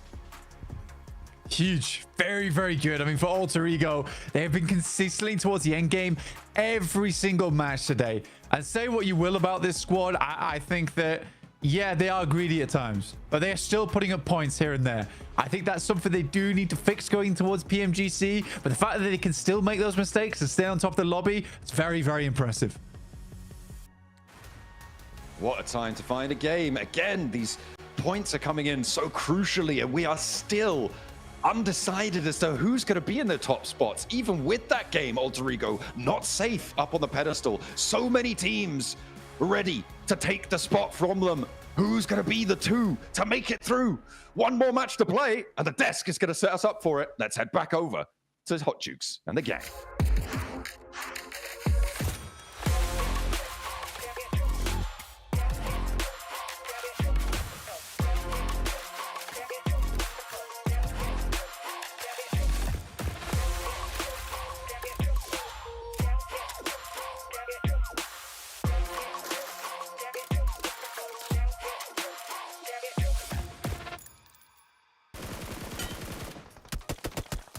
And it's the Latino squad of 9Z that pull out the chicken dinner here in the first Miramar out of the 2 we're playing here towards the end. I mean, this whole game, you could just feel the tension in the air, Max, man. Just straight nerve-wracking gameplay. And of course, the team that's pretty much, you know, got nothing to lose at this point, they're the team that wins it, right? It always happens. It's just the team that we're not paying too much attention to. They're like, how about we have just the best day ever for us of the entire tournament? And it's like, well, great. A little bit too late, though, unfortunately for you. But you know what? Still a really good game from 9Z Globan, playing passive on the western side of Crater Field and able to get full control. Not even allowing Rosemary to deny that point. He was like, let me out to the blue, let me out. And they still confirmed that extra elimination. So that is good for them to get. And here we go. Get himself a total of 7 elims. Kolega able to pop off pretty nicely this game, Neptura. GG's. Yeah, I'm also looking at Raze though, Max. Look, 0 eliminations and 600 damage. He was out up on top of that mountain, which I really liked the angle he was able to take there and just give all the information that he could to his players. But yeah, 0 eliminations. That's a really interesting strat because I think more often than not, we see a few more elims coming their way, but that damage just fencing teams in to where his players wanted them to be is really great from him. Yeah, well, good for 9Z, right? Let's get into the meat and potatoes, right, of what we got going on, right? Alter Ego making it towards the end game here, Max, man, and putting up points right when they needed it. And I was scared for Alter Ego because they had that early clash with, I think it was Influence Rage, right? And it was like, this is a bit weird, and especially because Influence Rage saw they got an elimination and they were like, oh, that's Alter Ego. I'm very happy, and also I think it was a little bit lucky that they were able to get away with 3 players alive, so still it works out great. The Redox, the clutch master, generally one of the best clutch players versus the side of Burmese Bulls. How does Redox keep doing it? Dude, clutching it up. Clutching it up here, Neptura. We love to see those big plays, especially towards the end, right? I mean, we thought Falcons were going to make this crazy comeback. At least that's what we heard from Seven, and they tried. I like to see that here, Neptura. Yeah, I like to see the try because we know that if they try, they can succeed. It's just, for some reason, not working out for them.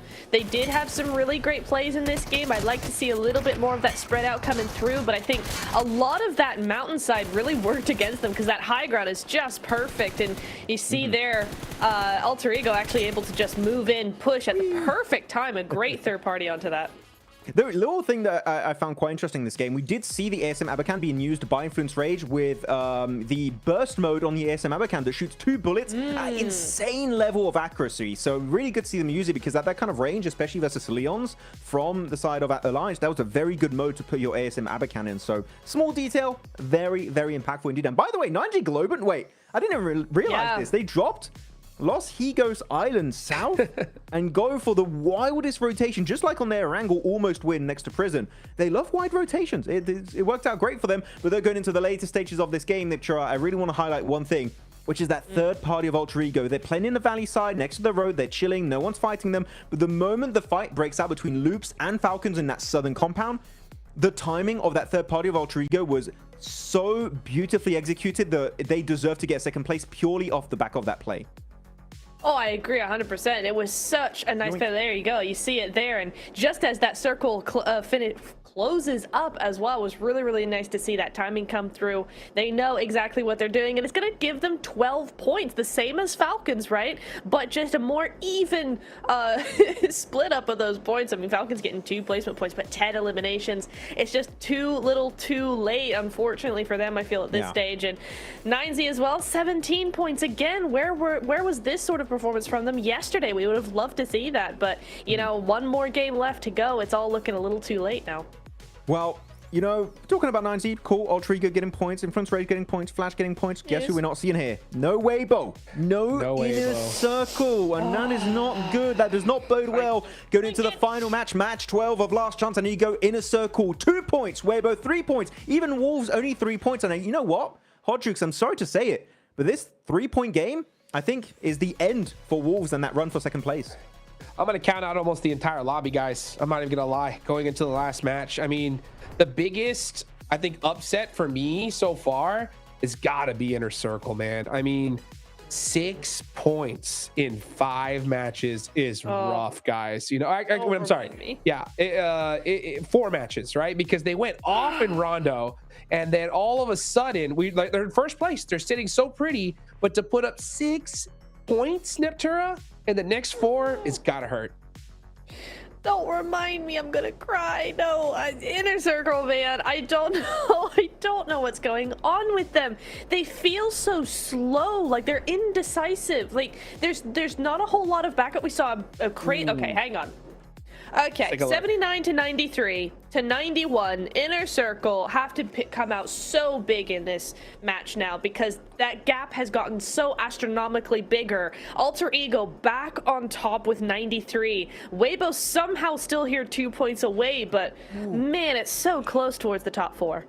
I'm going to bring up something that could be kind of scary for Weibo. They don't have a single chicken dinner. Tiebreaker, they instantly lose it. If they don't win the last game, they lose that tiebreaker by default. So Weibo, got to be careful. That win is going to be very important.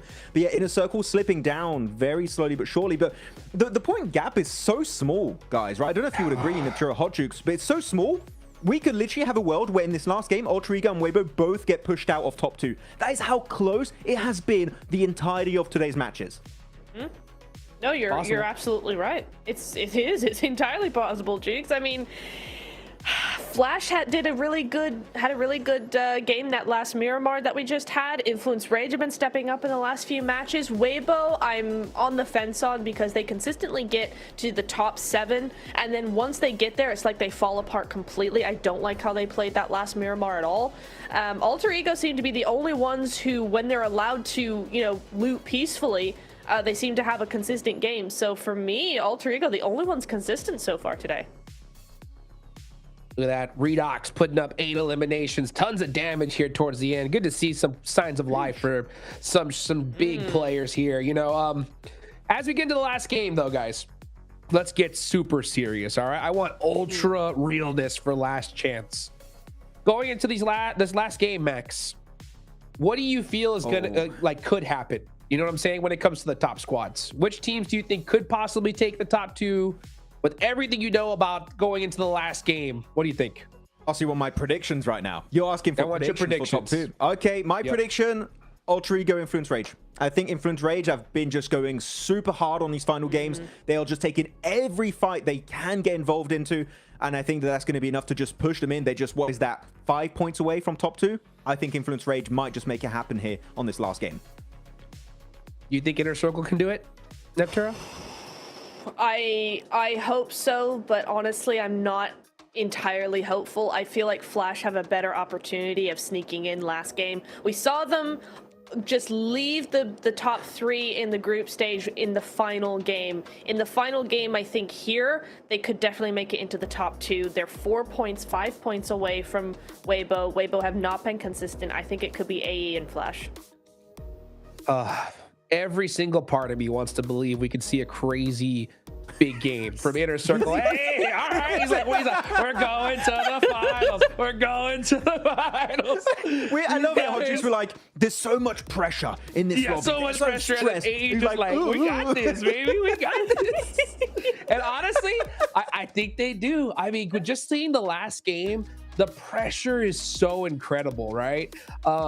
So many teams know it's over, right? For sure. Yeah. There's still squads that could, you know, I think obviously it's going to be Influence and Flash to possibly steal the top 2 points. Inner Circle, it would be a hero, like literally a historic comeback if they could do it. With considering everything they got going against them here. Am I right to think that, Max? I wouldn't call it a historical comeback, but definitely a big comeback, right? They've definitely been topsy-turvy. They've had highs, they've had lows. That's the thing with Inner Circle. Their highs are so high, like that Rondo game, and their lows in the previous 4 matches. Very, very poor performances. So Inner Circle, they need to bring one of their top-tier games in if they want to qualify. We know they can do it, but they're not making any funny faces. So I think they're locked in right now. I hope they're locked in a good way and not locked in, oh my god, it's the last game, what are we gonna do, you know? Because that is not what we want here. I think at this point, they're far enough away where I'm kind of like, they should just go, hey, we don't really have much to lose here. It's 1 game left. We're just gonna play our game and deal with it. I think, honestly, that's the way they have to go for the final match here. They can't let that pressure get to them at all, Juice. Well, here we go. No mercy, no resets, no second chances. Here we go to the scorched earth of Miramar for one final stand.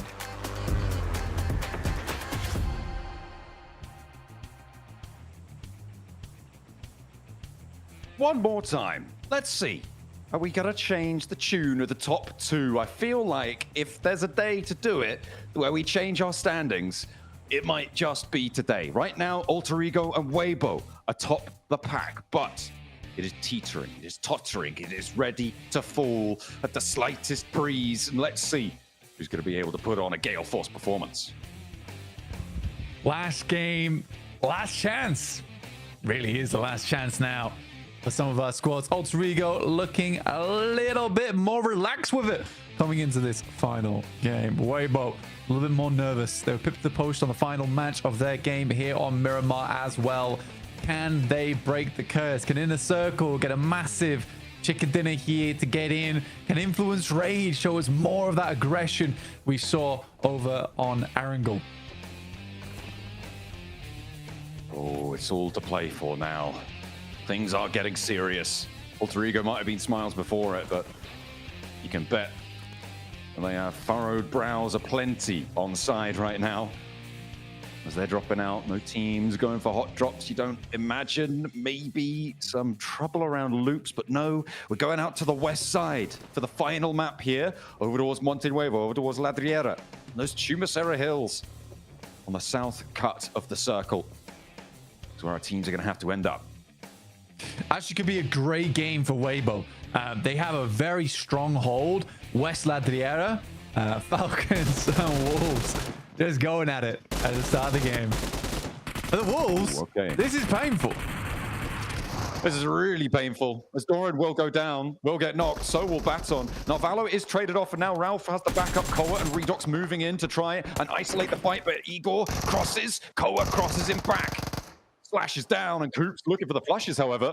Look at a stand tall for the roster. Their last chance to put up points, and it is just Coops now remaining. Most people may have said that it is always just Coops, but he's still putting on a show and looks for more, giving them the runaround. The Falcons now flagging Koa versus Coops. A potential for both of these two squads to be done and dusted. It's Coops to tag on first, steps out wide, and the Wolves fall down. It is Falcons to stay alive, but the Wolves will not make it. North America, once more, brushed aside. Cannot believe the Falcons just kill Wolves' run. I don't know whether that's funny or really, really, really sad. I mean, for the Wolves, they needed a massive chicken dinner anyway. So to be honest with you, the fact that they can't win that fight out versus the Falcons, that would have been the first test, regardless. But yeah, unlucky. Unlucky. We're going to head over towards that western side, like I said. But yeah, as I was saying, Weibo have a very strong hold on La Driera. It's a fantastic spot for them. And with the circle the way it is, that feels like a La Driera finish. So see how quickly Weibo get a move on. So definitely needed to get out in front of things, if you can, with the points standing as they do.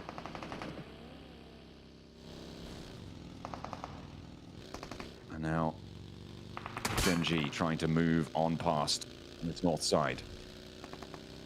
I mean, it is too late for Genji. 39 points, they're not going to make it, but the Falcons, well, it's too late for them as well. They've got 4 points, but only 2 players.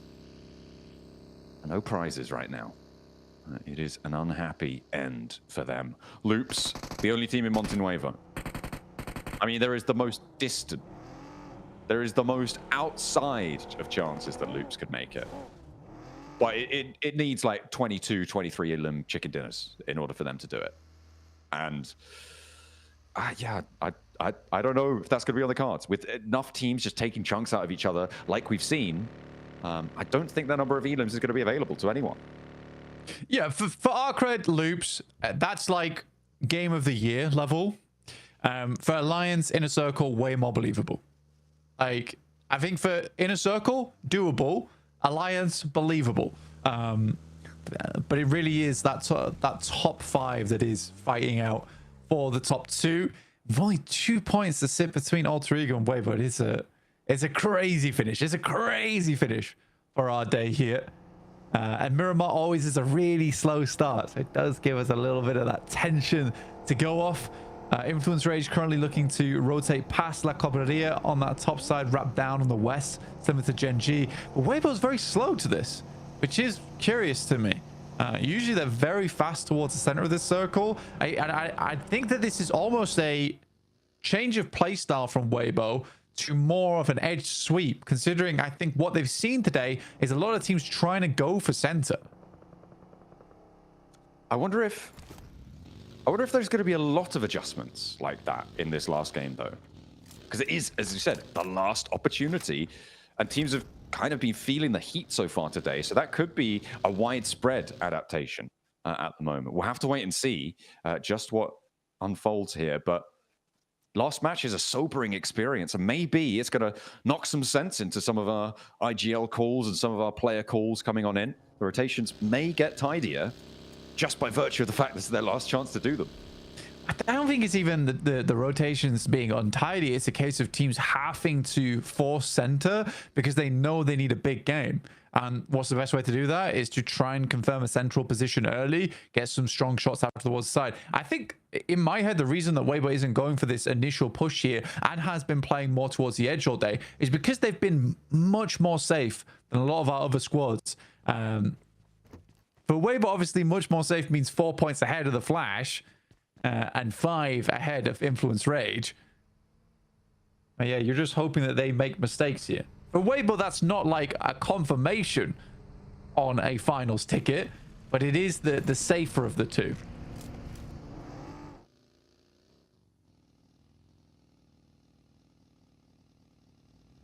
It's still no real safety on either approach at this point for anyone. Could all come crashing down. Alter Ego on the south side, near to Arc Red. still leaving Puerto Paraíso. I mean, if Alter Ego go down early, right, that is big, big news. Weibo as well. It's one of those top 2 that falls. That is a massive opening, right, for those teams that sit just beneath the surface. Influence Rage now sending down the western side on the western road, close. A wide Gen G split right now. Okay, I thought that was under Influence Rage, but it was a Burmese ghoul. Don't worry, he's going back to the grave. Unknown ends his tournament. Yeah, unfortunate.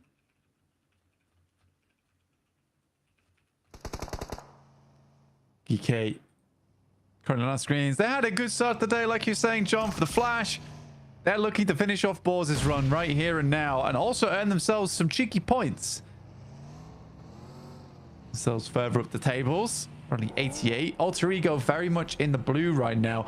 Rotating close to Arcred. That's a very dangerous team to be rotating close to. I think their gun power is fairly strong.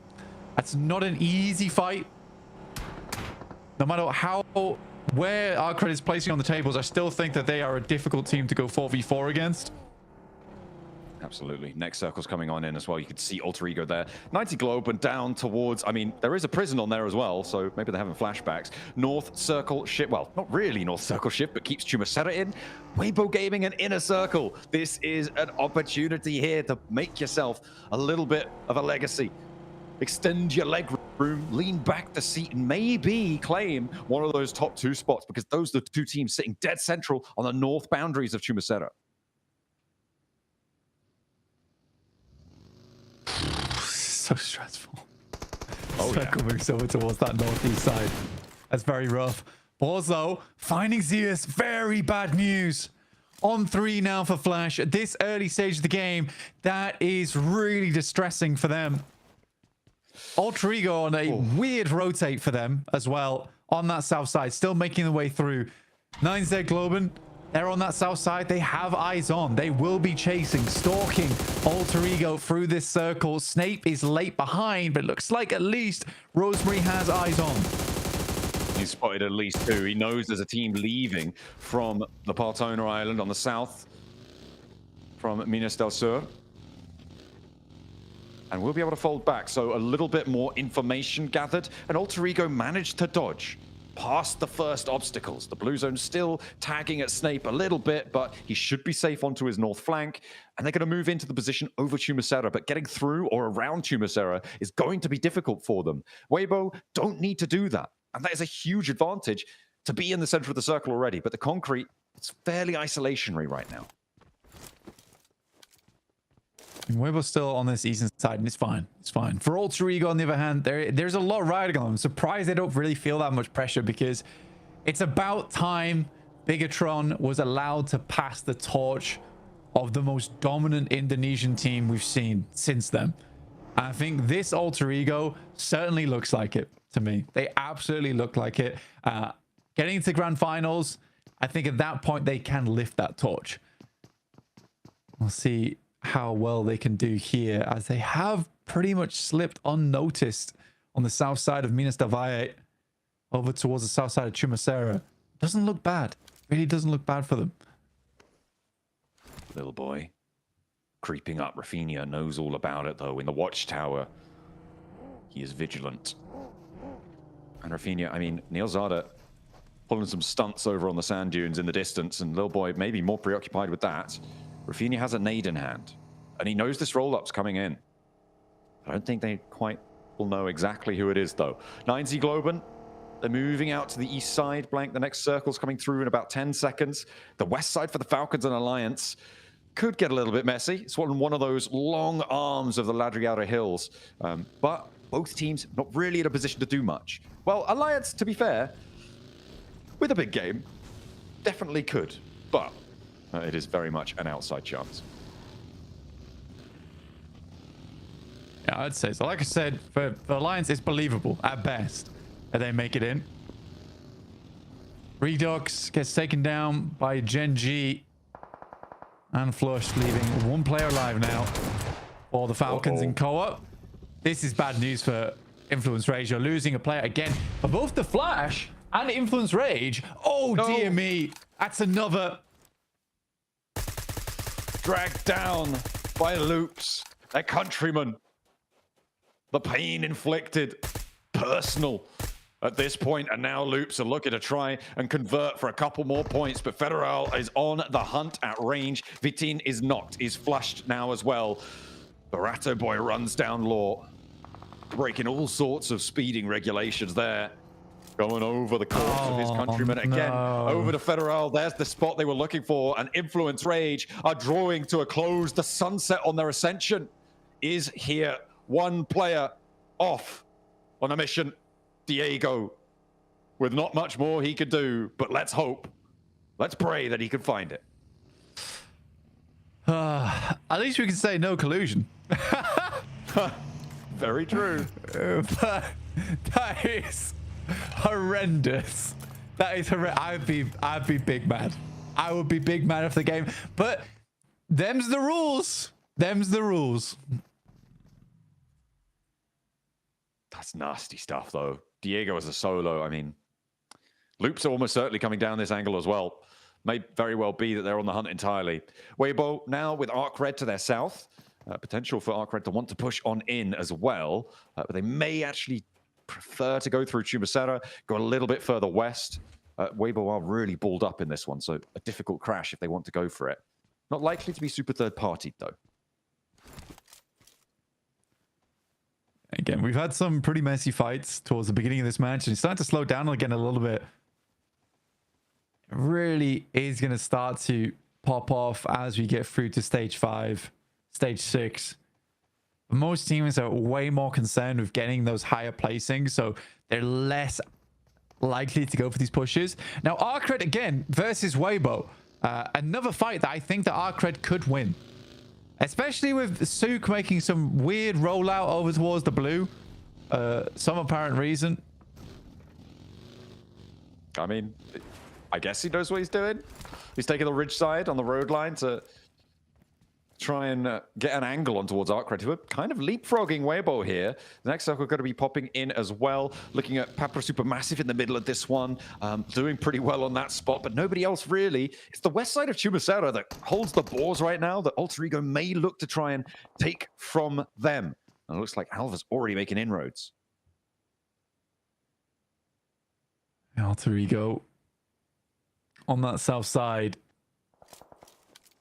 It's not a bad spot to play as well. A little bit of high ground, a little bit of low ground to work with as you push through. A lot of central spots. Good shot from Sue. This is why he's in the blue. Oh my goodness me. It's actual mega mind. Bit of a god gamer like, coming through. What the hell's going on?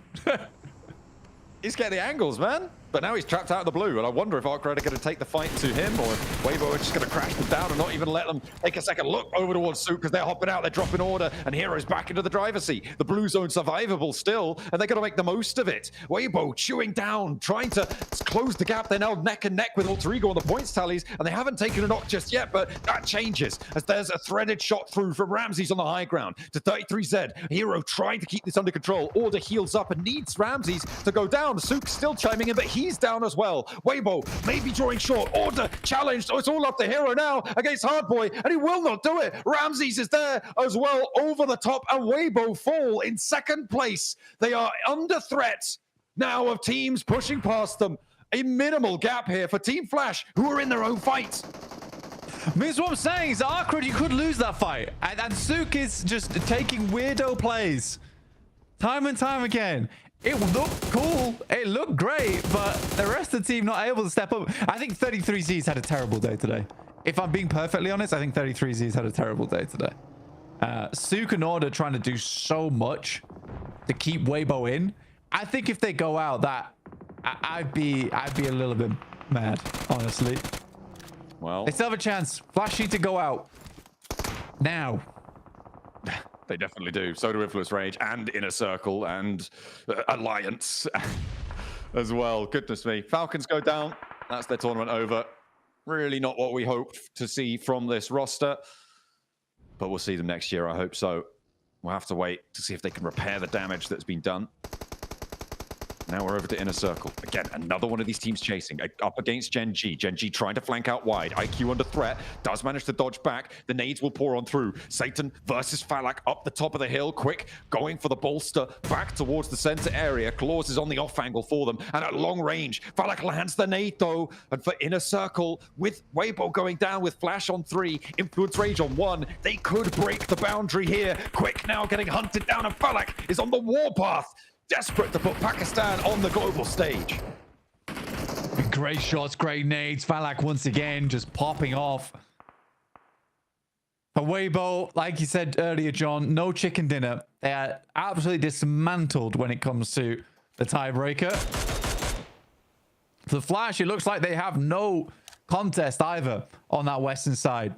I think it's about 5 more teams before we start getting to placement points. Ooh. Imagine getting beaten out by 1 point again. Oh, that would be so bad. That would be so bad. That's a real career shaker of a situation if it comes to it. Influence, Inner Circle, sorry, still trying to chase it down. Loops could potentially crash onto Flash. They've already done it to Influence Rage.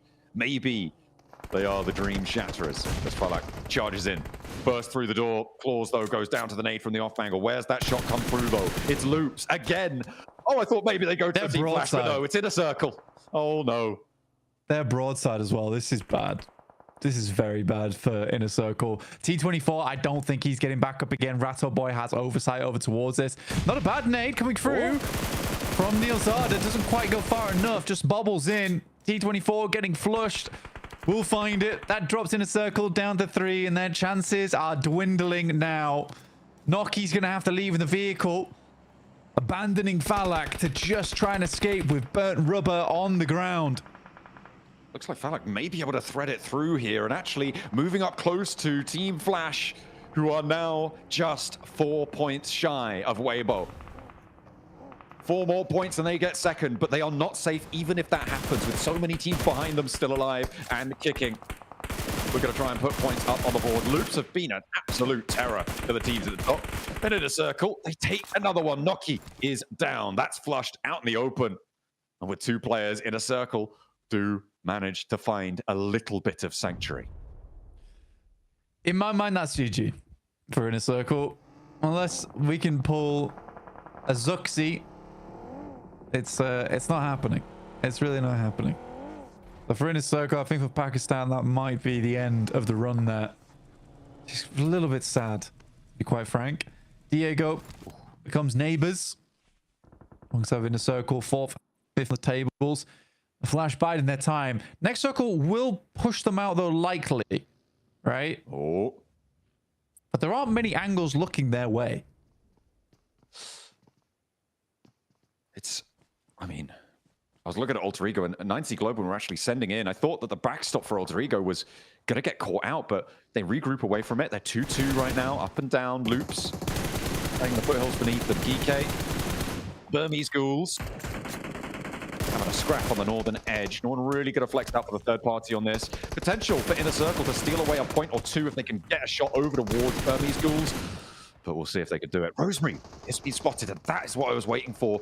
90 Globen crashing over. Alva's low as well. Are we going to have 2 teams on 93 drawn a little bit short? That could open the door for a lot more manipulation on the tables towards the final moments. Snape with the door shut, slammed in the face of Loops, who have moved up as well. A fight on 2 fronts to keep themselves alive. They do have Weibo behind them, but that's not going to be comfortable. Alva is down and Loops bearing down upon them. Every team at the top of the tables has taken a tussle with Loops, and they have all been found lacking so far, and more nades pour on in. Seems like Loops is the final sword in the stone, right? If you cannot pull through Loops, you weren't meant to be the king at the top anyway. Krypton heads out, finds the first, but the shots from behind from 9ZG.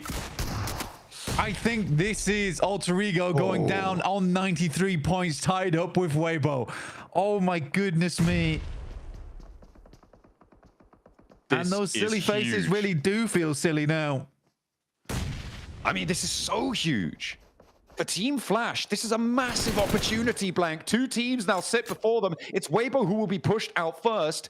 The question for me is not is anyone going to overtake Alter Ego? It's who's going to join Team Flash up in the top 2 on this match. I mean, the placements are kicking in soon. They are 4 points behind on the bubble. I'm not sure about the tiebreakers right now either. But 9Z Globan looking to try and slow them down. The teams at the top can't do it. Maybe a team from underneath can. Loops causing all sorts of havoc. Can Loops make it? No. No, they can't. No. They need so much more, right? Yeah, they need a 23-point game to have a chance. Oh, 23 Elim game, sorry, and a chicken dinner to verify. It's not in the possible. midst of all of that. Yeah. And, yeah, I was going to say, in the midst of all of that, Inner Circle did go down. They are dropping to no players left. And that will be the end of their run. In the midst of Loops, taking a tag team fight with Alter Ego. This feels very dangerous for the Flash. Pretty open area, but right now, Alliance is still sharing a building with Papara Supermassive. But yeah, we are looking to get towards placement. Nico finally flushed out. So the Alliance can step forward now. Flash is spreading across this zone, looking to hold out Alliance as they move in. But it's Geeky to find win from the Flash. Oh no. Team Flash maybe just being pipped to the post here. 2 players still alive. And 4 points. Blank, it's so achievable. They only need 3 at the moment to be able to jump up. They lose the tie. They win the tiebreaker rather with Weibo. So they would be in top 2 if they're able to jump up there with 1 chicken dinner already on the cards. But it is the balls to go down next. And the placements start to add up. Team Flash have been spotted again. They're so close, Blank. 3 points is all they need. And desperately, they'll cling to life with Tops the last to go. He's been Diego spotted as well, looking to do the same thing a little bit further. They need to find. But Tops is on the dash. Geeky, can they even step forwards here against Arcred? Against 9Z Globan? It's down in the bush. He is feeding on absolute scraps right now. Tops, desperate. This is so rough for Tops. I think 9Z Globan might have an angle on him shortly from his south side as well. Diego might be able to take shots too. It might be down to placement points, John. It might be down to placement points, but I don't see him living that long. I mean, Diego might, Maybe he does. Diego might, and Tops might. Oh, this is crazy stuff coming on through. 3-point gaps needed to be made on up. That's 4 points on placement total needed for Team Flash. That comes down to, what is that? That's 4th place necessary to earn those points. Influence rates need a lot more. If Tops can steal an Elim here or there, it's huge. Diego as well. The 2 teams chasing side by side on the screen. Yeah, this really does feel like last chance with 2 solos. But I think Geeky knows where he is. They have a rough idea of where he moved across to. He's making great use out of this crate for the time being. But it could all come crashing down any second. Any second now. He's got so many angles he needs to clear away from.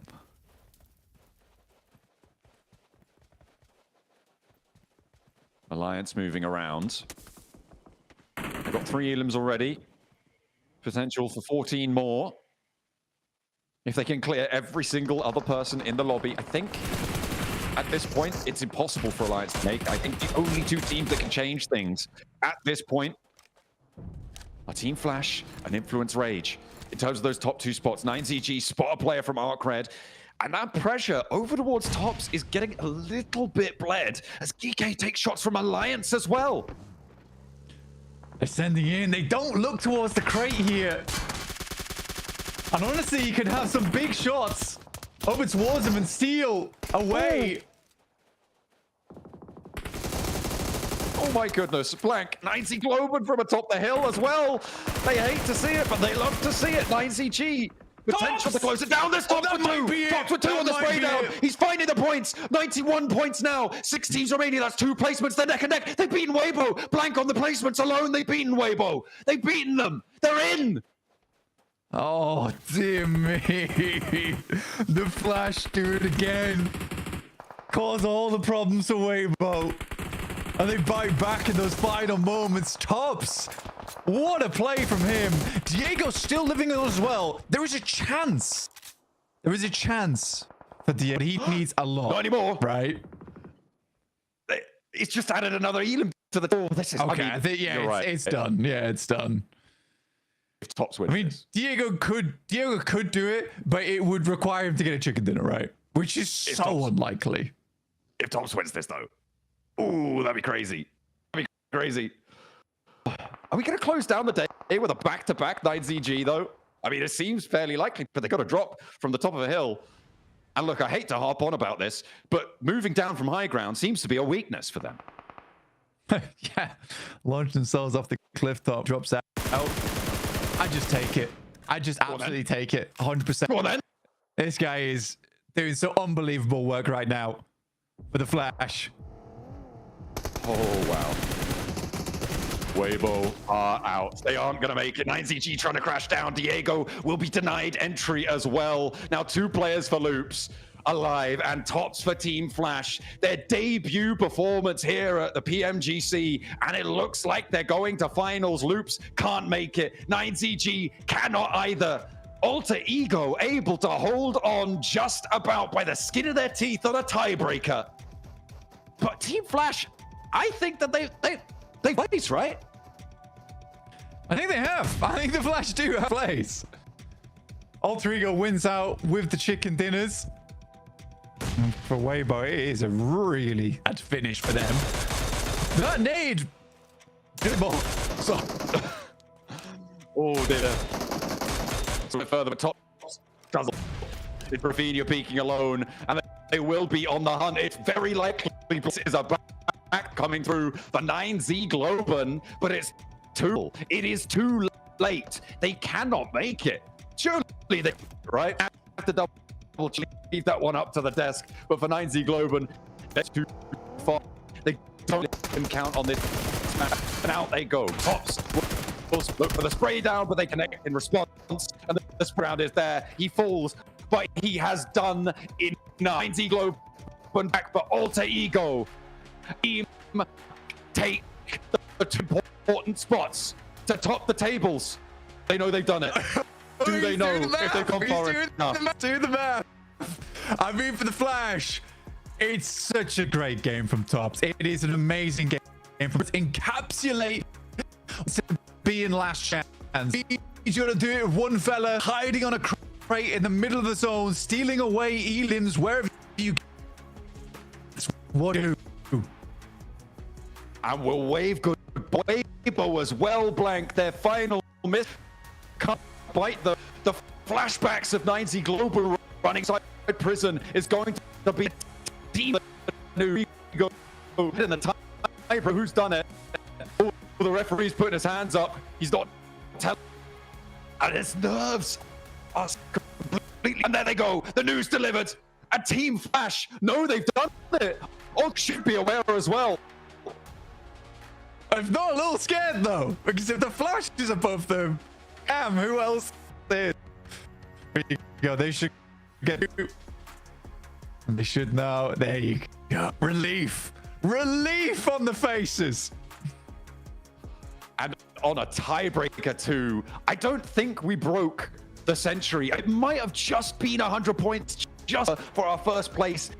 It was me for top 2 the whole time for. And in the blood spilled, here we go, and on a debut performance, aimed it down to close the last chance. The set, let's at the desk.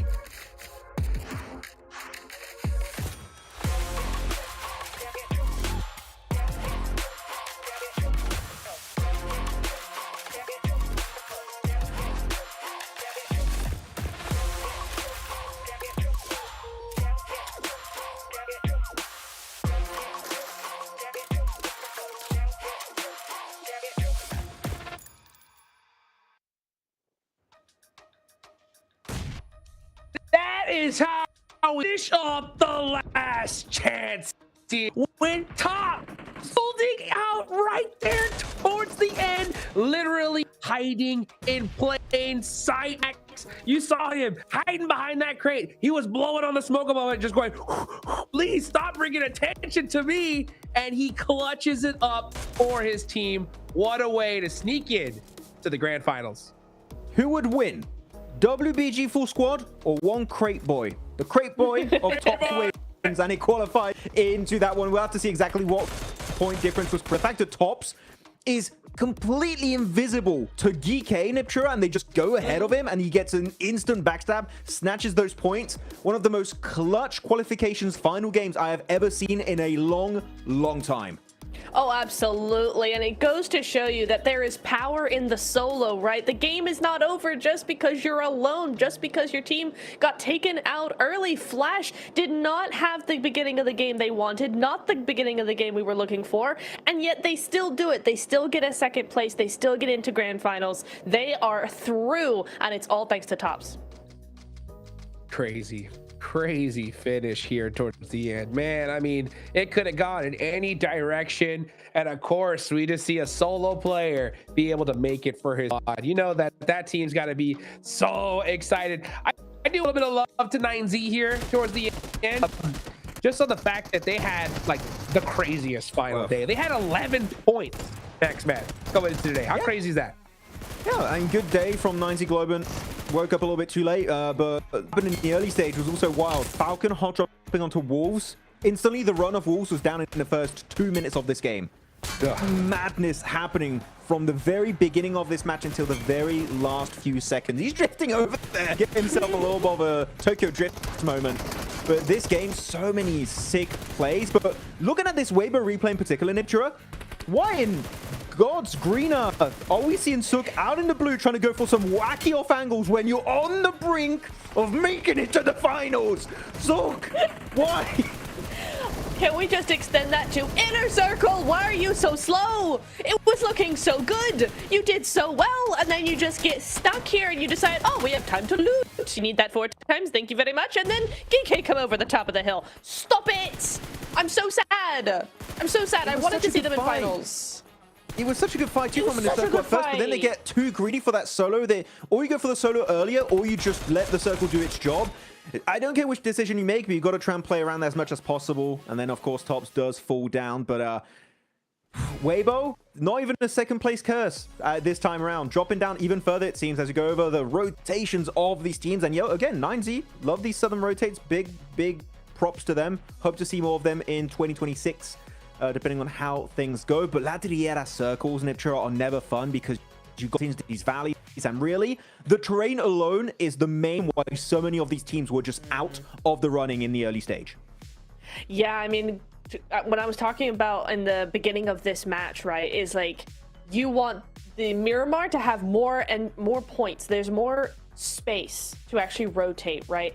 Here, the circle goes to the part of the map where there is no space. It's all hills, it's all mountains, everybody's got an overlook on you. So actually, this is a more compact end zone than any of the Erangels that we saw. So it's really unfortunate the zone does go this way, and I think that's got to do a lot with it, is like these teams just didn't have the space to play their game. Oh, what a crazy way to end things out here. Flash, 12 points. 6 placement points, all due to a solo. And then, yeah, looking down on the leaderboards, Inner Circle, another 4 points. What a rough way to end things out for the squad. So much hope after that rondo, just not able to represent, get things done towards the end. And you know what? I got to give it to Phallic, man. That guy really making it happen for his squad. You see him always with those initial engagements. I just think, the rest of the team could get a little bit more experience, handling pressure and being able to move during those moments. I think they'll have a lot more success. I think it's just getting more time for sure. What do you think, Max? Yeah, I would agree. It's more about finding consistency. Oh, colleague out twice in a row. Oh, GG. But it's definitely very impressive how Phallic plays. We want to see more consistency from the rest of the squad. But the leaderboard, right after this graphic, Hot Jukes, we kind of know the result. But how close really was it? I don't know. I don't like it. It's going to be right there. It's going to be right there. Once again, right? We've seen it so many times where it's decided by just 1 point. What is it? Oh, it's a tie! It's a tie! What? Oh, push Hasbo with the 2 chicken dinners. Are you kidding me? And Flash win this. They take it. Weibo have the worst time with SEA teams. They lost out on the grand final slot to E-Arena, and they were still behind Flash because in the group stage for Group Red. And now in this one, they lose it out to 2 other SEA teams in Alter Ego in the tie, and Flash that snatched it away last minute. Weibo, they're going to have going into 2026 with SEA because, oh my goodness, was it close. Are you kidding me? As a matter of fact, if Influence Rage would have got 2 more points, they would have made it. Oh my goodness, because they beat out Alter Ego with placement points. Oh, 2 points. Yeah. 2 points. I think, is it safe to say this is the most intense league stage we've ever had at a PMGC? Certainly that I remember. I love Last Chance. It's never been so close. It's cut all the way up until the last final second. Unreal. Flash pushing up, becoming our champs just like that in the last second. I mean, they weren't in first place all day today. Yeah, it was a mad one. Also, John is bringing up some numbers. Oh, Delhi MVP is... No! Why are you doing this to us? Ow! I don't know what to say. So I know I should be talking. It's my job, but I don't know what to say. This one hurts. This one really hurts. No, wait. Phallic is going to be MVP of Last Chance. I can feel it coming. I think it might be. Oh, even more pain. Or maybe even 33Z one of Weibo. It could be. Oh, that's a heartbreak if you have MVPs of that stage and you still don't qualify. Dude, one point again. 1 point curse. Unreal for Weibo. I'm honestly so sad I'm not going to see this team during the finals. They did so well here. And it's the last chance MVP! Sook doubling it down and heading home. Unreal. It's all pain. It's all pain. Ball. No explosive titles. No. He's got 2 average elims. That's crazy good. And the entire team was doing great, but you got 2 wacky with it, Sook, at the end. No. I don't know what to say. I literally Moment have of no silence. words. This is... yeah, which is rare for me normally, but absolute insane levels of sadness for this team. Missing out on the biggest finals of the year. Oh my word. Well, here we go, guys. These are going to be your participating teams during the grand finals live in Bangkok, Thailand. You can see the squads that made it into the group stage. And finally, right here in the last chance, Team Flash, their first PMGC, and they are headed to the finals. What a way to wrap things up. Yeah, very happy for Team Flash. They were my underdog team of the entirety of this year's PMGC, and you know what? They delivered, even taken away in a very odd fashion by Tops with that crate at the finishing moments in Miramar. You know what? They are still definitely deserving of it, and are very happy to see how they're going to perform in the grand final. Oh, wow. Wow, guys. What a crazy way to finish out the last chance. Well, you know what, guys? It's time to take it on over to the stage with the 7 Worlds Gaming to wrap things up and wrap up the last chance.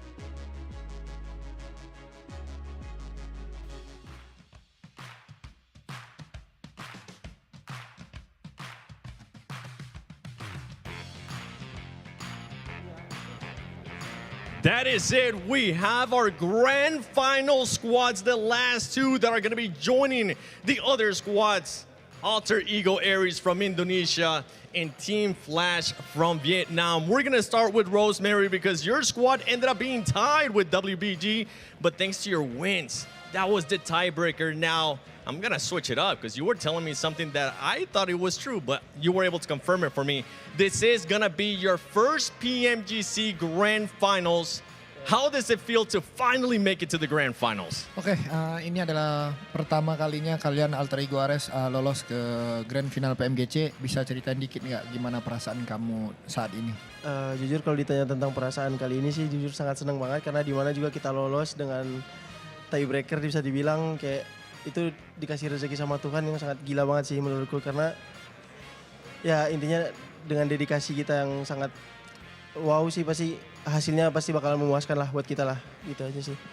So of course, if you ask me how I feel, I'm very, very happy. And even though we qualified through a tiebreaker, but then I still think that the God give us such a blessing, like a blessing moment for us. And I think it's a fit for us to qualify to the grand final and performing at the grand final as well. I mean, and being able to overcome this stage, last chance, it's so tough to be able to be in the top 2 out of all this amazing 16 squads. Now, knowing that you're going towards the grand finals, do you believe that your team has what it takes to lift that PMGC trophy? Oke, sekarang memandangkan kalian udah lolos ke grand final, apakah kalian ngerasa kalian itu punya semuanya untuk mengangkat trofi di grand final nanti? Jujur kalau ditanya punya semuanya sih, gue yakin banget dengan tim gue yang ada, dengan player-player gue semua, gue yakin banget dengan mental kita yang sekarang udah teruji. Ya gue berharap kita bisa mendapatkan hasil yang maksimal dan kita yakin banget kita bisa mendapatkan hasil yang inilah memuaskan lah buat kalian semua yang selalu support kita di belakang layar. Itu aja sih. Yeah, of course. I mean, I believe in my lineup. I believe in myself. Even though through all the hardship that we went through, I still believe that we have the opportunity to lift the trophy, and I will try to prove to everyone that keeps supporting us that we can lift the trophy at the grand final. And the improvements you guys have made has been impressive, and I'm hoping it's going to continue on towards the grand finals. Thank you so much, Rosemary. And now I'm standing here actually with Team Flash Tops. Tops, before I even ask you questions about the grand finals, I want to know what was going through your mind in those final moments, knowing that you needed to stay alive, knowing that you needed to clutch up for the squad. Chào Topsy, thì cái trận vừa rồi á, khi mà mình là người cuối cùng sống sót và mình biết là mình cần phải sinh tồn cũng như là cần phải có một sự bứt phá, thì không biết là lúc đó trong đầu của mình có những cái suy nghĩ như thế nào, cảm xúc như thế nào? Lúc đó trong đầu em cảm thấy rất là hồi hộp và lúc đó rất là áp lực và có phần hơi run, nhưng mà em lấy bình tĩnh bằng cách là em niệm Phật. Well, to be honest, at that moment I felt palpitated. I was very nervous and stressed, but I regained my composure by chanting. Oh, okay. Great composure, too. And the thing is that you have been in this moment before. During group stages, you were almost within the top 3. Did that help you experiencing that in group stages here, especially in Last Chance? Trong kể cả phòng bảng thì các bạn cũng đã từng trải qua những tình huống như vậy trước đây rồi, là mình cũng kiểu nằm trong top 3 sinh tồn cuối cùng như vậy. Thì không biết là những cái trải nghiệm đó có giúp ích cho bạn trong cái trận đấu vừa rồi hay không? Sau đợt vòng bảng thì team em cũng rút ra được nhiều kinh nghiệm hơn và để khắc phục lại trong vòng last chance này và để có kết quả như hôm nay. Yes, we got a lot of lessons and we learned from our experience in the group stage. Those all helped us in this last chance. Not bad for a team that's making their first appearance at PMGC and now heading to the grand finals. And last but not least, for everybody currently watching in Vietnam, is there anything you want to tell them as you do finish last chance in first place? Bây giờ thì các bạn đã kết thúc vòng last chance và cũng nằm trong top đầu. Thì không biết là mình có lời nào muốn gửi tới những người xem ở Việt Nam hay không? Dạ, em xin cảm ơn mọi người đã ủng hộ team em và đón xem giải đấu. Và mong mọi người sắp tới sẽ ủng hộ tất cả các team ở trên đấu trường thế giới lần này. Well, I want to say thank you so much for supporting and watching us so far, and please continue doing so for all of the Vietnamese teams in the international stage in the near future. Well, there's definitely some surprises out there in grand finals. And before I let you go, Rosemary, it's been a while since we've seen an Indonesian team being able to fully perform and actually win a championship internationally, going back to Bigatron with the Twins in Macrobo, and the rest goes on and on. Anything you want to tell the hopeful viewers from Indonesia right now, hoping that Indonesia lifts the trophy once again? Ada nggak sedikit kata-kata buat fans-fans yang di Indonesia yang buatkan kamu bakal bilang kayak kamu bakal mengangkat trofi ini? Buat semua orang yang support kita di Indonesia, ya intinya kita bakal ngelakuin yang terbaik buat kalian. Kita juga bakal belajar dengan masalah-masalah yang kita dapat di dalam in-game, dan intinya kita bakalan ngelakuin yang terbaik lah. Intinya bakalan mencoba untuk bawa pulang pialanya untuk kembali ke Indonesia lagi. Yeah, of course. I mean, to the all Indonesian fans, I think we definitely gonna give our very best, and yeah, we're gonna learn from our mistake through the group stage, even though in the last chance. in order for us to bring back the trophy in Indonesia. I like the confidence. I like that you guys are already thinking about what you need to end up adjusting to. And I can't wait to see one thing you actually missed too. Indo Pride, because I know that's a big thing out there too. For everybody currently watching at home, make sure you tune in on the grand finals. We have our last 2 teams joining. 4 teams will go home. I mean, it is over. This is it for last chance. Let's see what will happen in the grand finals of the 2025 PMGC.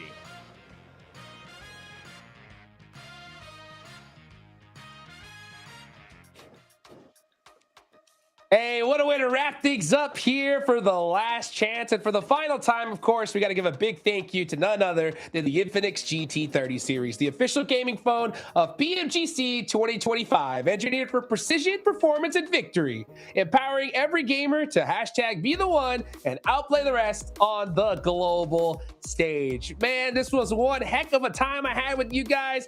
Let me get your final thoughts. Max, I'll start with you. I mean, this year's PMGC, I think the league stage was the toughest to qualify through. I mean, the insanity of Gauntlet, each group stage, going into last chance, it was so close to the wire, and you know what? It's getting me even more pumped up for how things are going to go down for the grand finals. Can't wait. What about you, Neptura? I have just loved every single second of the league stage. I agree, it's been the most intense we've had ever at PMGC, and I cannot wait for the finals, Jukes. Well, that's it, folks, here for the league stage. We're going to be headed to the grand finals live in Bangkok, Thailand in just a few days. I can't wait to see you guys there. On behalf of myself and all the production, thank you.